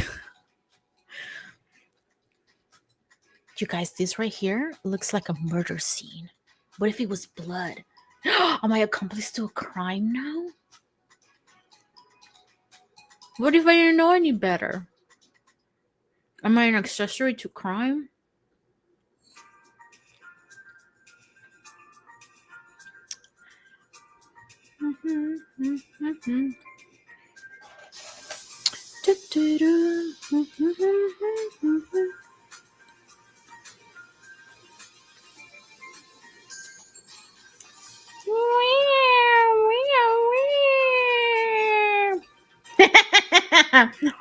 I do it on the table too. Ooh, I can do it in the back.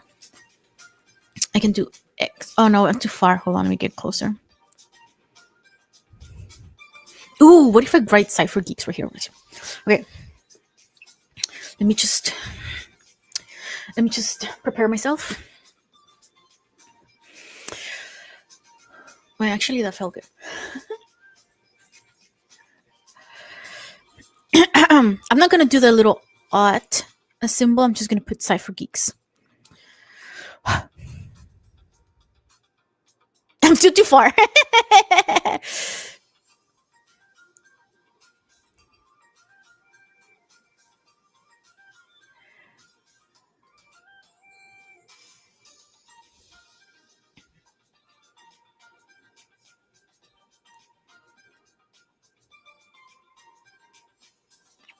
It's not gonna fit. I made it too big. Ah! E. E. E.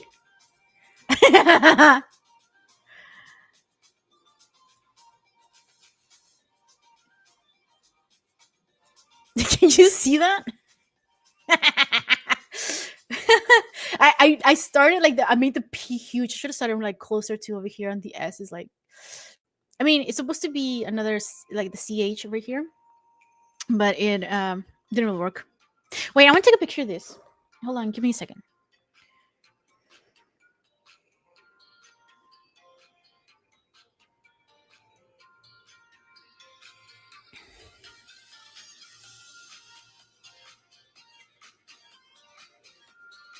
Wait, maybe I should. Oh no, I forgot I needed to do this. Okay, just for a brief moment, I am. Whoa, what is this? I didn't mean to open that. I'm gonna remove the night light that I have on. Actually, that feels a lot better in my eyes now. Maybe I should. Maybe I'll leave it like this. An attempt was made. Not very good, but it's still there. Oh no, I forgot if the YouTube's. There we go. Beep. Oh, that looks like a man. Me. I'm dead. It's a crime scene, you guys. It's a crime scene. Let me give it a leg. Yeah. Wow. That looks like a hammer. All right. Back to work. Back to work. Nothing to see here. It was just dirt, not an actual crime scene. Just kidding. Just kidding. Um.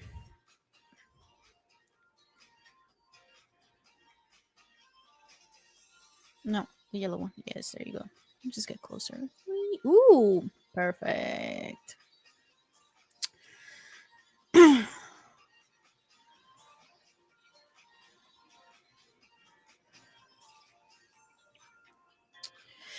So anyway, what have you been up to, you guys? Anything happening in your lives?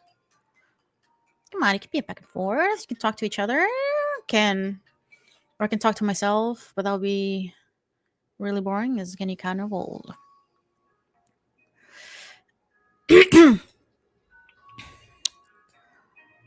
So I would like to talk to you guys, see what's up, what's it going, what's going on, what's up.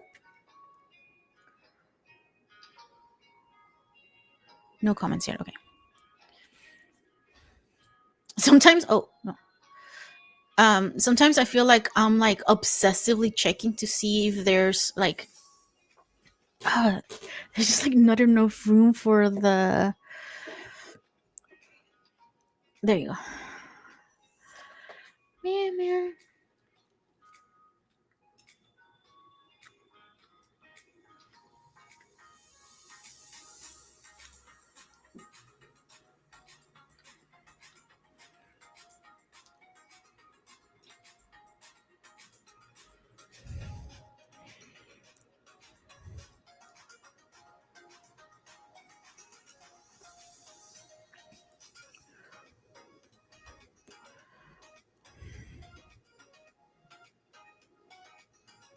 Okay, Somebody bring up a topic of conversation because now my anxious brain is starting to think about weird, horrible things. Wait, hold on. Let me see if I can bring my brother. I'm gonna mute myself for a second so I can yell at my brother. Oh no, wait. I have to do it on this one. Do I? Oh no, I can just mute it over here. Ooh.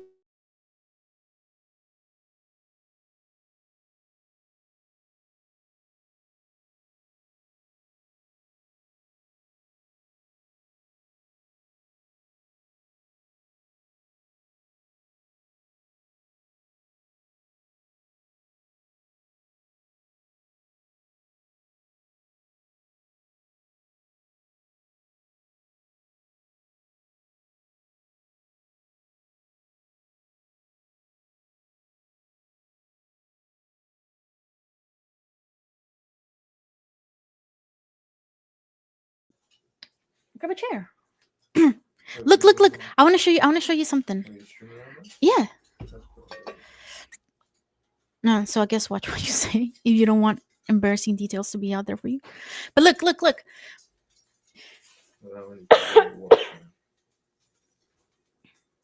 There's one person like, oh my god. Is it you? That's probably you. I tried to write psych for geeks, but it didn't really work. I made the P too big. That's fucking hilarious. And then over here was like, it's a crime scene because it's a guy, that guy. Grab a chair. Just gonna hang here, please. So at least I can talk at you. I was telling them earlier about the. Is that dirty? I don't think that's something I needed to clean. About the One Piece scandal. My One Piece scandal. Emergency scandal. How would you describe it? Oh, yeah. It's fucking hilarious. You got a lot to read. Okay, how many? How much do I need to read? Yes. All of it. I just need to read all of it. What number are you at right now? That's easy to answer. Hold on. I pulled out the books. I am in chapter 801. Oh. Wait. How many chapters are out, like in total? 1,113 or something like that. 1,001. That's like 300 chapters. Oh, yeah, you're good. Easy. It's only 300. Says I. When I have to go to the god and I'm like quickly like studying up, you're gonna be like, remember the things like easy. Because I only have up to. But aren't they in what's the app? The manga thingy? Yeah, but you're gonna have to pay for it. But yeah, it's like $2 a month, right? In a month I can finish reading them. Yeah, probably. Yeah, $2 for 300 chapters. Wait, how many? Yeah, no, less. 300 is what I'm needing at this point. But I think it's less because I still have like half of the box set over there. That's a different arc.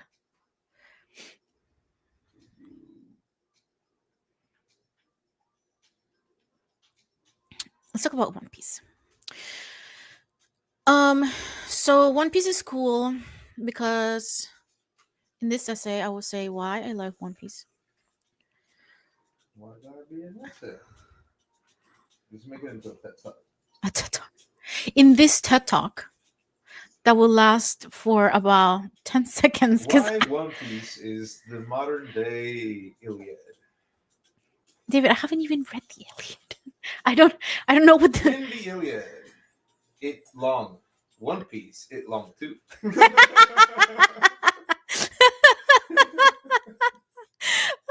Genius. I'm gonna steal a joke. What do you mean I am? Excuse me? Hey, I got proof right there. I outed myself and I said I will steal it. I don't care if I get caught. I would be like, yeah, and Ooh. what? What are you gonna do about it? You're gonna get taxed by the funny police. The funny police. You're like AKA me. No, dude, they're real. Be scared.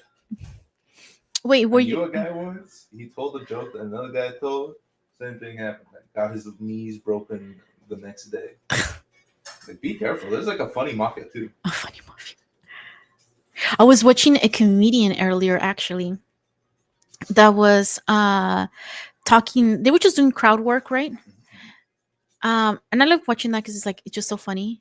Sometimes you don't know what to expect from the people and stuff.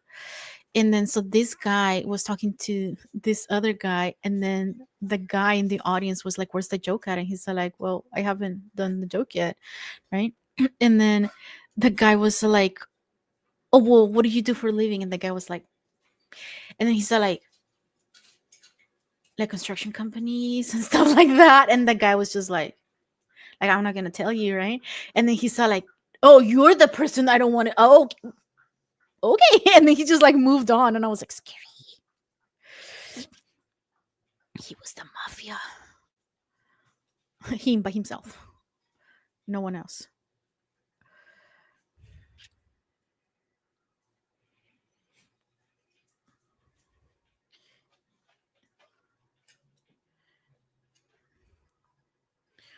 Isn't Game of Thrones like also really long? Yeah, but it has a terrible ending. You're like, wait, no, but I went to that's reading the books. yeah. Are the books even over You're yet? not gonna read the books. I know. I'm just saying, but I'm just saying because you said I'm only saying that so you don't buy the books no. But point being is that you said that One Piece. and then just never read them. You said One Piece was the modern day Iliad No, because take my it's not. word back. It's a modern day Odyssey. Is what? Okay, why? Because they're both on boats. Ah! But they're also both on boats for a long time. Ah! And they got characters and things happen, and then there's like background stories. Hey, it's pretty cool. You're describing every single book ever made. No. This one's different because you see One Piece, there's pirates and ships. The Odyssey was a bunch of old people and ships. They're dead now. They're fucking old. Weren't they also fake? It's not a real It's story, another is it? story. Yeah. Listen, the Bible, the Odyssey, and all of that, it's just someone's canon. It's not mine though. I'm gonna get you in trouble. Me, I don't know how much of my. Well, you do have a deep voice, so maybe the microphone is picking up a lot of what you're saying. Someone stop me now.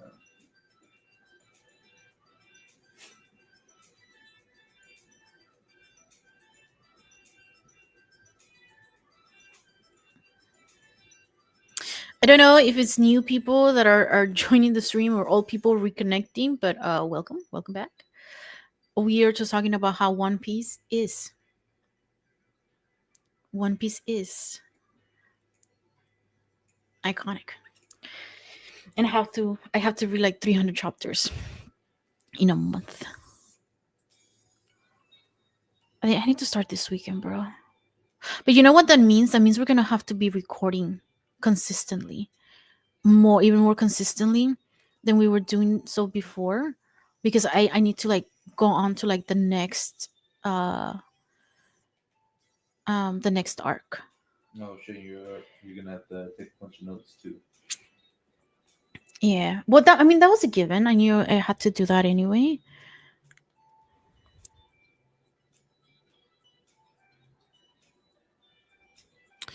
All right. Chair. Table. Lisa. Ooh. This is actually quite satisfying. Oh wait. Crouch. Ooh, much better. Ooh, make it rain, make it rain. All right, one person that is it you? Okay. Potentially me then. One person that is watching us right now. Hello, welcome. And good to have you here. Uh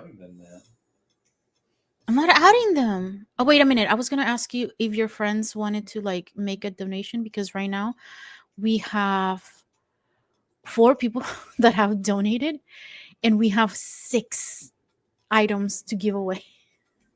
That's crazy. So if we get another donation of 20 monies, then we can do the giveaway and everybody's gonna get a prize. That sounds pretty neat.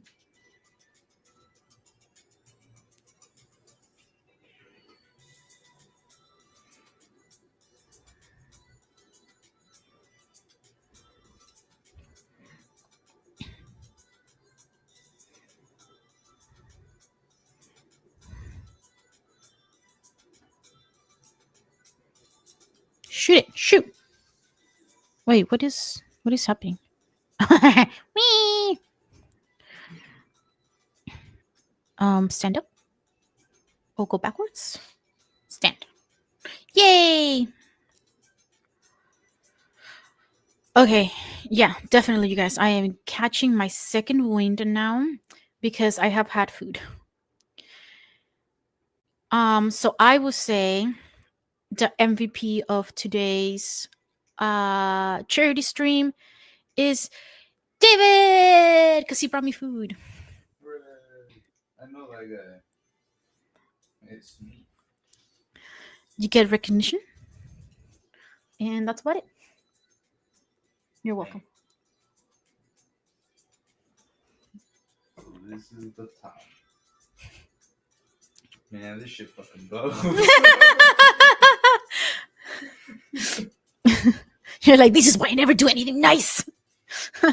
The reward sucks. That's what I'm saying.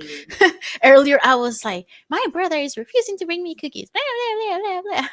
And then, like, 10 minutes before, I was like, I would like to thank these 3 people in particular, and it was you, one of them. I was like, is he like contributing like a ton to like the making of psychology for geeks? I am just so thankful for them. And 2 seconds later, I was like, siblings! Oh my gosh, the worst.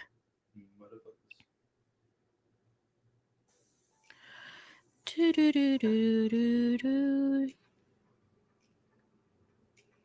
Listen, it looks like there are 2 people watching. If you live in the Central Valley, please donate 10 monies right now. And chances are I will deliver the prices to your door because that will probably be cheaper than me mailing it. And also donate $10 and get a prize. We have 4 video games that are up. I think it's 2 NVA. Ones. I forgot what the other ones are. Only one person's watching now. Okay. Wait, were your friends thinking of donating money? Ask them. Because I think you asked me for like the QR codes and stuff. I gave it to you. I don't know if you sent it to your friends. I was like, again, if they live in the 559 area code, once again, I'll probably hand delivered. Listen. Donate. Wait, wait, hold on. Yes. No. Listen. Oh no, they know where I'm located. Not exactly, but they know I'm in Corcoran because that's the location of Psychology for Geeks. Anyway, point being, if you're in the 559 area in California, donate $10 right now, and if you win a prize, I will directly take it to your home and give you a handshake, fist bump, or patting the back, whatever you prefer. Did that sound creepy? That sounded rehearsed. I'm pretty bad. Shut up. I'm trying my best, okay? Just need $10, you guys. Actually, 20. We need $20 so we can get to 100. And then $100. Let's see, what is $100 gonna give us? That's half of the. Well, that's probably enough for the stickers. $100 worth of like stickers for us to sell. Not enough because it's gonna be a 4-day sort of like con event. So I don't think it's like enough tickets or stickers.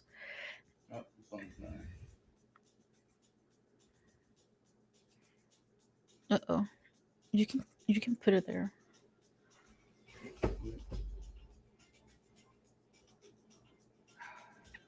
You won't be able to play with it though. Sorry.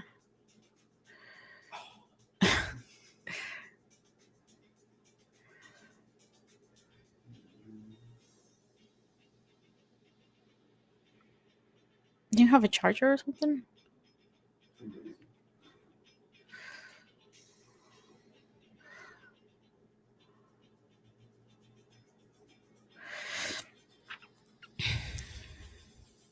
Well, also, if you live in the 559 area, consider going to some of our free events, joining our Discord, joining our Patreon, donating some money, volunteering with us. Um, all of that stuff.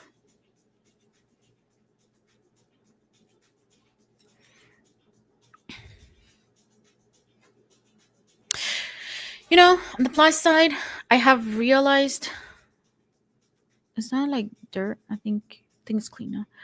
I have now realized that I can play this game without getting motion sickness. But the key for me is to go up and down. If I go side to side, oh, that is immediate death of my tummy.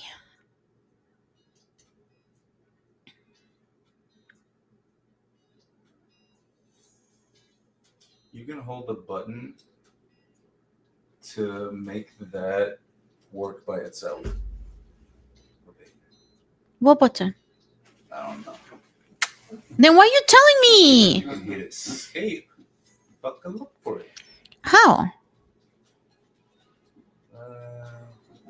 Should be somewhere. The top three bars, top left. Over here? Options. Look for like key binding or controls or something like that. Yeah.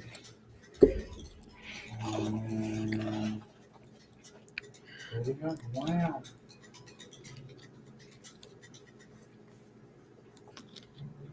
I'm gonna plug myself into a wall. It doesn't say. Keep going down. No more. Mm-mm. It's like hold down button for something. Mm-mm. You see where it says aim mode? Would you like to guess what that does? No. Where's it? Where it says C. Uh-huh. Yeah. That's So just you to aim. push C. No, watch. Yeah. It doesn't do anything. Okay, do that and hold down the trigger. No, don't push. Hold. Hold C. Hold, yeah. And then Then what? hold down trigger. And then? Move it around. No. No, everything at the same time. Come on, everything at the same time. And then can I let go of it now? Of the mouse? Ha! In your face! Vindication! What did you break? Is it It's not me.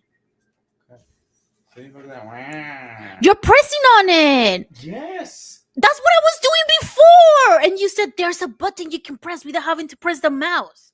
No, it's not without. Look. And then you hold it and you push it and then.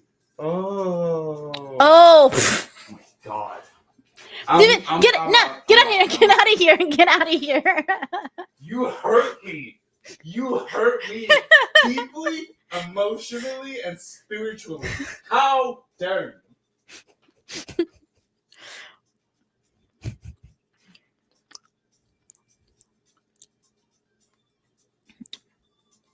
Well, now I don't like it.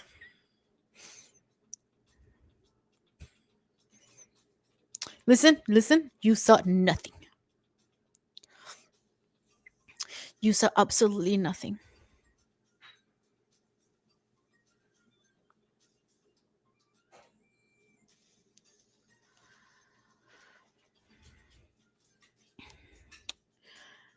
Okay, you know what? Note to self: I think I should have done this over the weekend. That would have been better. I just thought it was. I don't know. I don't know. I did have to take the day off today. I guess I wasn't thinking. Well, now I know. I think that's one of the things that I enjoy about what, not necessarily I enjoy, but one of the benefits I see in working for Psychology for Geeks, um, is that, or like planning all these events and doing all this stuff, is that I have zero experience doing this, you guys. So this is for um so now I know, right? Like now I know, don't wait until, even if it's given Tuesday. I think it's better just to do it over the weekend. Maybe we'll get more people interested, more availability on people. And now I know. Actually, before I started my nonprofit, I didn't even know Giving Tuesday was a thing. And I also very much understand the economy these days is not great. Psychology for Geeks has some reach, but not all that much. Not everyone may be in a position where they're able to donate or be a part of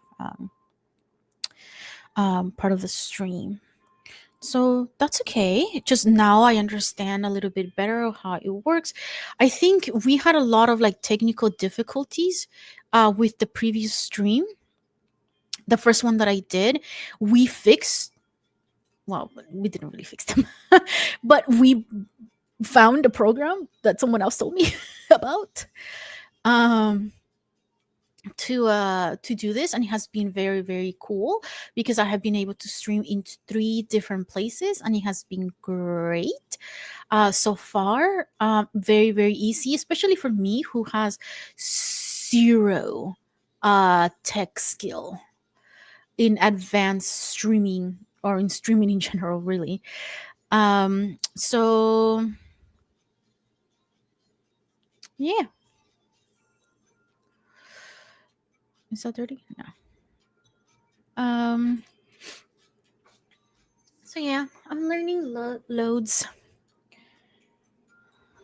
Got an email. Credit Karma.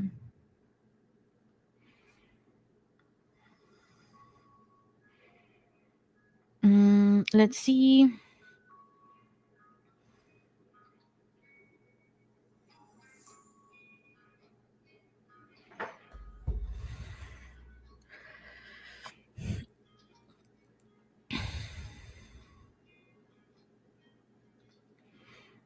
And oh, there's two people in chat. Potentially one of them is me.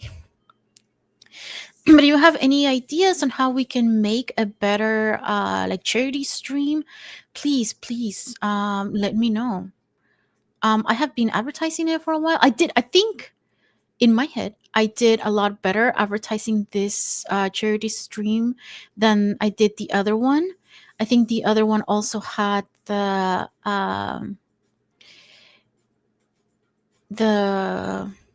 advantage that I did it for 12 hours. So I started earlier, so people like in the East Coast could have joined, at least for like the lunchtime or before they went to work or whatever.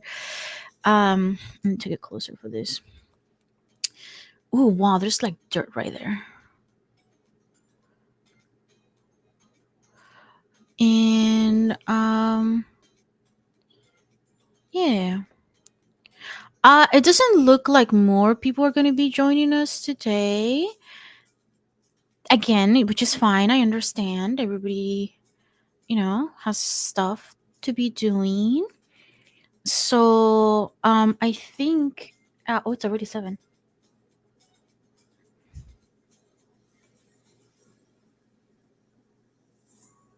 I think on the website I said that the giveaway was going to start at 8. So I guess I'll do it then.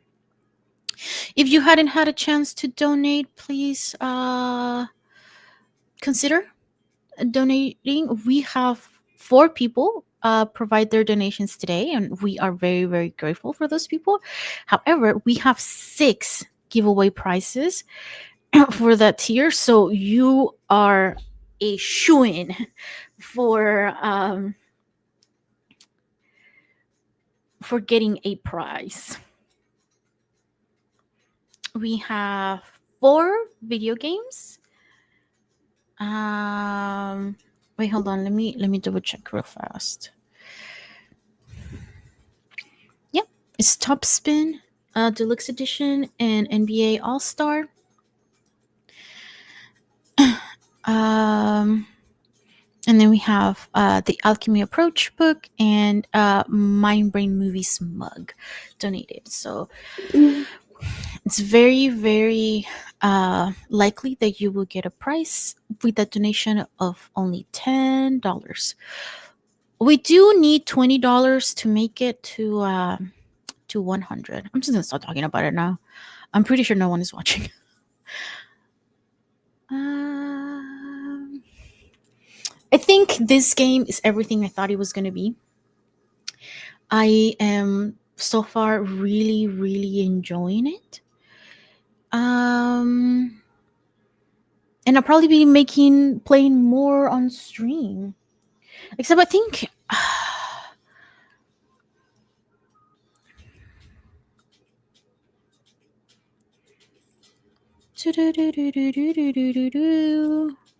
wait, oh, that is so disgusting.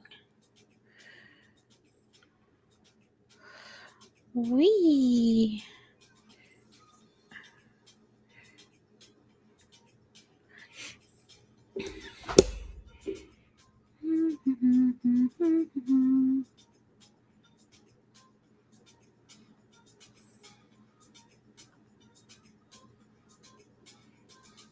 Ooh, so far I've made $300.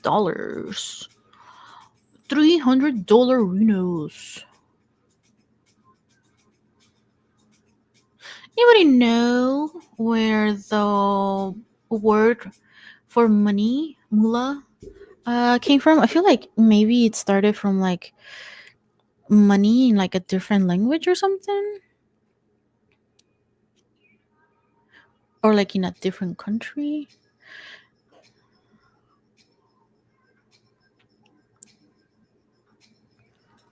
Woo! Okay, that chair is dirty and disgusting.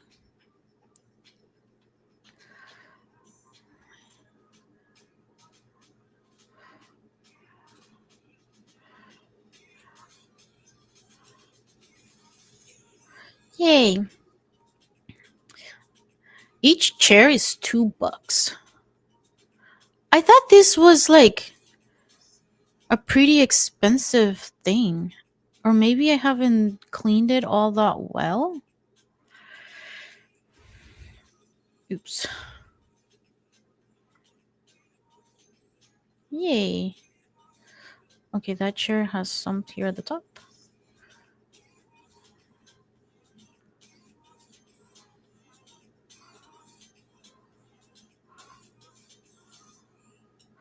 There you go. The umbrella looks pretty clean. Let's step away.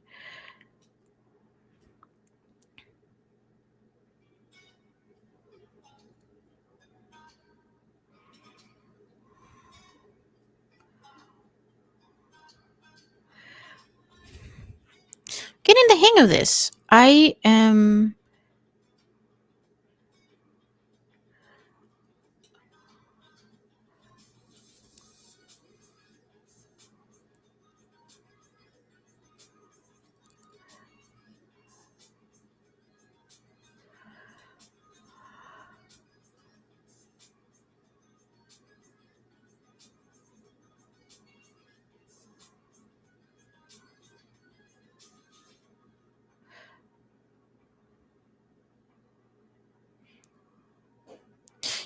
a while back we did a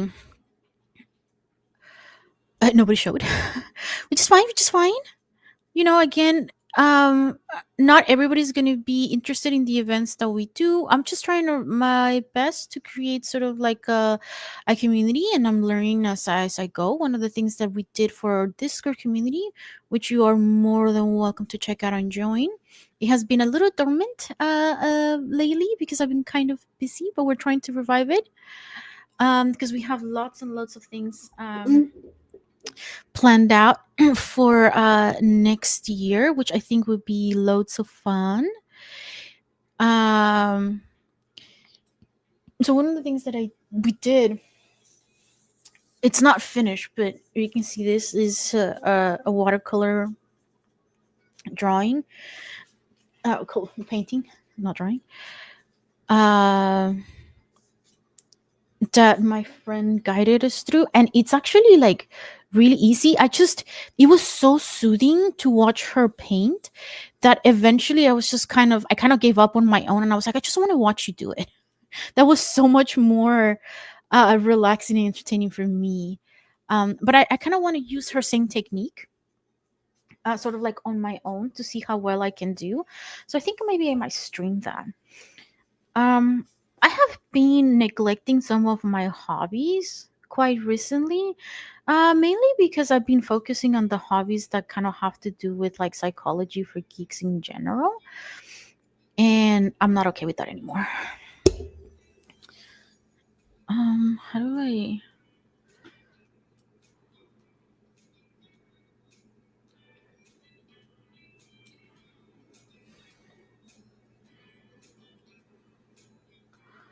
I think it's F. Wait, what closer to it? Pick it up. Wee! How do I pick it up? Nope, that's crouching. Eh, eh, eh, eh. Okay, not that one.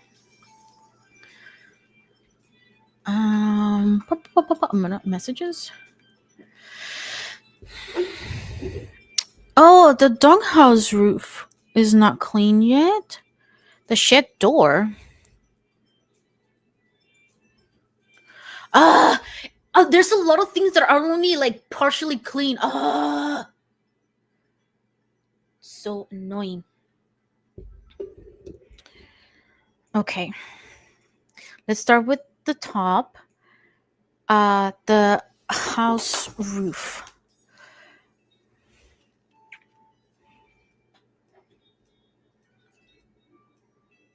Wait, where's the dog? There it is. What's missing? I don't really see. I don't really see the problem. Maybe it's on the other side. Some grime under or something. Should I crouch?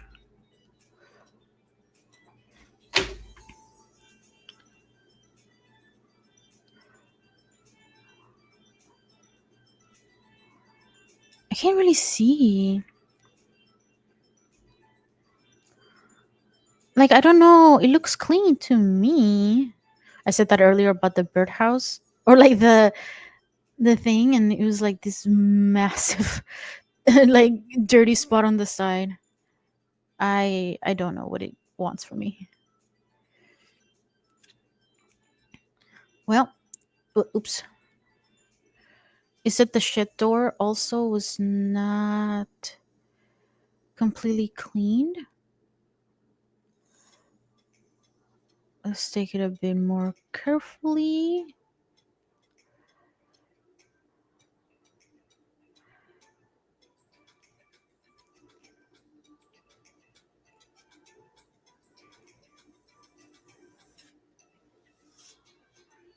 It didn't blink. Okay.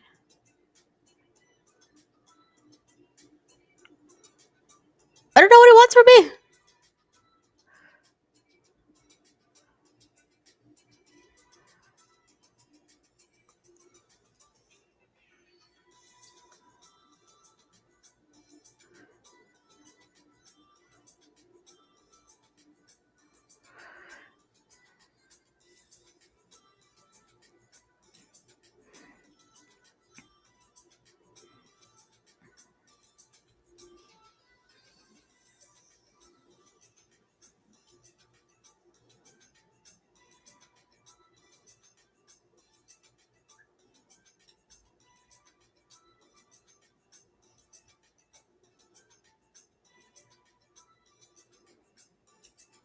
Oh, hello, whoever joined. Welcome. I am just vibing at this point, kind of waiting for 8 o'clock to happen and for someone to donate about 20 bucks so we can make it 100 even. And then that way everybody can have like prices. I think there's two people that have donated so far, and we have five prices available if we get another donation of $20. So give it a shot. We have four video games on the line, and let's see, it's four video games, one book, one mug, and a T-shirt, I believe.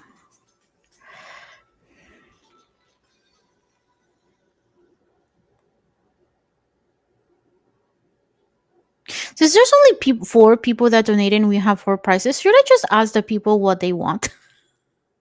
Because I'm like, I could do it like, at random, but what's the point? There's only four people that donated. I'm gonna be like, which one of these four would you find helpful, or would you want?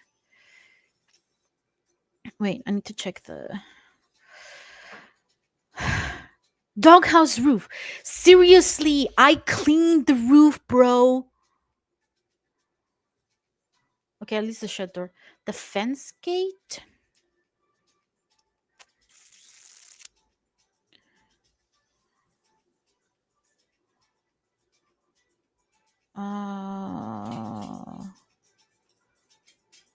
I think it's a gate over here. Oh, there's a little bit of doorway there. Is that it? Yay! Okay, that one's done. This doghouse roof is just on my nerves. Hello, one person to join us. I can't tell who joined us.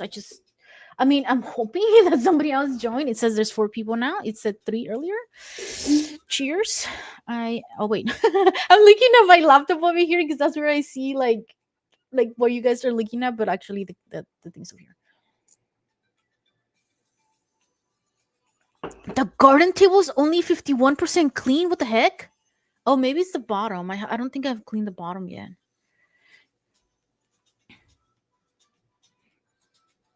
Flower bed endings. Do walk walk walk walk walk walk walk walk walk walk.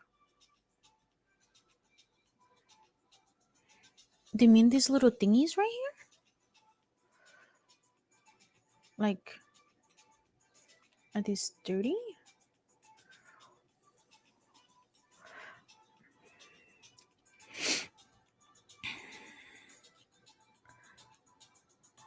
Maybe not this one, but another one. Oh, this one's full on dirty, my son.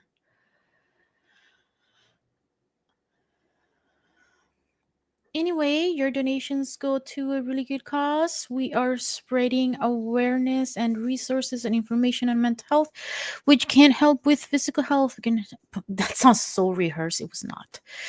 I talk about it all the time. There's a connection between mind, body, soul. We need, in order for us to have like a good well-being, all of it needs to be addressed. How do I jump on this thing? Oh, F.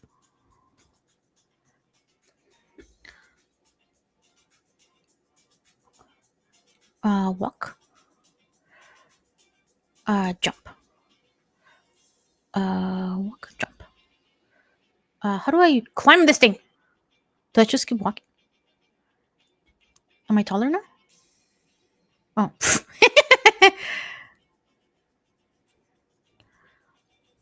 Oops, I went all the way. Okay, one more time. Yay, I'm tall.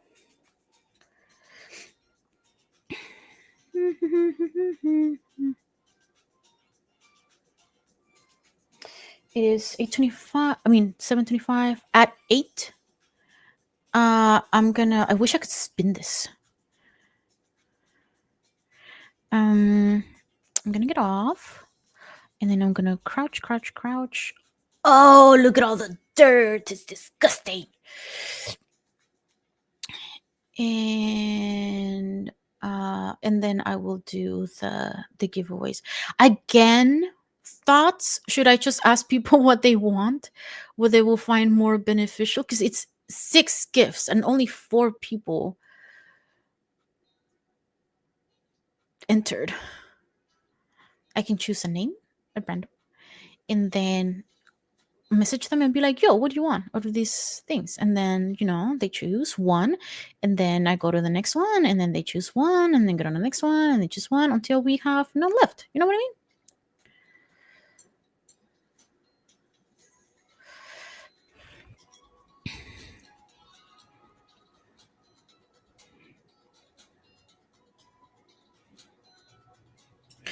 If you're not in a position to donate monetarily, wait. Oh, I can. How do I go backwards? Can I stand up now? No.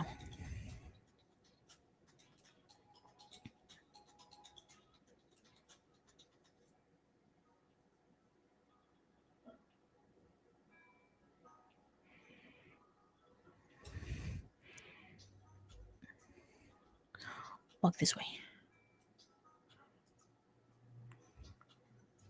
There. I'm tall now.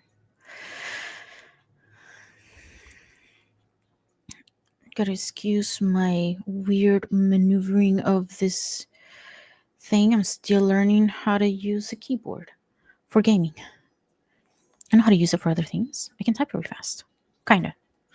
Make a lot of mistakes? Yes, I do. But that's not the point. I know how to use a keyboard. You know what I realized?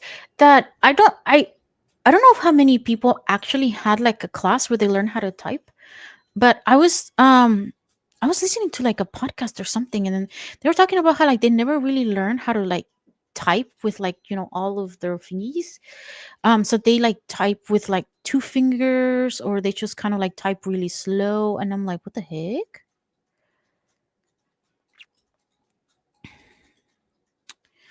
Okay, let's look it. I hate this. I hate this so bad. Fence post.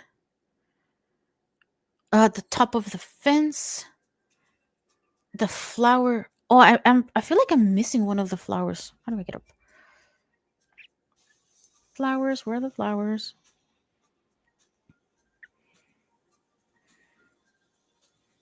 Oh, that one's dirty. Okay, okay. I totally forgot about these flowers. Alright. Hello, dearies. I am here to clean your house.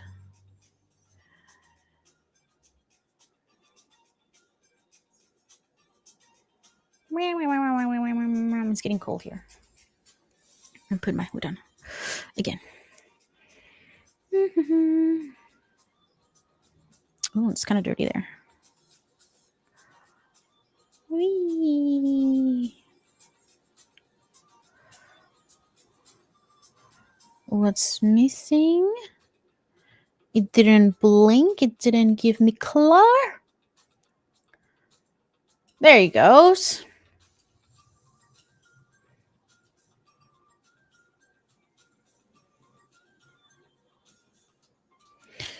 Crouch. Crouch, crouch. Disgusting!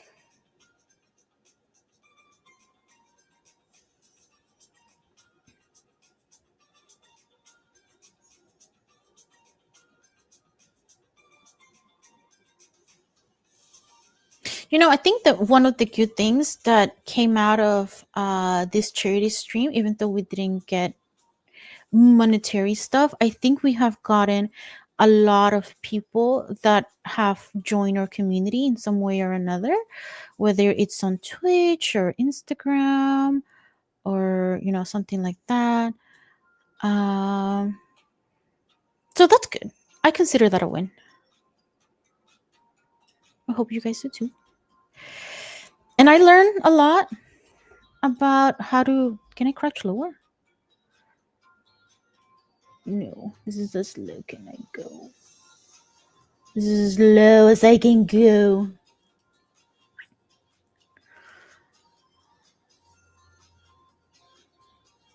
I don't know, bro.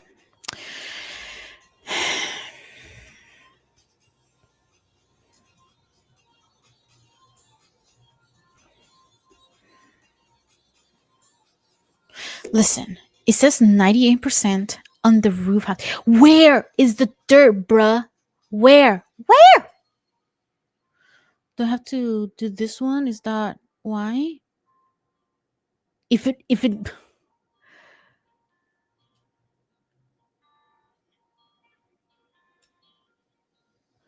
okay, I don't think that gets removed.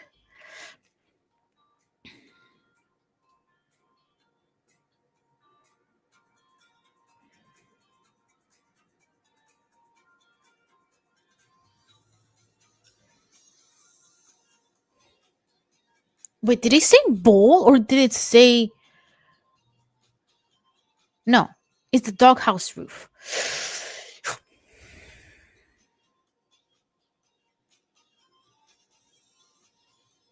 What if I crouch?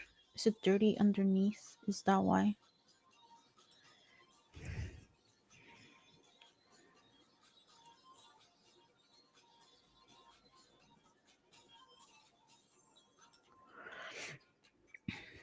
Crouch, crouch, crouch, crouch, crouch, crouch, crouch. Where is the dirt? Ah! That is so dumb. Ah, fine. What else? What else do I need? I need the fence post, the top of the fence, the hanging planters, the lawnmower engine, and the parasol. The pond wall, the pond liners. So let's get up or walk forward. Get up. Um. Oh, look that fence. It's kind of dirty right there.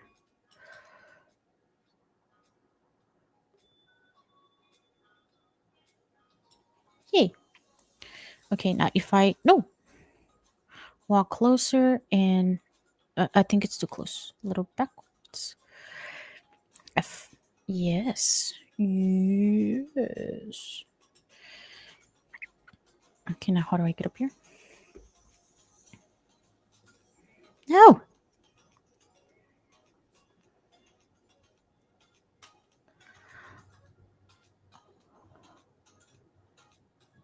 Is that a little dirt right there? Is that what I sense? Ugh! I thought I was done with the umbrella. Disgusting. Maybe that one? It's too far away.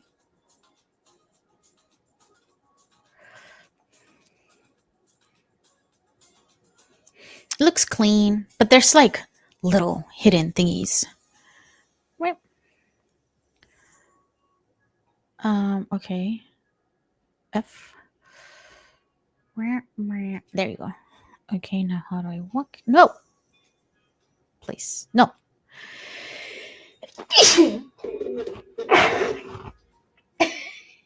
The last one came out all weird. Okay.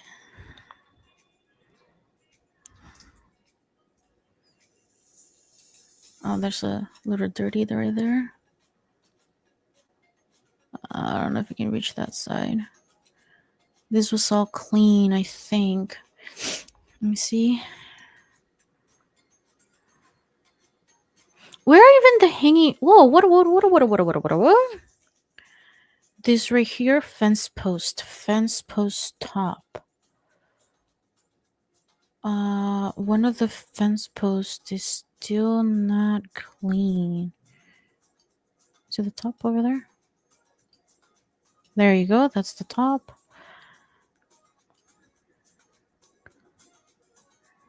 Let's see. That's clean underneath.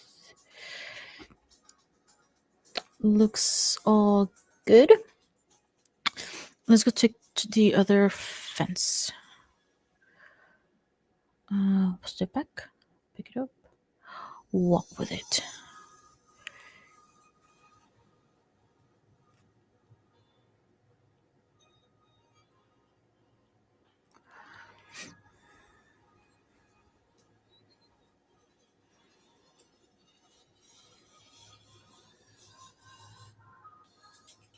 That's my van!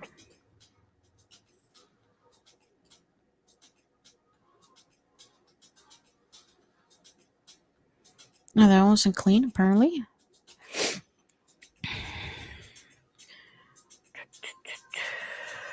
So it's the fence post now. Okay. Down we go. Just double check the sides. Is it here or here? No, maybe on the other side. That looks kind of clean to me. You guys see any dirt?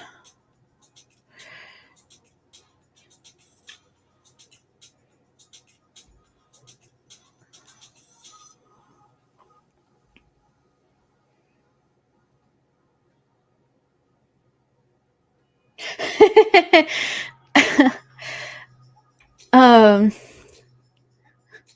it's my own video game design. That's what my brain looks like. Just a moving random piece of furniture. And this is the one game I have been wanting to play for a very, very long time. Ever since I started wanting to like play video games. This is my brother showed it to me a long time ago, and I it just seems so soothing to just play something like this. And again, I feel like it's very much at my skill level where I don't have to think a lot, which is great because that's not I don't want to think a lot when I'm playing video games. Um so yeah, finally got to play it and I'm very excited. And even more exciting for me because this time around I played it for about 2-ish hours today and I haven't gotten motion sickness, which is great because I got motion sickness last time.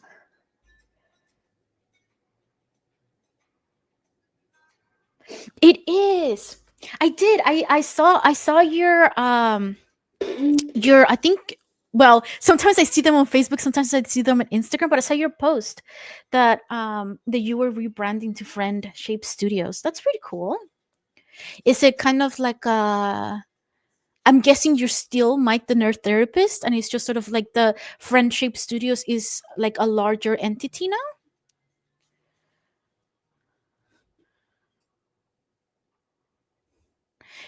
By the way, I feel like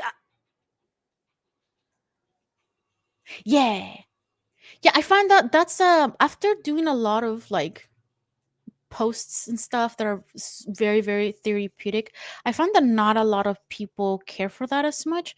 So I not necessarily rebranding, but yes, we are trying to move more in like doing more fun things.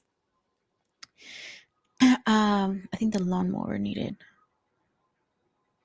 some cleaning. Um,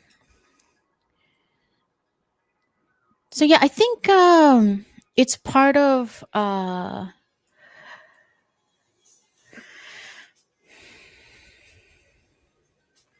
connecting with other people.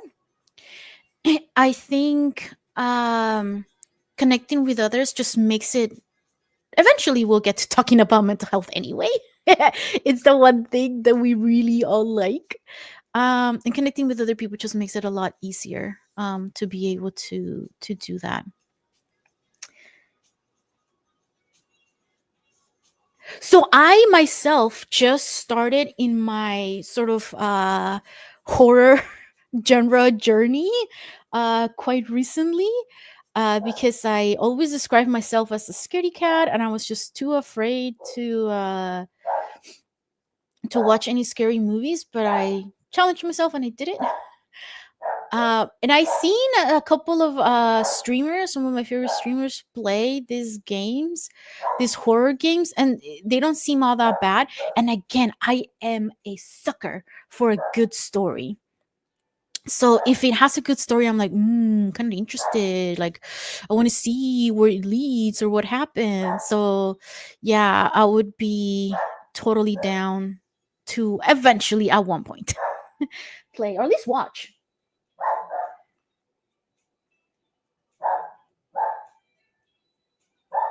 Yeah.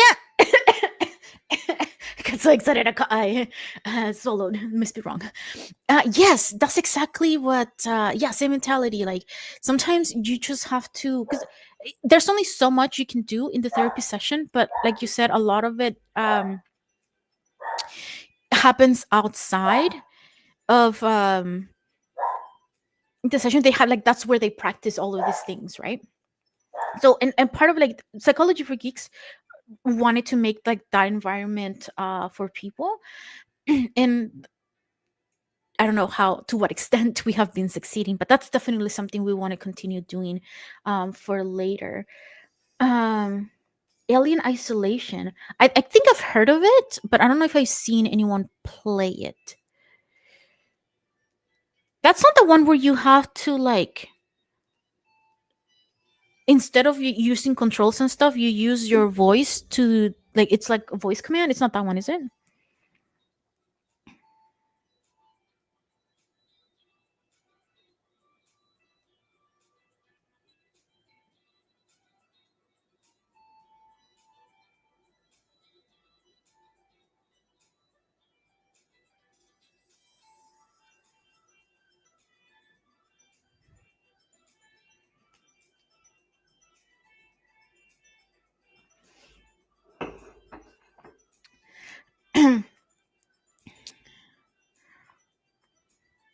Fence post.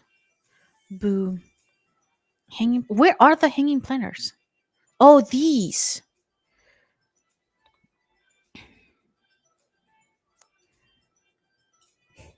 Okay. Wow.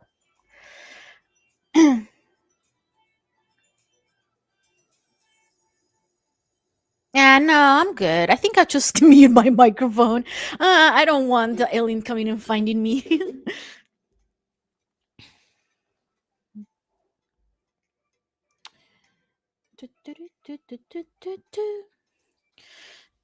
um, yeah, I'm still like kind of iffy on like. Wait, I think I need to stand up. Nope. Um, I think this looks all clean. On like some game. Oh, that's dirty. Step back. Did it work? On some of the stuff. So I still need to interview you. That's what I like to do. One of these days, we'll find the time. So are your TTRPG groups, are they no longer like therapeutic? Are they more like for fun, or are you doing like a separate thing? I don't know, Mike. I don't know if you're still here. If you are, that'd be good to know. Uh, Wait, I forgot what I was supposed to clean. The pond liners.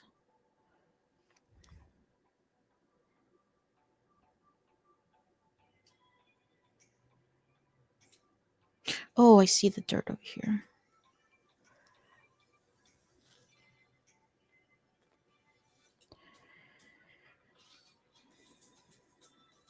Oh, I see. Okay. So on stream, you just play like some TTRPGs and stuff, and then you have like the therapeutic side. Okay, that's cool. Um, That's what I want to do. Like, again, build that community online and in person, so people can reach out. Because, like you said, a lot of like the therapy work happens like outside um, of therapy, and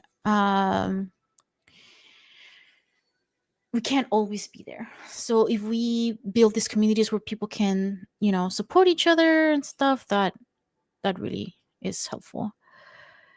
Um, any thoughts to coming to the States at one point for something?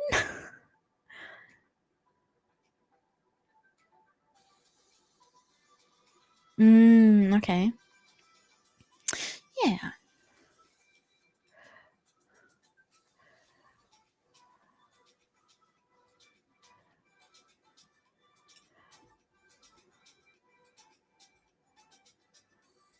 Am I missing some dirt somewhere? I just keep thinking these are dirty, but I already cleaned them.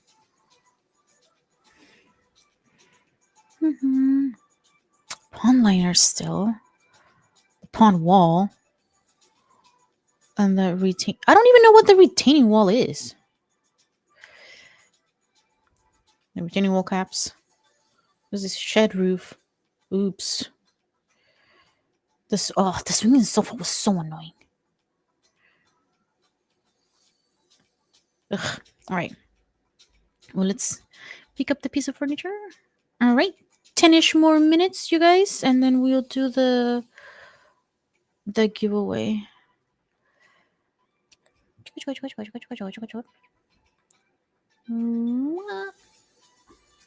Whoa, whoa, whoa. That's too close. How do I step back? How do I? There, that's good. Me. Ooh, nasty.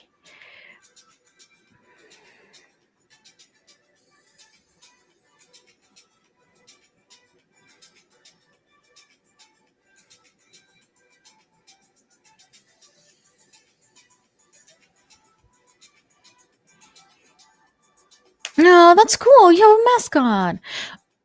I have um a really cool dragon that I want the community to name as well. If I turn around, whoa, this is disgusting. Didn't receive no cleaning at all. I'm too far for most of it. Boo.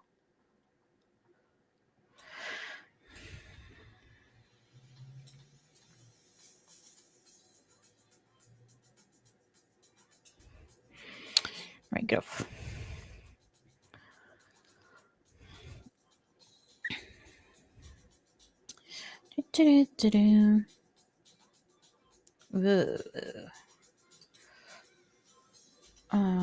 Oops. Ah! Okay, drop it. And walk. Ew, there's bird poop.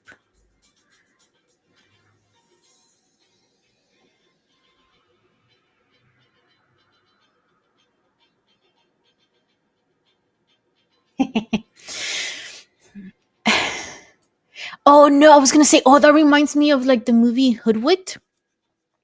But because there was like, ooh, who's afraid of Keith? But he was Keith, not Kevin.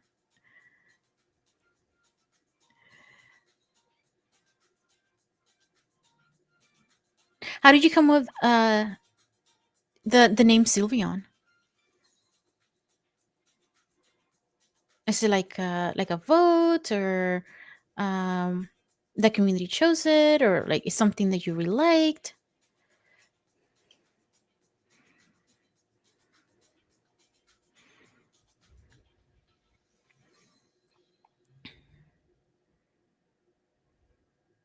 Oh wait, I keep putting my fingers in the wrong keys, so it doesn't advance any.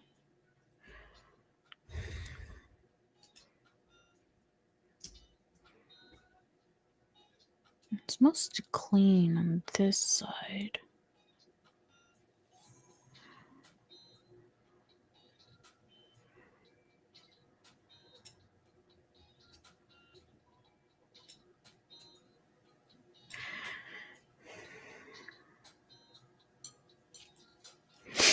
Well, hello, people. Seems like there's more people joining us today. Welcome. I am just playing Power Rush Simulator right now. In about 10 minutes, we were going to start the the final goodbyes and stuff for today's charity stream. If you are so inclined, please check out. Wait, which way? This way. That way. There. Wait, where's my hand? There. Wait, that's too far. There, check out the QR codes and you can give us a donation there. If you are not in a situation where you can donate, no worries, fear not. Join our community anyway. We are on Twitch, Facebook, Instagram, and YouTube. And what else I want to say? Crouch. Oh yeah, we have Discord. That's the one thing. Also join our Discord if you're so inclined. Right now, like I said, it's relatively quiet, but starting the new year, because a lot of people are like holidays and stuff like that, so I don't want to like include too many things for this month, and also I was really busy. But yeah, we're gonna have lots of events and whatnot, so check out our community. And just if you weren't here before or relatively new, a donation of $10 enters you into our giveaway. If you donate $20, and then that's two chances of winning. Right now we have 4 people that have donated, and if we get $20 more, then we can raffle off 6 prizes. So that means if you give $20, or even if $10 is what you give, your chances of winning are pretty high.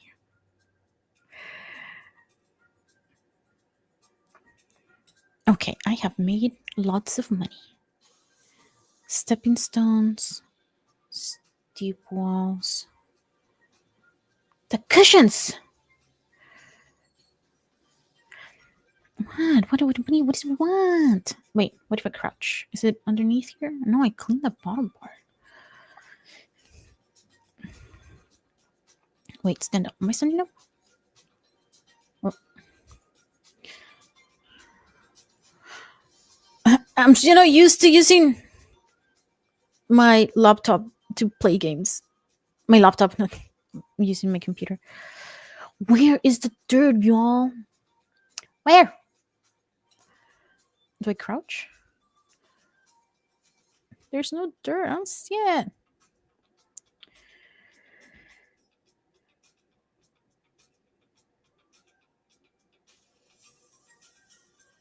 Oh, wait.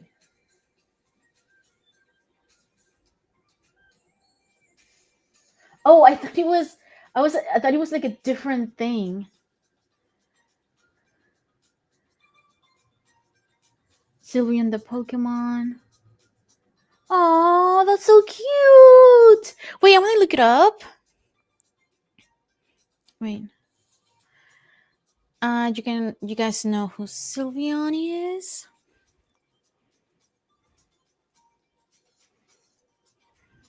I don't think I'm. Oh, he's so adorable.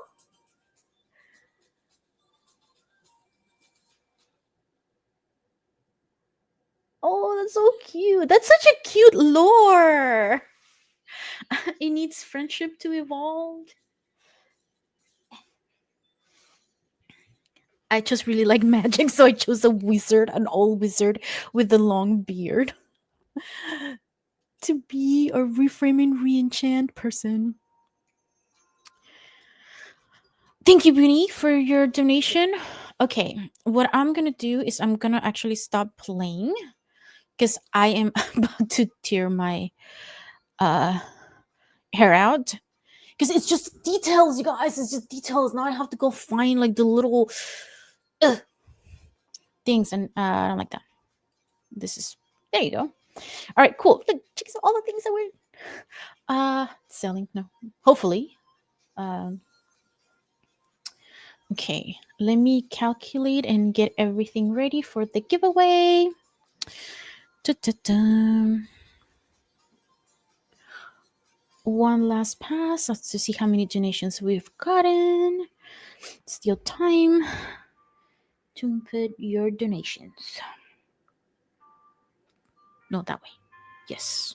QR codes right there. Your preferred links, you can head over to our website, www.psychologyforgeeks.com, and that has all the links to the same QR codes. I think maybe sales the only one that's not there. Maybe Venom. Wait, oh yeah.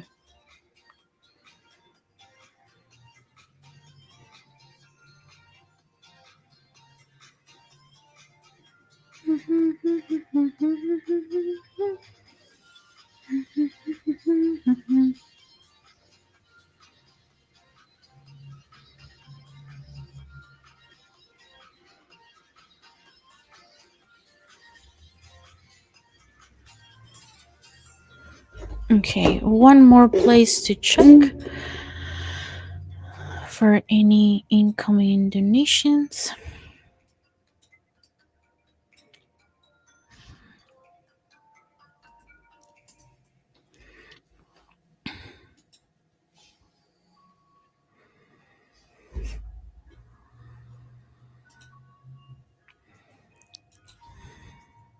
Oops.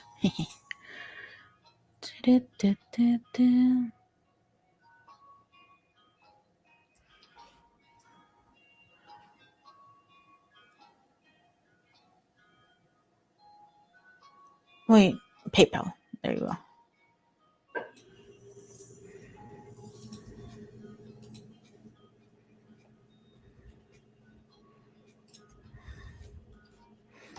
I really hate the two-factor authentication thing. Just slows people down. Wait, I typed it wrong.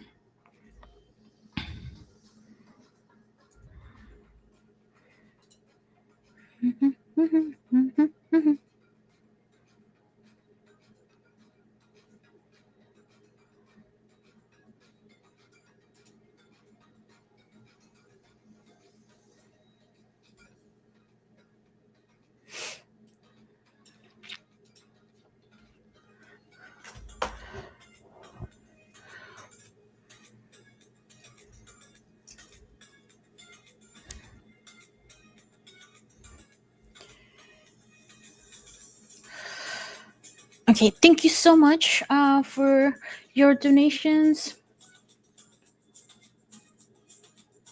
Yes, I saw it. Thank you very much. um,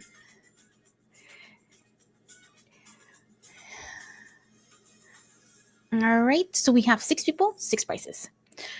Let me just really quickly recap some of the things that we are, or the things that we will be giving away.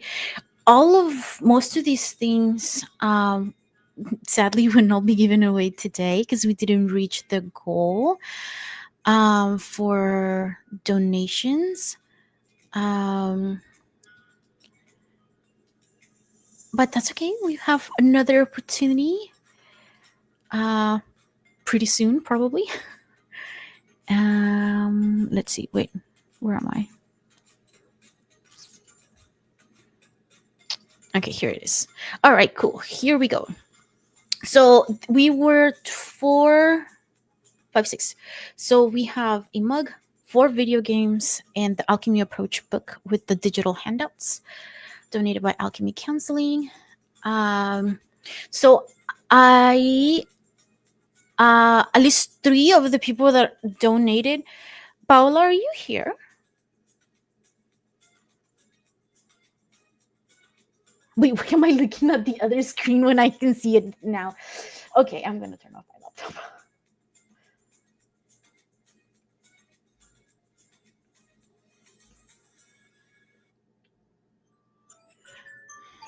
That's my alarm. All right, cool. All right, so we have most of the people that donated here.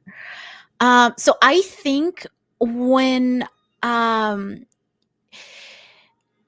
I think I'm just gonna have you guys choose what you want.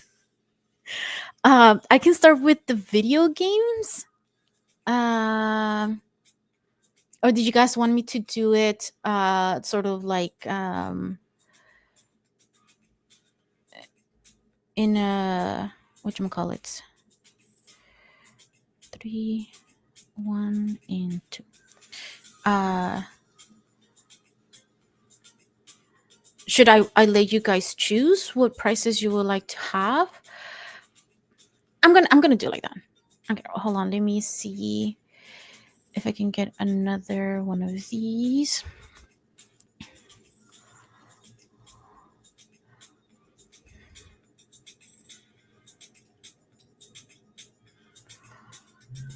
Um.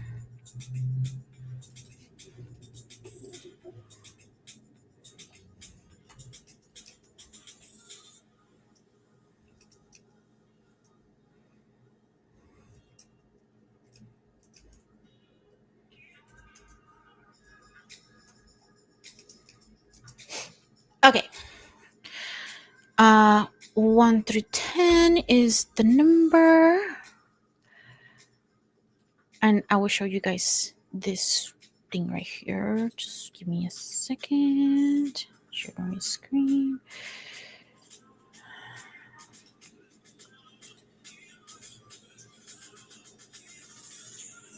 Okay, everybody has a number. Some people have multiple numbers if they donated more than. I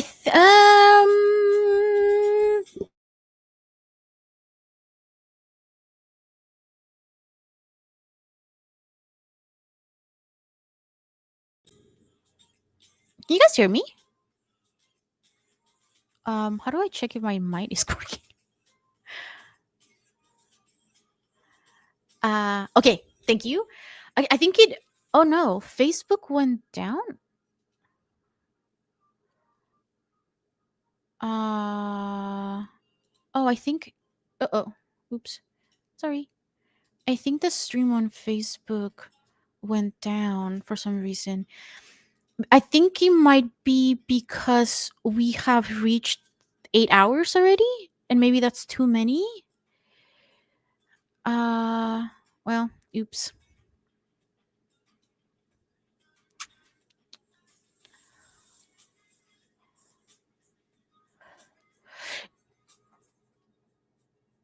No, I now I'm using StreamYard because that allows me to. It's just a lot easier for me. That is, I don't know what I'm doing. Um, so I'm using a different one. This one. All right, cool. Ready, ready, ready. Well, I hope the first one that gets chosen is someone who is here, because otherwise it would be kind of weird. 5 is someone who is not here. All right. Next one. 2. Someone who's not here. Great.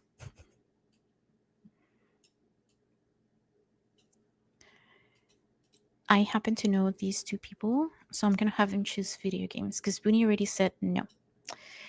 10. Booney, what do you want? You said no video game. How about what are the other prices? I forgot already. It's the Mind Brain Movies mug, which you will get hand delivered to your house, or you can get the Alchemy Approach, the book that Mark did with the digital handouts. Any preferences? I hope he's still here. Mug, okay. That will be hand delivered to you. All right, coo. Next one, 4. Someone who is not here. Wait, 5 was a Janet. Wait, no, I did it wrong. No. 1, 2, 3, 4, 5.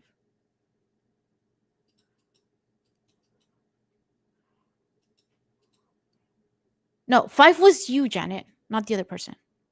What do you want? We got The Alchemy Approach, which is a book about treating suicidal patients. And it comes with the digital handouts you can work with them on, or you can have The NBA All Stars Edition video game or the Top Spin 2K25 Deluxe Edition? Any preferences?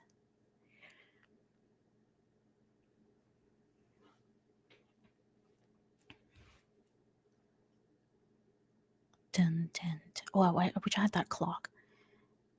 The book. Yeah, I knew it.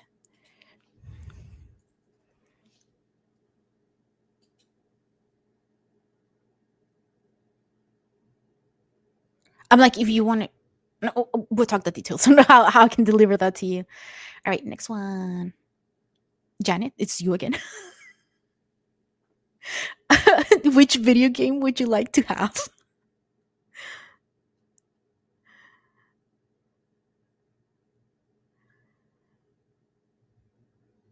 It's NBA 2K All Stars or the Top Spin. The second one, the Top Spin one?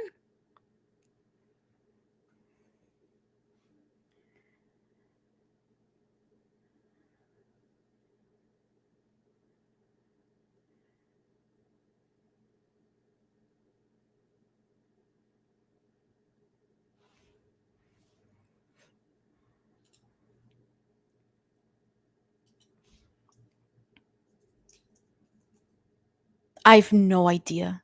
The NBA one supposedly basketball. The other one I'm not sure. Hold on, let me Google it real fast.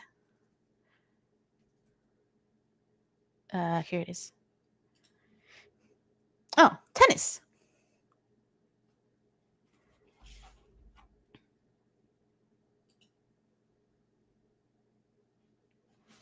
So basketball or tennis? Any preference?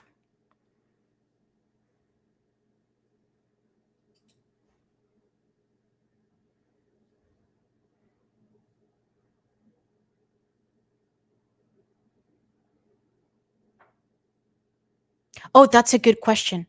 Let me double check real fast. Um, I was I was thinking it was like a top spin. That's what it was. Let me look real fast. Not that one. Not that one. Not that one. Wait, where'd it go? It's what the heck? Oh, I think I put it over here for easy access and totally forgot about it. No, I did not. Oh, yes, I did right here. Okay, let's see.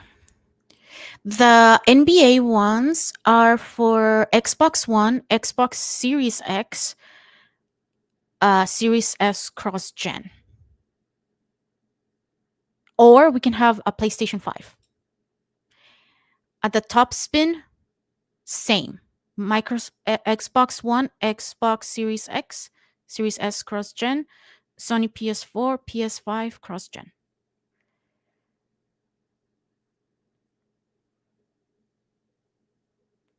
Oh, I don't know anything about cricket.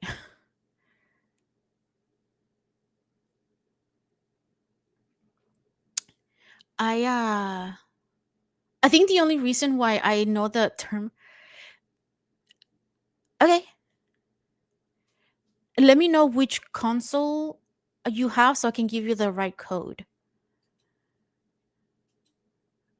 Um. Okay.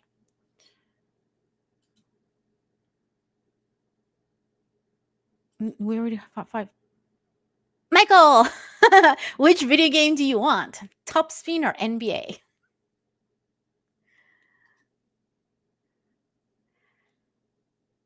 Not Michael. Mike. Sorry. PS4.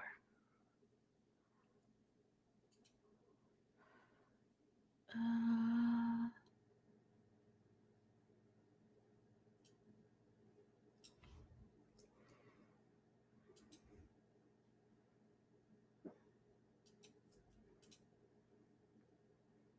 okay, gotcha. I got your code. So, Michael, Mike, if you're still here, um, It's the NBA 2K25 All Star Edition or the Top Spin 2K Deluxe Edition, but only for Xbox.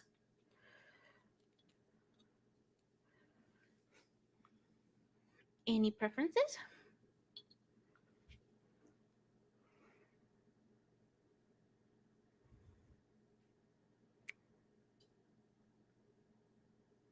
This is actually very exciting for me.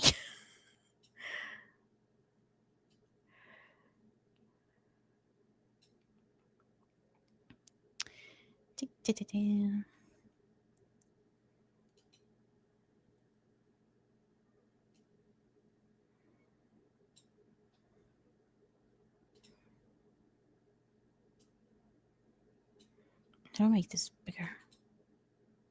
Mike, are you still here? I think he might have left. Well, he gets a video game, regardless of what it is.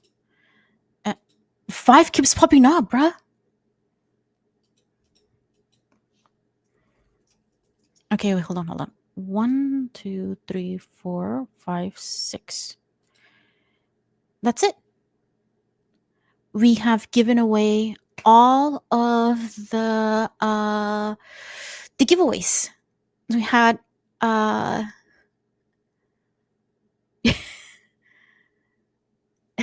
Janet, you like crushed today. You were like, 2, I am taking them all.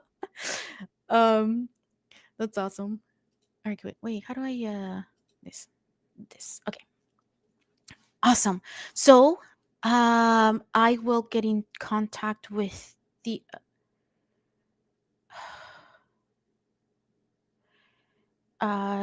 other people.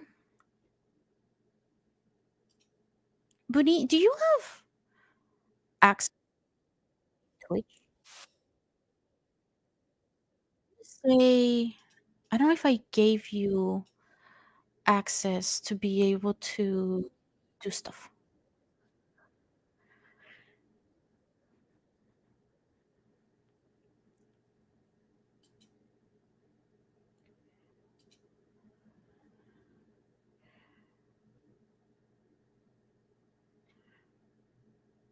Uh, where's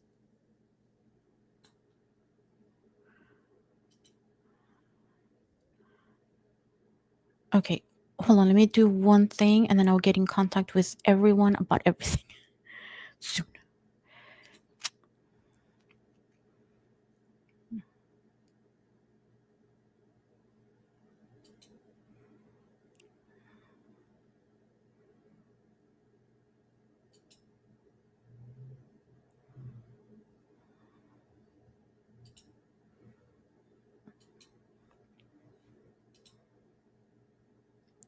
All right, that has been handled.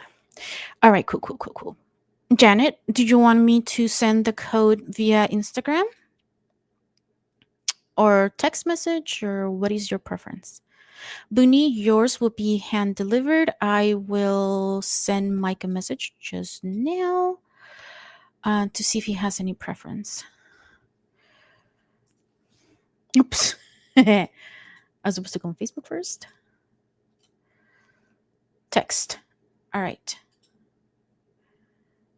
I will do that. So thank you so much for your donations and your support.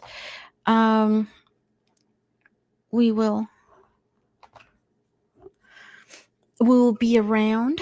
I think everybody here is basically already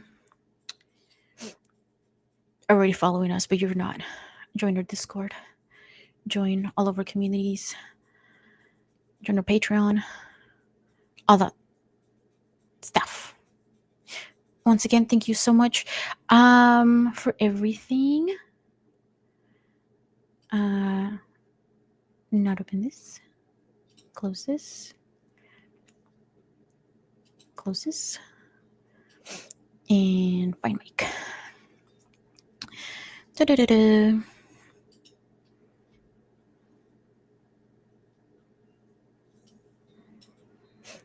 Do, do, do, do. Are we not friends?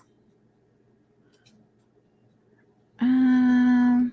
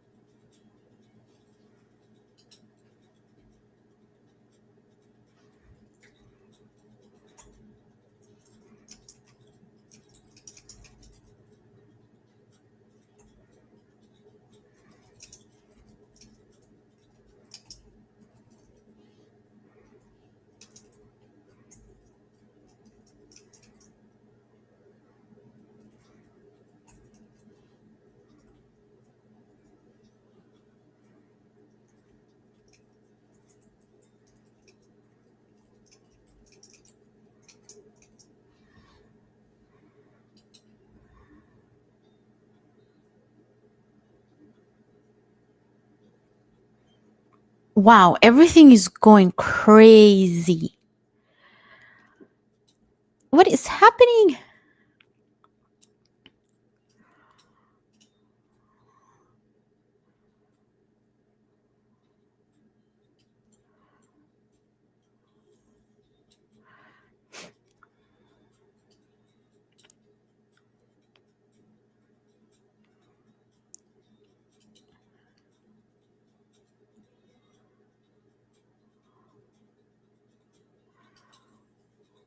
I was just about to close the tab with the stream open.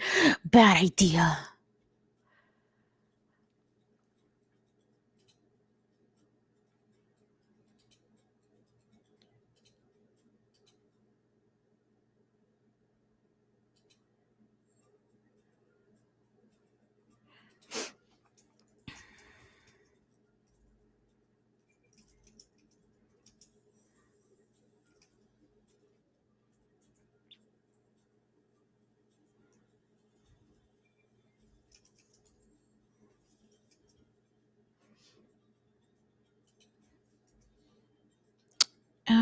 Let's see. Okay, hold on. The NBA one was.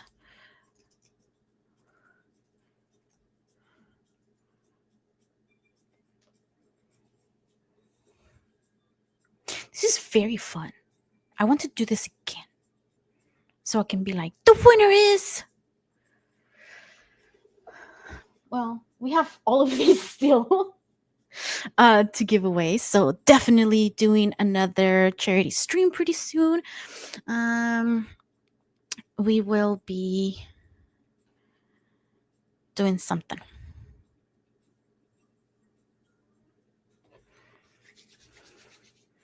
Okay.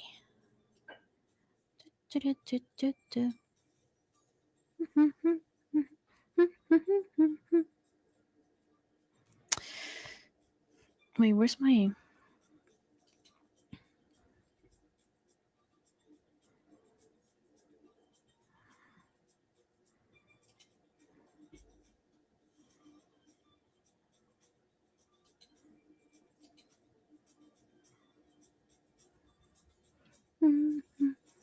Can you guys hear the music?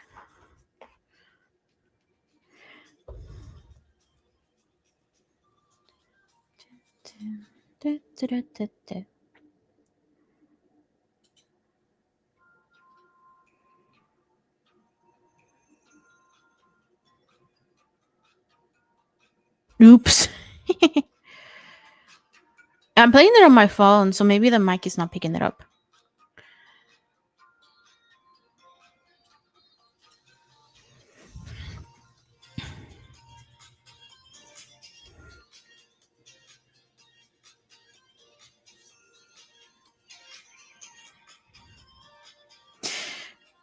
Jenna, are you still here?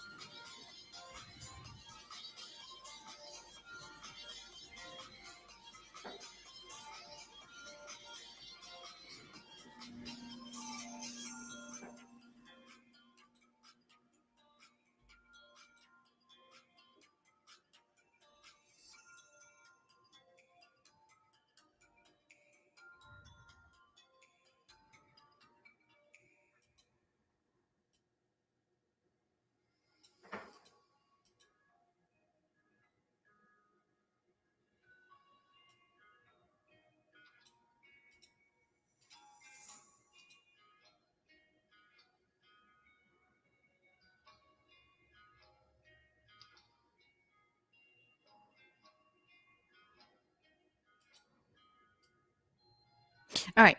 It's just a matter of waiting now. I'm gonna do the nightlight again. My eyes are now dry. Um, thank you so much for geeking out with me.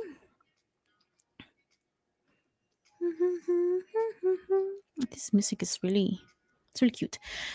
Um, thank you once again, everyone, for your donations. I hope you enjoy your winnings, and we'll probably host another giveaway pretty soon, given that we still have all of these things to give, plus the giveaway posters and stuff.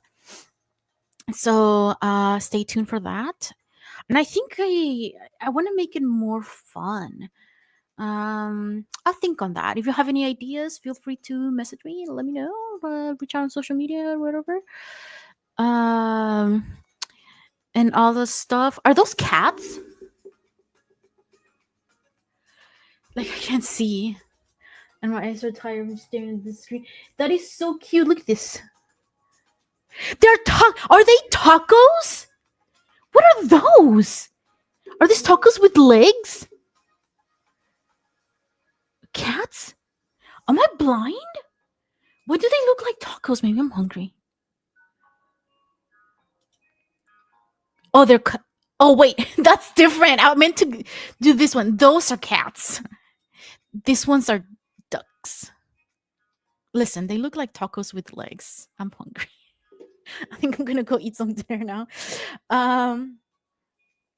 All right, cool. I will see everyone around. And again, thank you so much for joining us and for your donations. Feel free to check us out on our communities. So Discord, YouTube, Twitch, on our socials, Facebook and Instagram. So yeah, reach out to us, keep in contact, and we hope to see you win some prizes next time. And don't forget to reframe and re-enchant your life, and we'll see you guys next time. Bye bye.